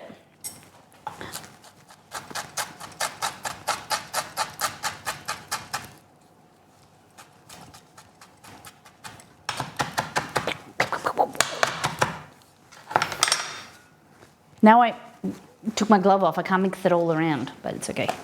Okay, move everything out of the way. So, I'm a bit nervous for this part because I've got to figure out how to fold it. I think I'll just do it the way I usually do it, and we'll need a little bowl of water.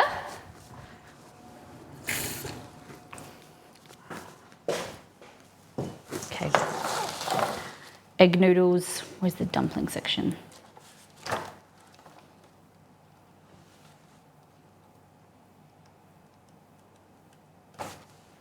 Here we go. Dumpling wrappers. We're making this chow mein next week. And maybe some ramen. Pork belly, noodle. Okay, here we go. Oh, I like that idea. So, what she does, we're gonna do it this shape. This is different to what we usually do, but I like this. Like them. What do you think? Compared to those, like that, they're just different shapes. Or them. We're gonna do them. Cool? Oh, fancy. A little bit different. So, little spoon. Let's do it. Let's kick it, guys. I love chow mein. So, we're getting a dumpling. So it says, these dumplings are best pan fried. Okay.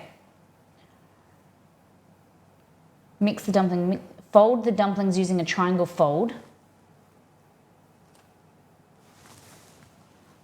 Page 690, what did you say? Page 96. Is it? It's in the book.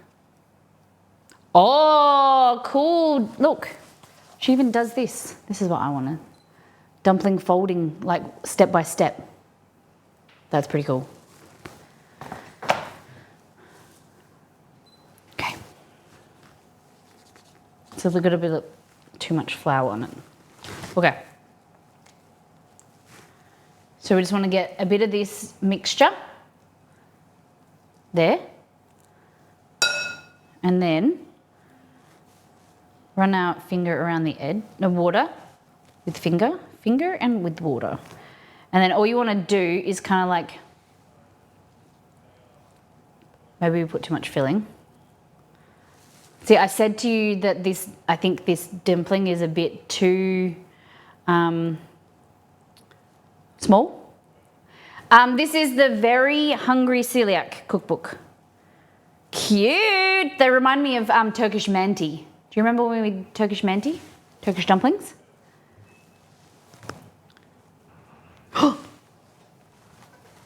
Something at the door. Coming! Oh, it's a... Thank you. What is this?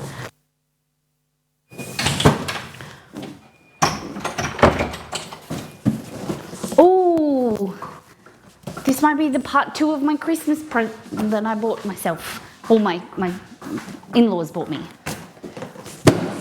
Okay.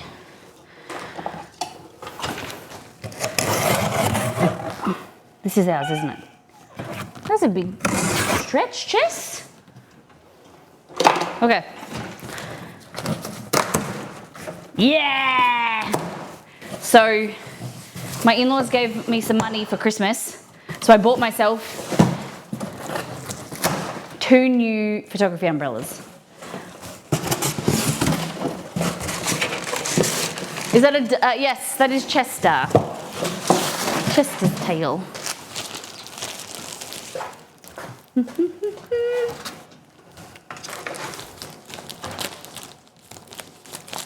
don't want to cut.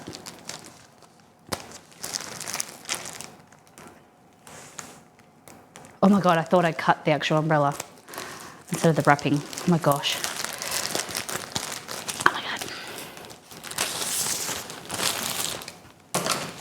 Guys, what is that, what is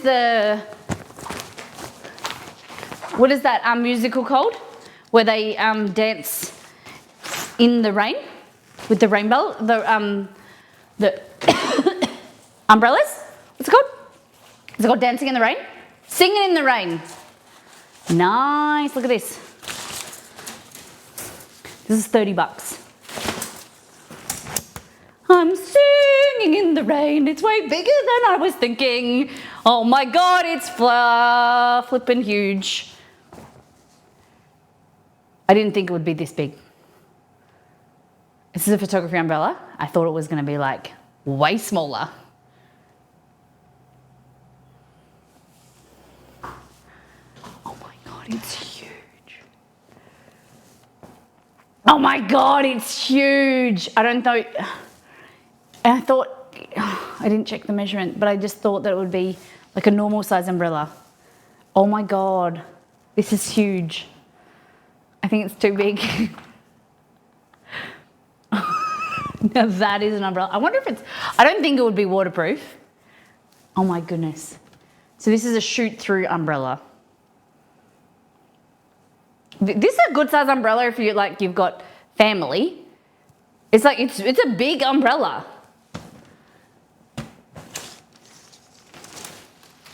So yes, I've always wanted one of these. So thank you to my in-laws. I got it. Oh, I went to the gym yesterday. Squat down. Oh my gosh. So in Seattle, you can spot a tourist because the only ones with umbrellas, yeah? You guys just get through it. Perfect for subtle photo shoots with minimal equipment. That's what, so I just bought a 90 centimeter umbrella. That was my other thing that just arrived because my other softbox is 1.2 by 90 centimeters, so like 3 feet by 4 foot, and it's huge. So I bought a smaller one, and I thought that was also smaller, so I could take to photo shoots. Typical Molly. All right, let's get back to dumplings. So we've got 1 dumpling done. Now we need to do the rest. So you want a bit of mixture in there, like that. And then you want to pinch it evenly and press. But I think this one is a bit stickier on the other side, so I'm going to flip it over. Because I've put on some of them, not that way, Molly. There we go. I've put too much rice flour, which Mel said not to do. I went against her wishes. Look at that. Pretty cool. This is the bit that I hate. Doing the tedious work of filling them. Okay, I'll do like 1 or 2 and then I get super bored. So it's good to have like a TV show on or talk to someone, you know. It's like cutting out cookies for Christmas. Boring. Easy. So it's pretty straightforward. So go there. I find it easier now if you just put a little bit of water on there first. Put the filling, but not too much. And then press, press, press, press. Ah. Ah. Oh my God. Glue together, man. Okay. My homemade dumplings start out neat, but by the end of this, they're all slapped together. I think we've let ours dry out a little bit because we were taking way too long. Oh my God, the bread! Oh my God, the bread! Has the timer gone off yet?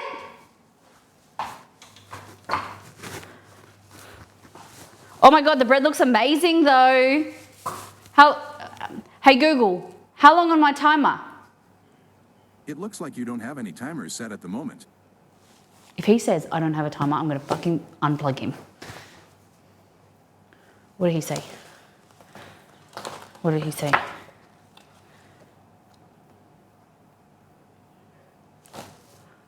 Fucking hell. He's a dickhead. I hate him. He's a bad assistant, I tell ya. He doesn't pay attention. All right, I'm gonna bake that bread. Anyway, it looks good, so let's bake it. I just gotta check out how to bake it. What does it say? Once I'm gonna score it. I don't want to score it because it's kind of broken apart itself. Bum, bum, bum, bum. Okay, with the 20 minutes left of the final proof, preheat the oven to 220. Cool, nice and hot oven.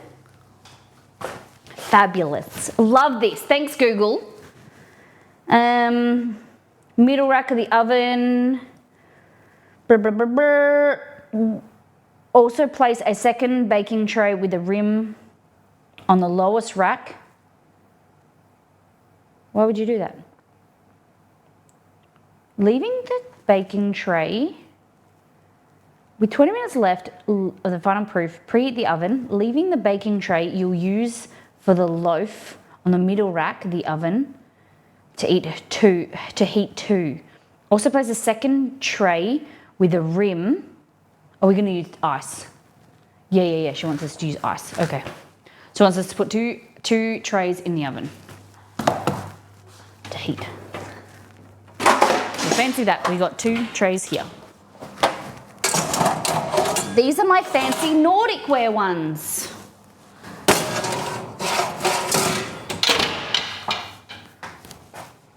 Easy. Exceed got me a oven thermometer. So it just sits in there now. It's pretty cute. So I can test the accuracy. Okay, back to this. So hopefully it proofs really quickly. Hey Google, set timer for 8 minutes. Hello, Okay, high water, it's going in. 8 minutes. Okay? Starting now. Did that set a timer? Guys, I have to rely on you because my earbud has gone flat for the last time. I'm changing to Google Pixel Buds, but I've been trying to get them to work and they haven't been working, so we're back to the old ones, but I'm sick of them going flat. We never had this issue when we when we were wired.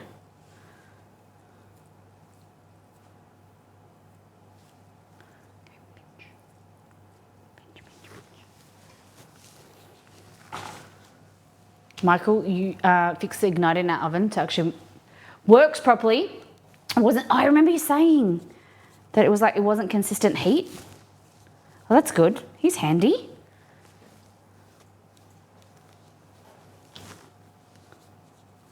Just getting the rice flour off.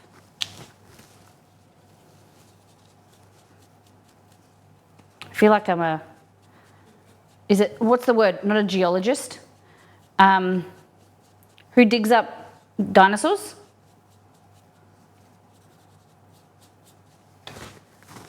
I'm the raider of the lost Molly. What are they called? Paleontologist? Archaeologist. Okay. You can call me Molly the Tomb Raider.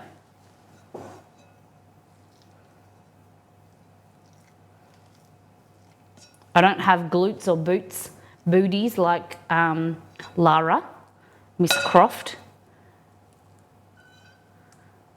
But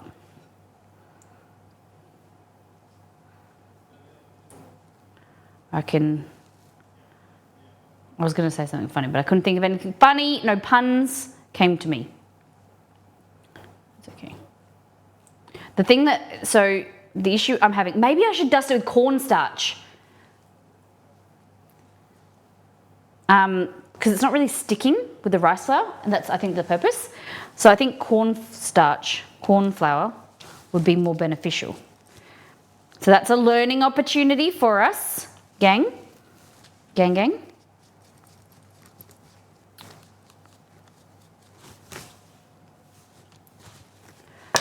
If I was some starch, where would I be? Cornstarch. Okay.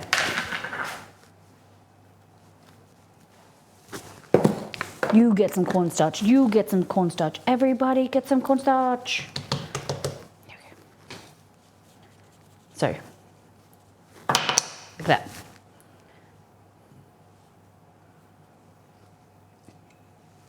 I think we've done 6. So I think that's enough for us to get started eating or cooking to then eat. And then we can keep going. Okay. So, after this one, we're going to start cooking.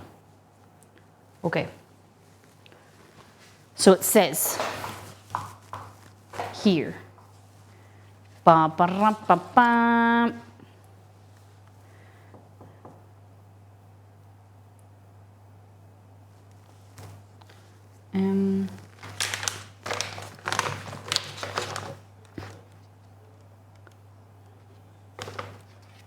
I'm just looking at these dumplings.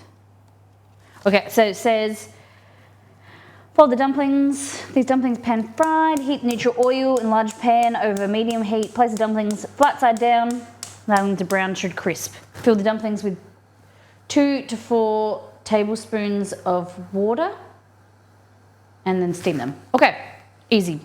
Easy mixed easy. So, we're adding some oil.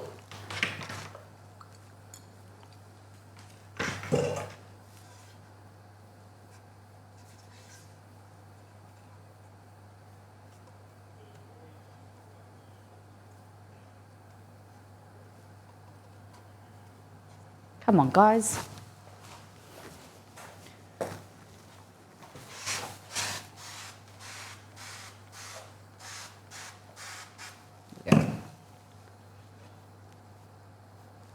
Just wet their bums so that they can get crispy. I don't want too much oil. Like that. Fabulous. And then we're going to get a lid ready.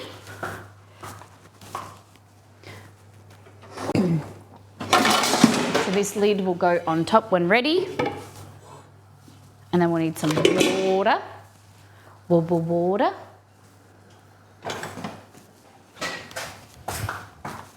Hey Google, how long on my timer? T-minus 2 minutes and 39 seconds. What did Google say? Did you respond this time?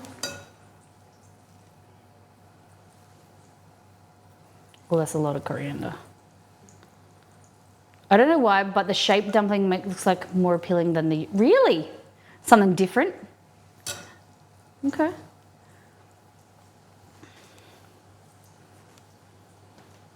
Good to know. So we've made Turkish dumplings. They're called manti, and they're usually served with You know how I make Turkish eggs with Greek yogurt and then you add like a brown butter? That's what like the manti are covered in. Oh my God, it's amazing. It's so good. So I'm interested to see how these crisp up, being gluten-free, and how they taste, most importantly. All right, Wiz, thank you for hanging out. Thank you for being here. Thank you for being an incredible community member. And we hope to see you again next time. Have a great weekend. Look after yourself. Get some good sleep. Sorry for keeping you up so late. Guys, give some late night catches to Wiz.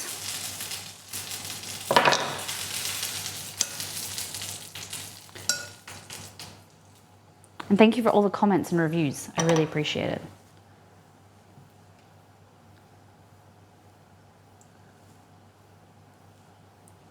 Okay.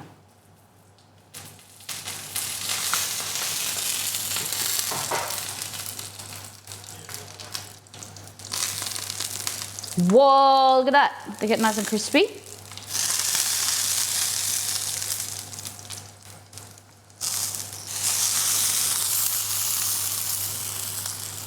Go give them another minute. Hey Google, do I have any timers or alarms? Sorry, I didn't understand.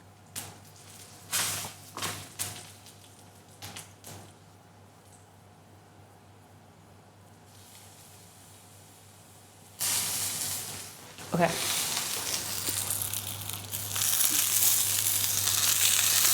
Nice. They seem to be all pretty crispy. Hot. Okay.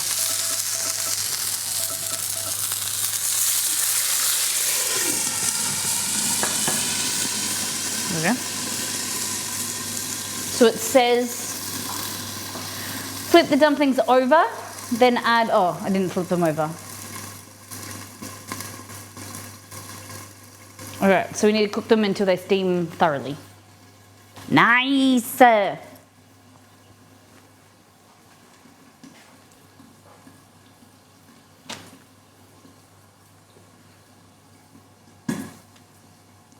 Oh, there's a noise. Pretty crispy, something's popping. I'm going to spend so much money getting tools for baking, especially if I'm going to get a pasta roller for these. Yeah. I definitely recommend the pasta roller. It just makes your life so much easier. We like the sizzle sizzle. You hear it popping away? Okay. And these as well, I didn't mention. We might do some the regular way. So get some of your mixture filling, like that. And then, these are easier, you just fold them in half, like that. And make dumplings like that.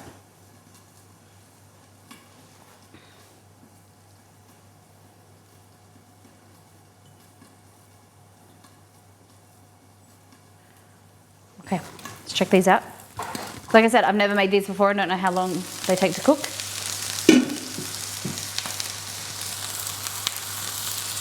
Wow. I think I'm going to add a little bit more flour.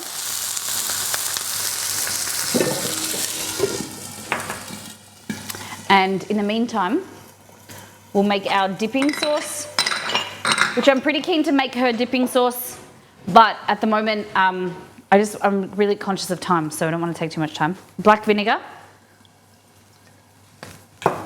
light soy,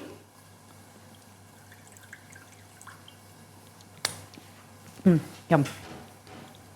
And then some Szechuan chili oil, a little bit of this. There we go. Ooh. Easy peasy.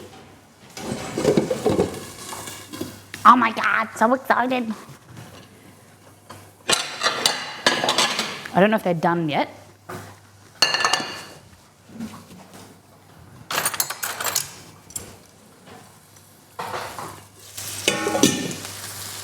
Wow.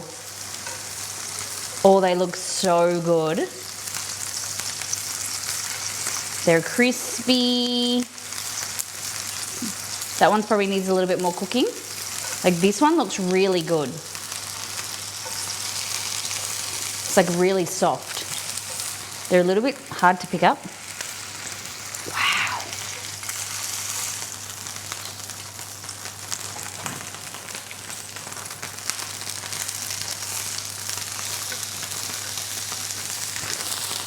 Okay.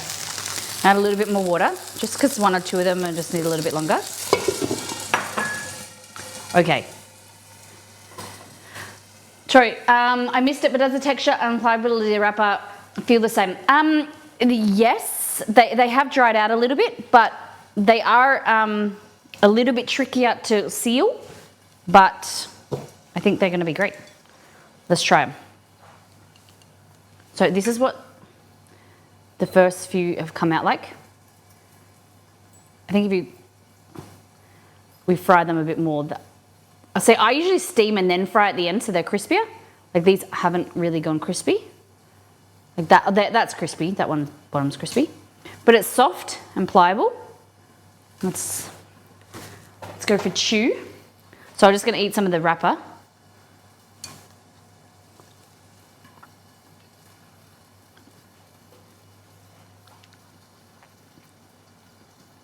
Doesn't taste like anything really, but it's like nice chewiness. All right, let's try. Okay. Oh. Mmm. Hot.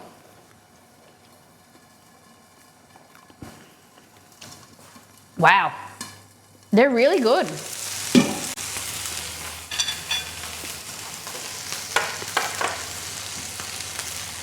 I think I'm going to try them, like, let these fry a bit. They're a little bit oily. I put too much oil in the pan.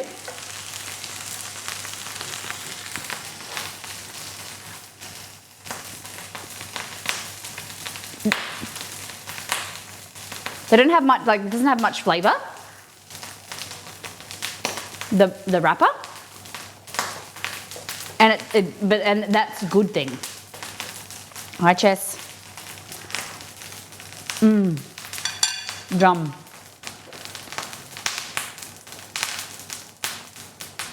They're really good. Big fan. Big fan. Like I don't think you would know if I serve this to you. Side by side, like a gluten one, like it doesn't have that flour flavor, like you know what you get from bread. But I don't think side by side you would know the difference that these didn't have like gluten in them. No way. Hello, Mr. Chester. How you doing? How you doing? You been a good boy? You been asleep? He's been asleep. Well, now you're licking your lips. Get out of here. I'm not feeding you. I've got nothing.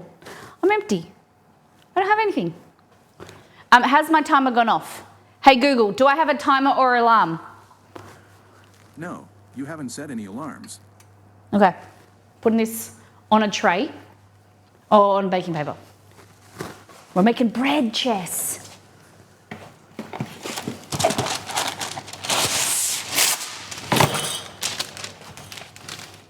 Turn this off.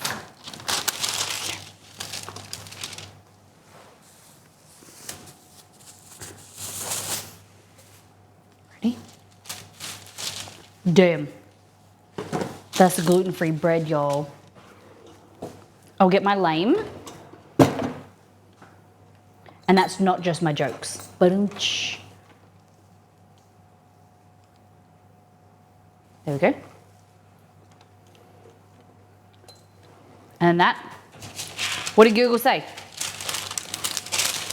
Putting this into the oven.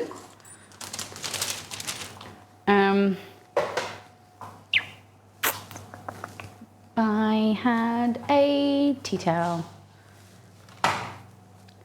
Kitchen, Ada Dad, thanks for being here for so long. I really appreciate it.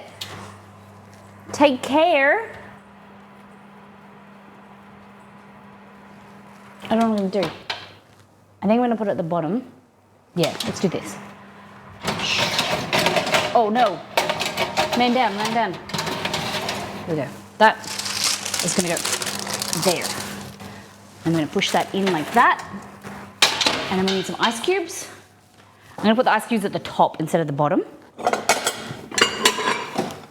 Because my trays, my oven are layered the wrong way.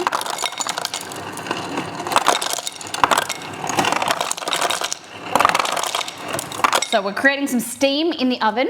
We're cooking them at 220 or 440 Fahrenheit, 220 Celsius, 440 Fahrenheit. And then we're gonna reduce the temperature, correct? So this is a hot tray, ice on there, into the oven. Oh man, into the oven, cool. Steam, steam, steam, steam. Easy, okay. Let's have another one now, these are cooler.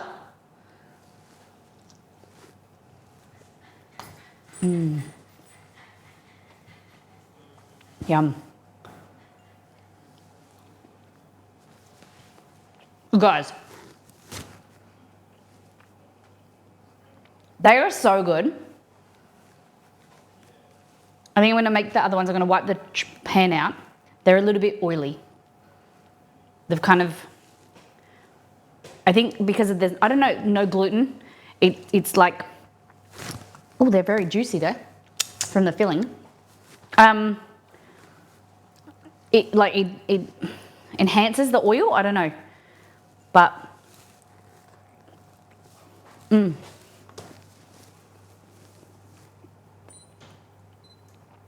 Look at that. Nice texture, like a chewiness to it. Look at that filling.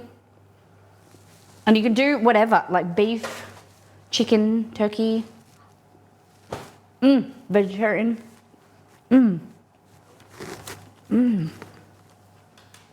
Yum. Okay, let's keep going. Okay, hey Google, set timer for 30 minutes. Okay, 30 minutes. Starting now.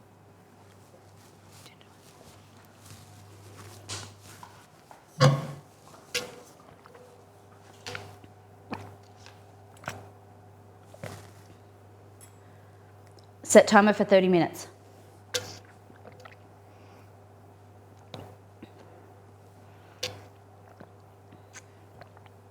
Cool. We got a timer just in case on my phone. Okay, okay. Oh, did I burn myself? I set a timer to, you're amazing, thank you. It just, the earbud thing, it just slowly, it was lasting until like for 3 hours and now it's like stopped lasting the earbud battery less and less. And turns off, so now it's become more of an issue.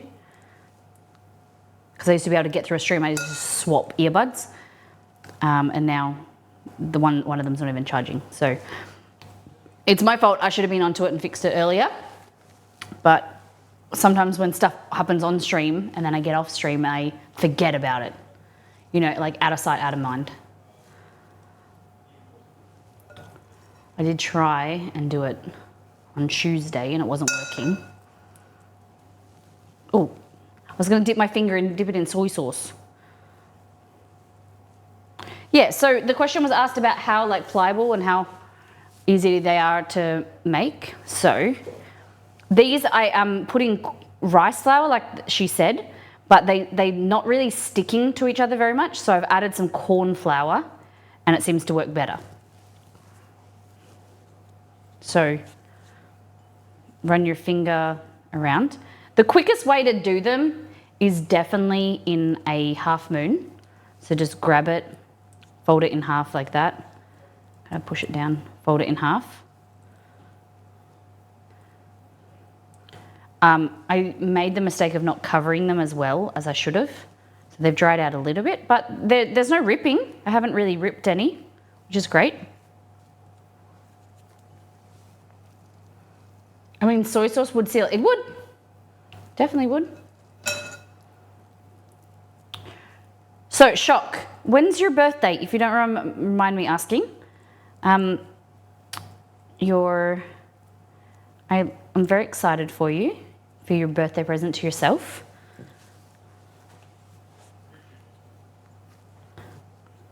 Is it coming up? Obviously it's this year. There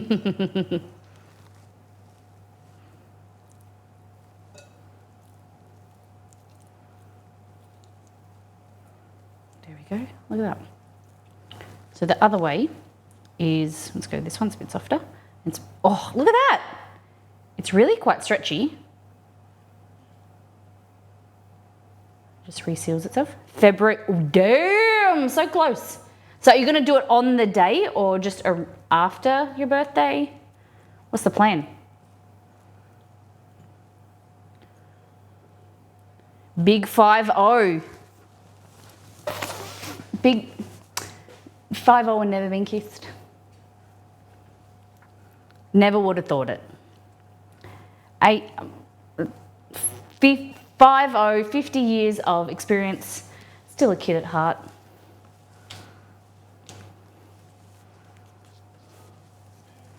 You know when you're a kid and you put so much emphasis on numbers, but it really doesn't mean anything, does it? I think definitely, I don't know how many people would agree with me. There's a big transition when you hit 30, I think. I don't know what about it, if it's self-imposed or like society or something. It makes you kind of reevaluate things. Who is ringing me? My phone, just turned it off D&D. I just turned my phone off D&D. There's a big transition from like once you hit 30. And I don't know, nothing else really mattered. Like other ages, God, hitting 30, like stuff changed. It was so drastic. You think? What do you think changed for you? For me, I stopped care, like you realize you don't care as much about other people. I don't know, I still feel like a kid though. There's things like, I've mentioned this before, when, like, I still feel like sometimes that Exceed and I are too young to be doing things. Like, I still feel like Exceed and I are playing pretend, and that at any moment my mum and dad are gonna call and I have to go back home, like, and this isn't real life type thing, like, or like too young to have kids and to have a more, I don't know, you feel young. I don't know if other people feel like that. I stopped caring about meanings and stuff. I had a midlife crisis when I turned 35 last summer. Yeah. And was it like a good thing, Liz? Reevaluated your life. You also made some really great decisions come out of it. You know, valuing yourself more and figuring out what you're doing.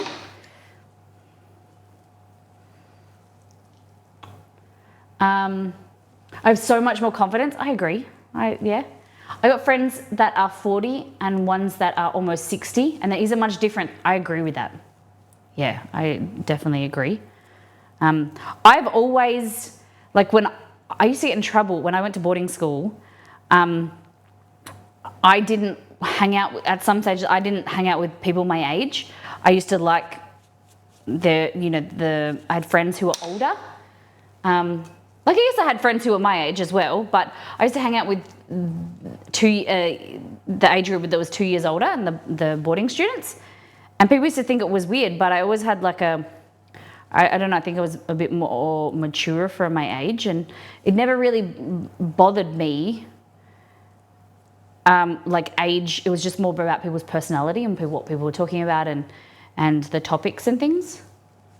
And I always kind of, my parents always would take us to events, and we were talking to adults and about, you know, more larger topics and things like that. So I just found some people my age, often they're a little bit boring. You know what I mean?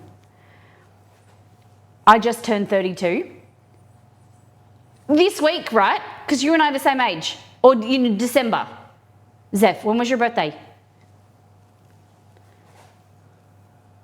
I turned 32 this year. December 18, damn it, I missed it. Happy birthday. Because you're 6 months older than me. Because I'm May 13. Don't you forget, guys. Remember the 13th of May. You don't look a day over 25. Stop it. I get carded all the time when I go to the bottle shop. I always get asked for ID. I told her that I was 31 and she was like, oh. She's like, what are you using? Thanks. Okay. I get carded too, makes me feel better. Michael and I flying and TSA asked me if I was a minor. No way! Damn. You look, yeah, like you're tall though, aren't you? I don't want to be, yeah, that's a little bit, under 18 is a little bit young.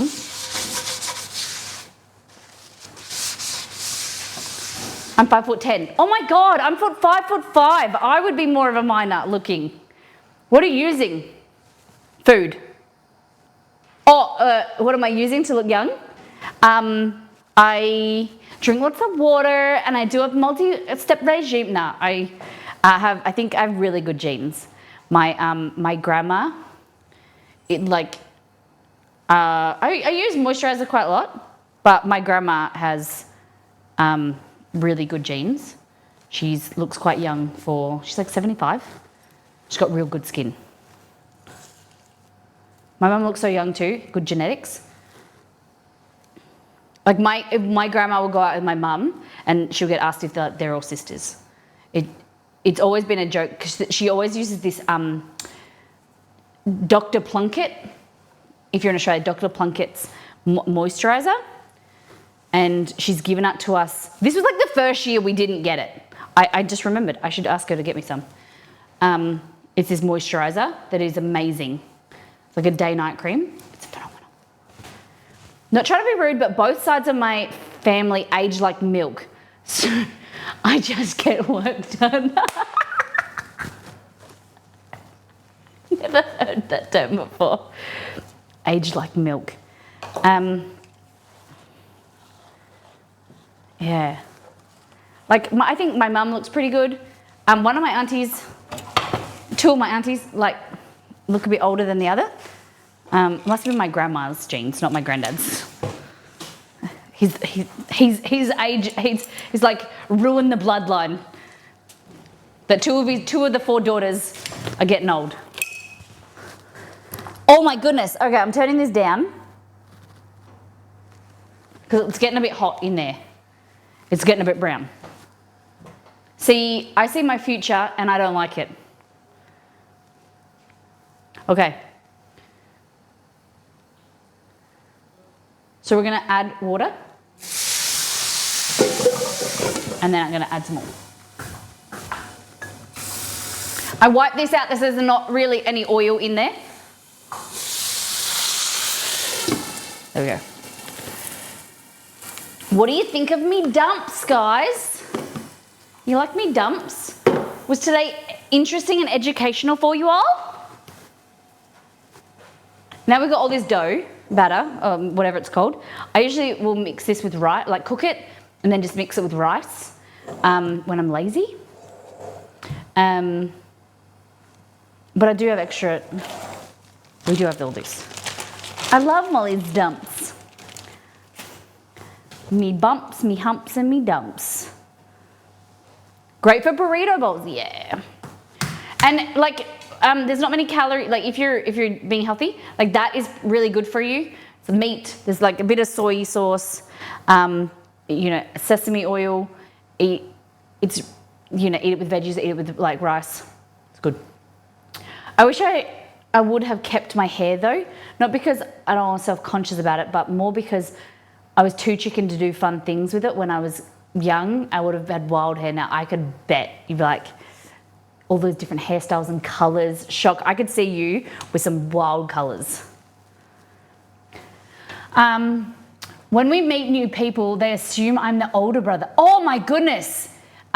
Just what I'm thinking, someone asked me if I was the older sister to Belgor. He's 5 years older than me.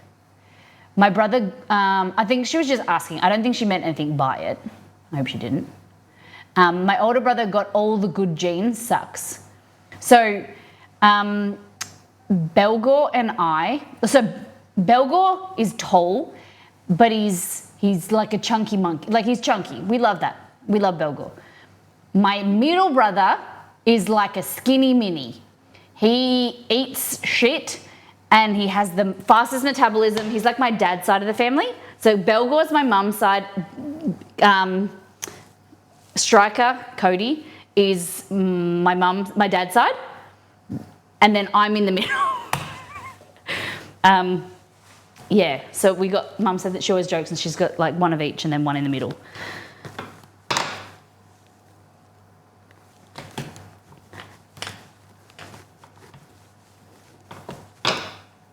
Would you ever make tamales on stream? I have made them once. The issue is it's a little bit tricky to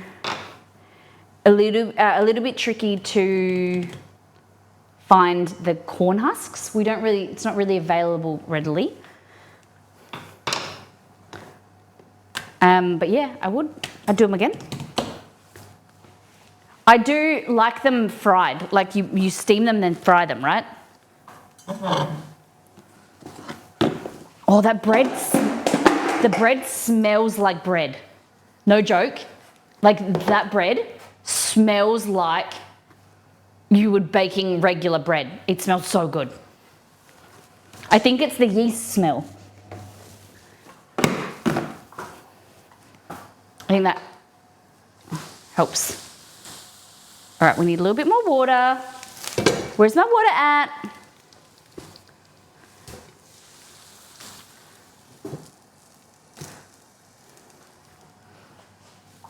The bread smells like bread. Wonderful. Yes.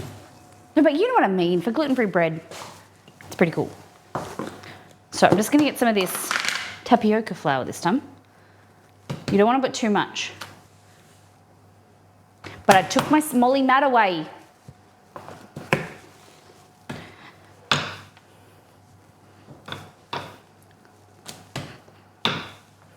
And talking about genes, I got the short gene. And I'm hoping that if we do have kids, they're tall. Because I'm not saying I'm short. I'm not short. Because I have friends who are petite. I'm not short, but I am short compared to all of my family. Everyone is taller than me. And they like to tell me. They like to tell me that I'm short. They like to stand next to me and put their hands on my head. My mum is 5'10", same as Zeph, and I am 5'5", which they all argue and say that I'm not. I'm 5'4".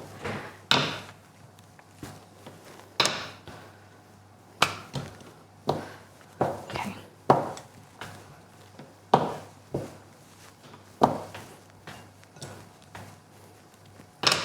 I wear clothes from the kids section. Damn. You cutie patootie. You know, we all come in different shapes and sizes, but we're all beautiful at the end of the day. We're all great people.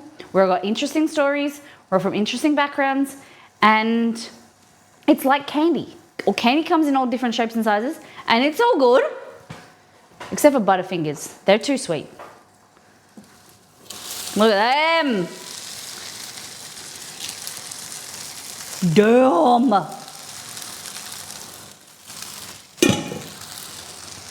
Look at these guys.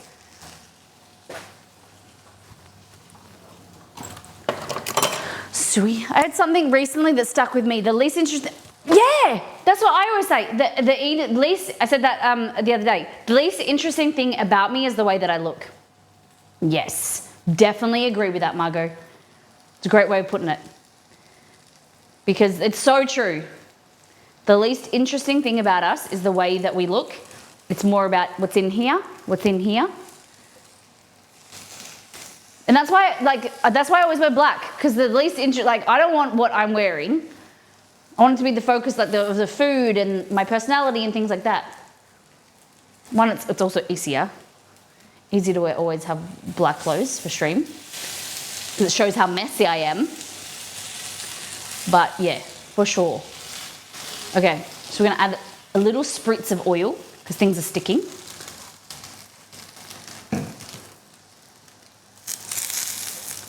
Maybe help them fry a bit. Or maybe we want them to. They get crispy. Oh my God, that one fell out. I'm sorry, get back in. Get back in your little jacket. There we go. Because I think the same thing. The least interesting thing about you is your chat colour. But I like the chat colour because it teaches me about your personality. But, because I can't say it's the way you look, is it? Because I don't know the way you look.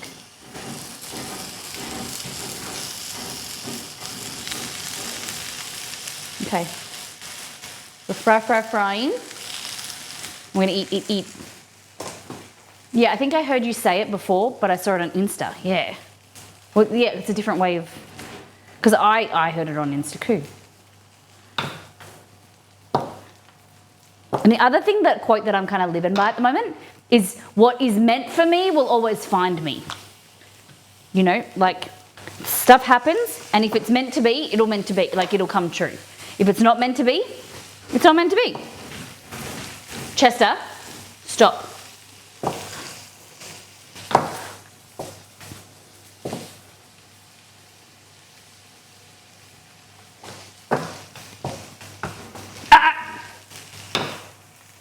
Stop. Delicious, thank you. You're pretty good too. I mean, that was inappropriate. I didn't mean it like that. Chester's distracting me. I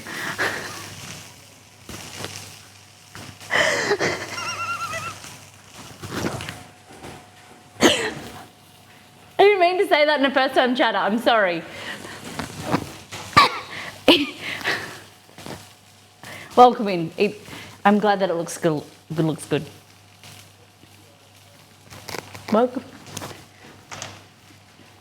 Okay, the good thing about this, it's like you say you too, and then the way she says enjoy your food. Yeah. That's exactly it.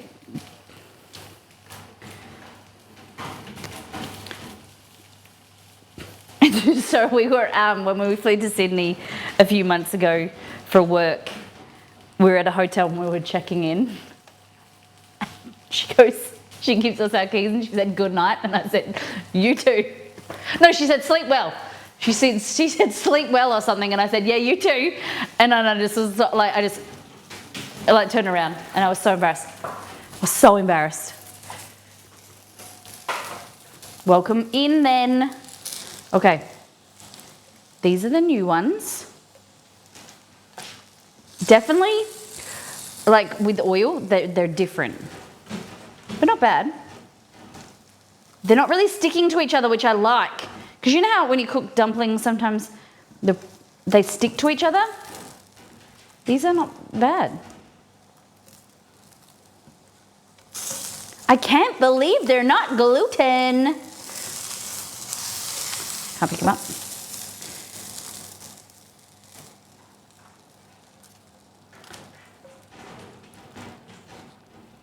Does anyone want a dog? Your receipt is in the bag. Thanks, you too. Oh my God, yes.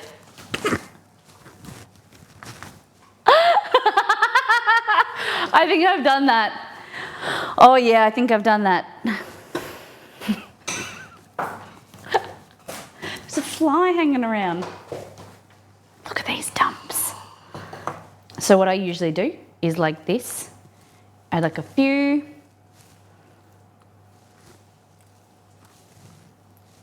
Oh, now just to stop scratching, thankfully, because I've got food and now he's hanging out here. I do that sometimes. I hate that. So I can kind of put them on a plate like this. Oh, they look so good. They're obviously too small for my size. Like, I like them bigger. Because if you're going to give me one dumpling, the size of half of my palm is not good. Give them to me bigger. Okay, so now you want like a bit of this. A little bit of greenery. Put a little bit of Szechuan chili oil in there. Nice. And then, excuse me, Ju.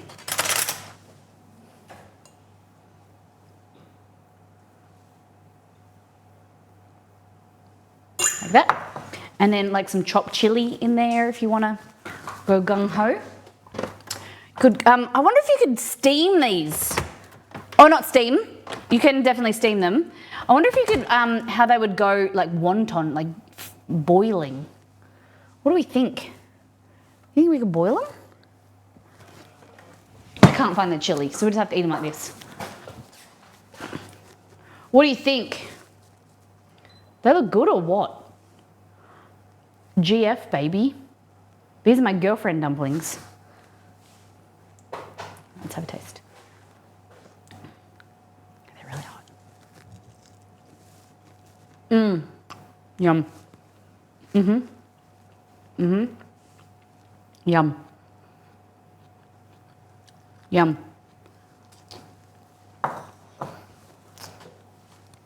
Hot. Woo! Mmm. I don't think you'd know that they would, like they don't, in comparison to gluten, like to regular dumplings, there's something that there's lacking, like it tastes like gluten, you know, it tastes like flour, but you wouldn't tell that these are gluten-free. They're chewy, which is really amazing, like the texture of them. Like, look at that, it's just, the texture is bang on. Did you just scoff at me? You can't eat these. One, they're chili, and two, they've got stuff in them that you're not really meant to eat. I don't know if you're allowed to eat soy sauce. Mmm. Mm-hmm.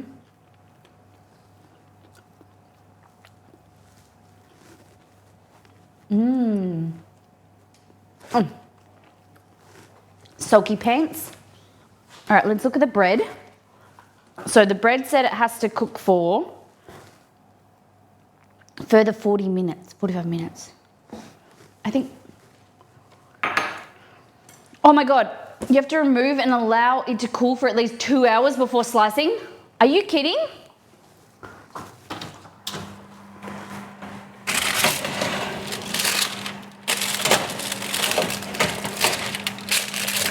All right, it didn't puff up as much as I was expecting. Maybe we didn't let it. Look at that though. Look at that. I'll have to put a video on Instagram. Guys, look at that. It smells really good. Let me just break off a little bit. Oh. Mmm. I can't break into it. It's really crusty. Look, listen, ready?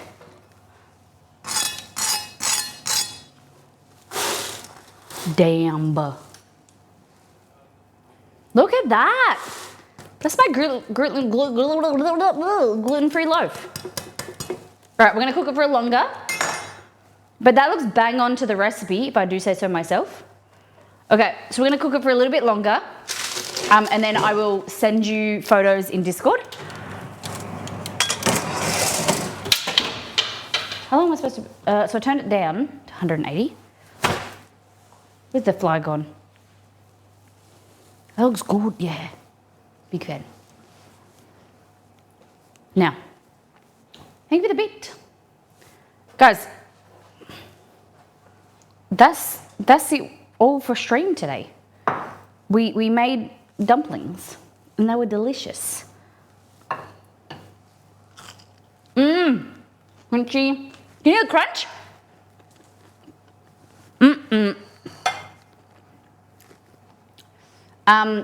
No, because of the soy content. Soy is loaded with sodium, ingesting too much. What up, dog?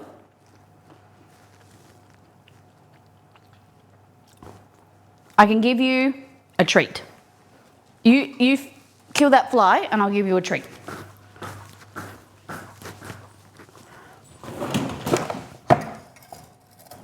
Oh, here comes Romy.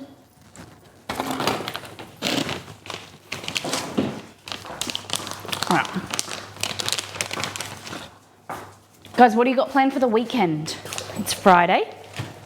Oh my gosh, this dog is about to eat me. I've never seen him so excited. He chased after me.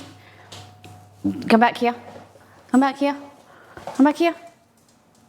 Sit. Romy, here.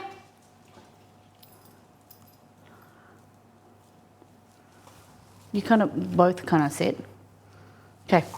Here. Romy, over here. Chester, sit. Stay. Can you stay? Nah, don't give me your paw. I need you to stay. Don't give me your paw. Stay. Stay. Free. Good boy. Oh, there's 3 flies in the house. Where the hell did they come from? Oh, is the back door open? No? Where'd the flies come from? What the heck? Not spending time with extended family. Yes. You over it? Have you spent enough time with extended family? All right.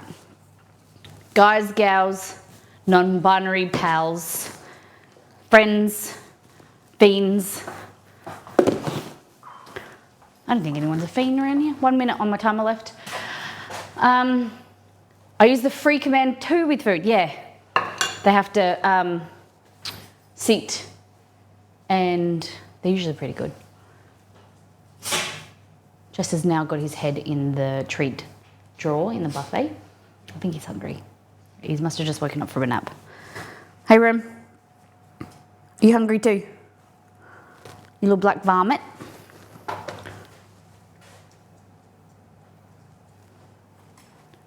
I'm not feeding him. I promise you. See how Chester always puts himself between me and Romeo? He always has to get in first. There's no more snacks. None. I promise. I don't have anything. You can have my love. You can have my love and attention. Timer going off. Hey, stop. Stop. Okay. Did it stop? Did it stop? All right, guys. I'm out of here. I'm going to go and eat some dumps. Let's send you off over to some lovely human for you to batter. I was going to say bash, but don't bash anyone. Don't say you came from here then. Okay. If you're new to the stream, hit the follow button, come and hang out with us. Join Discord. We are discussing Wednesday streams if you want to do gaming next week or you want to do cooking. We're continuing on gluten-free month. If there's anything gluten-free you'd like to see me make, like do a version of that's gluten-free. Now we've got our gluten-free flour. We can try different things.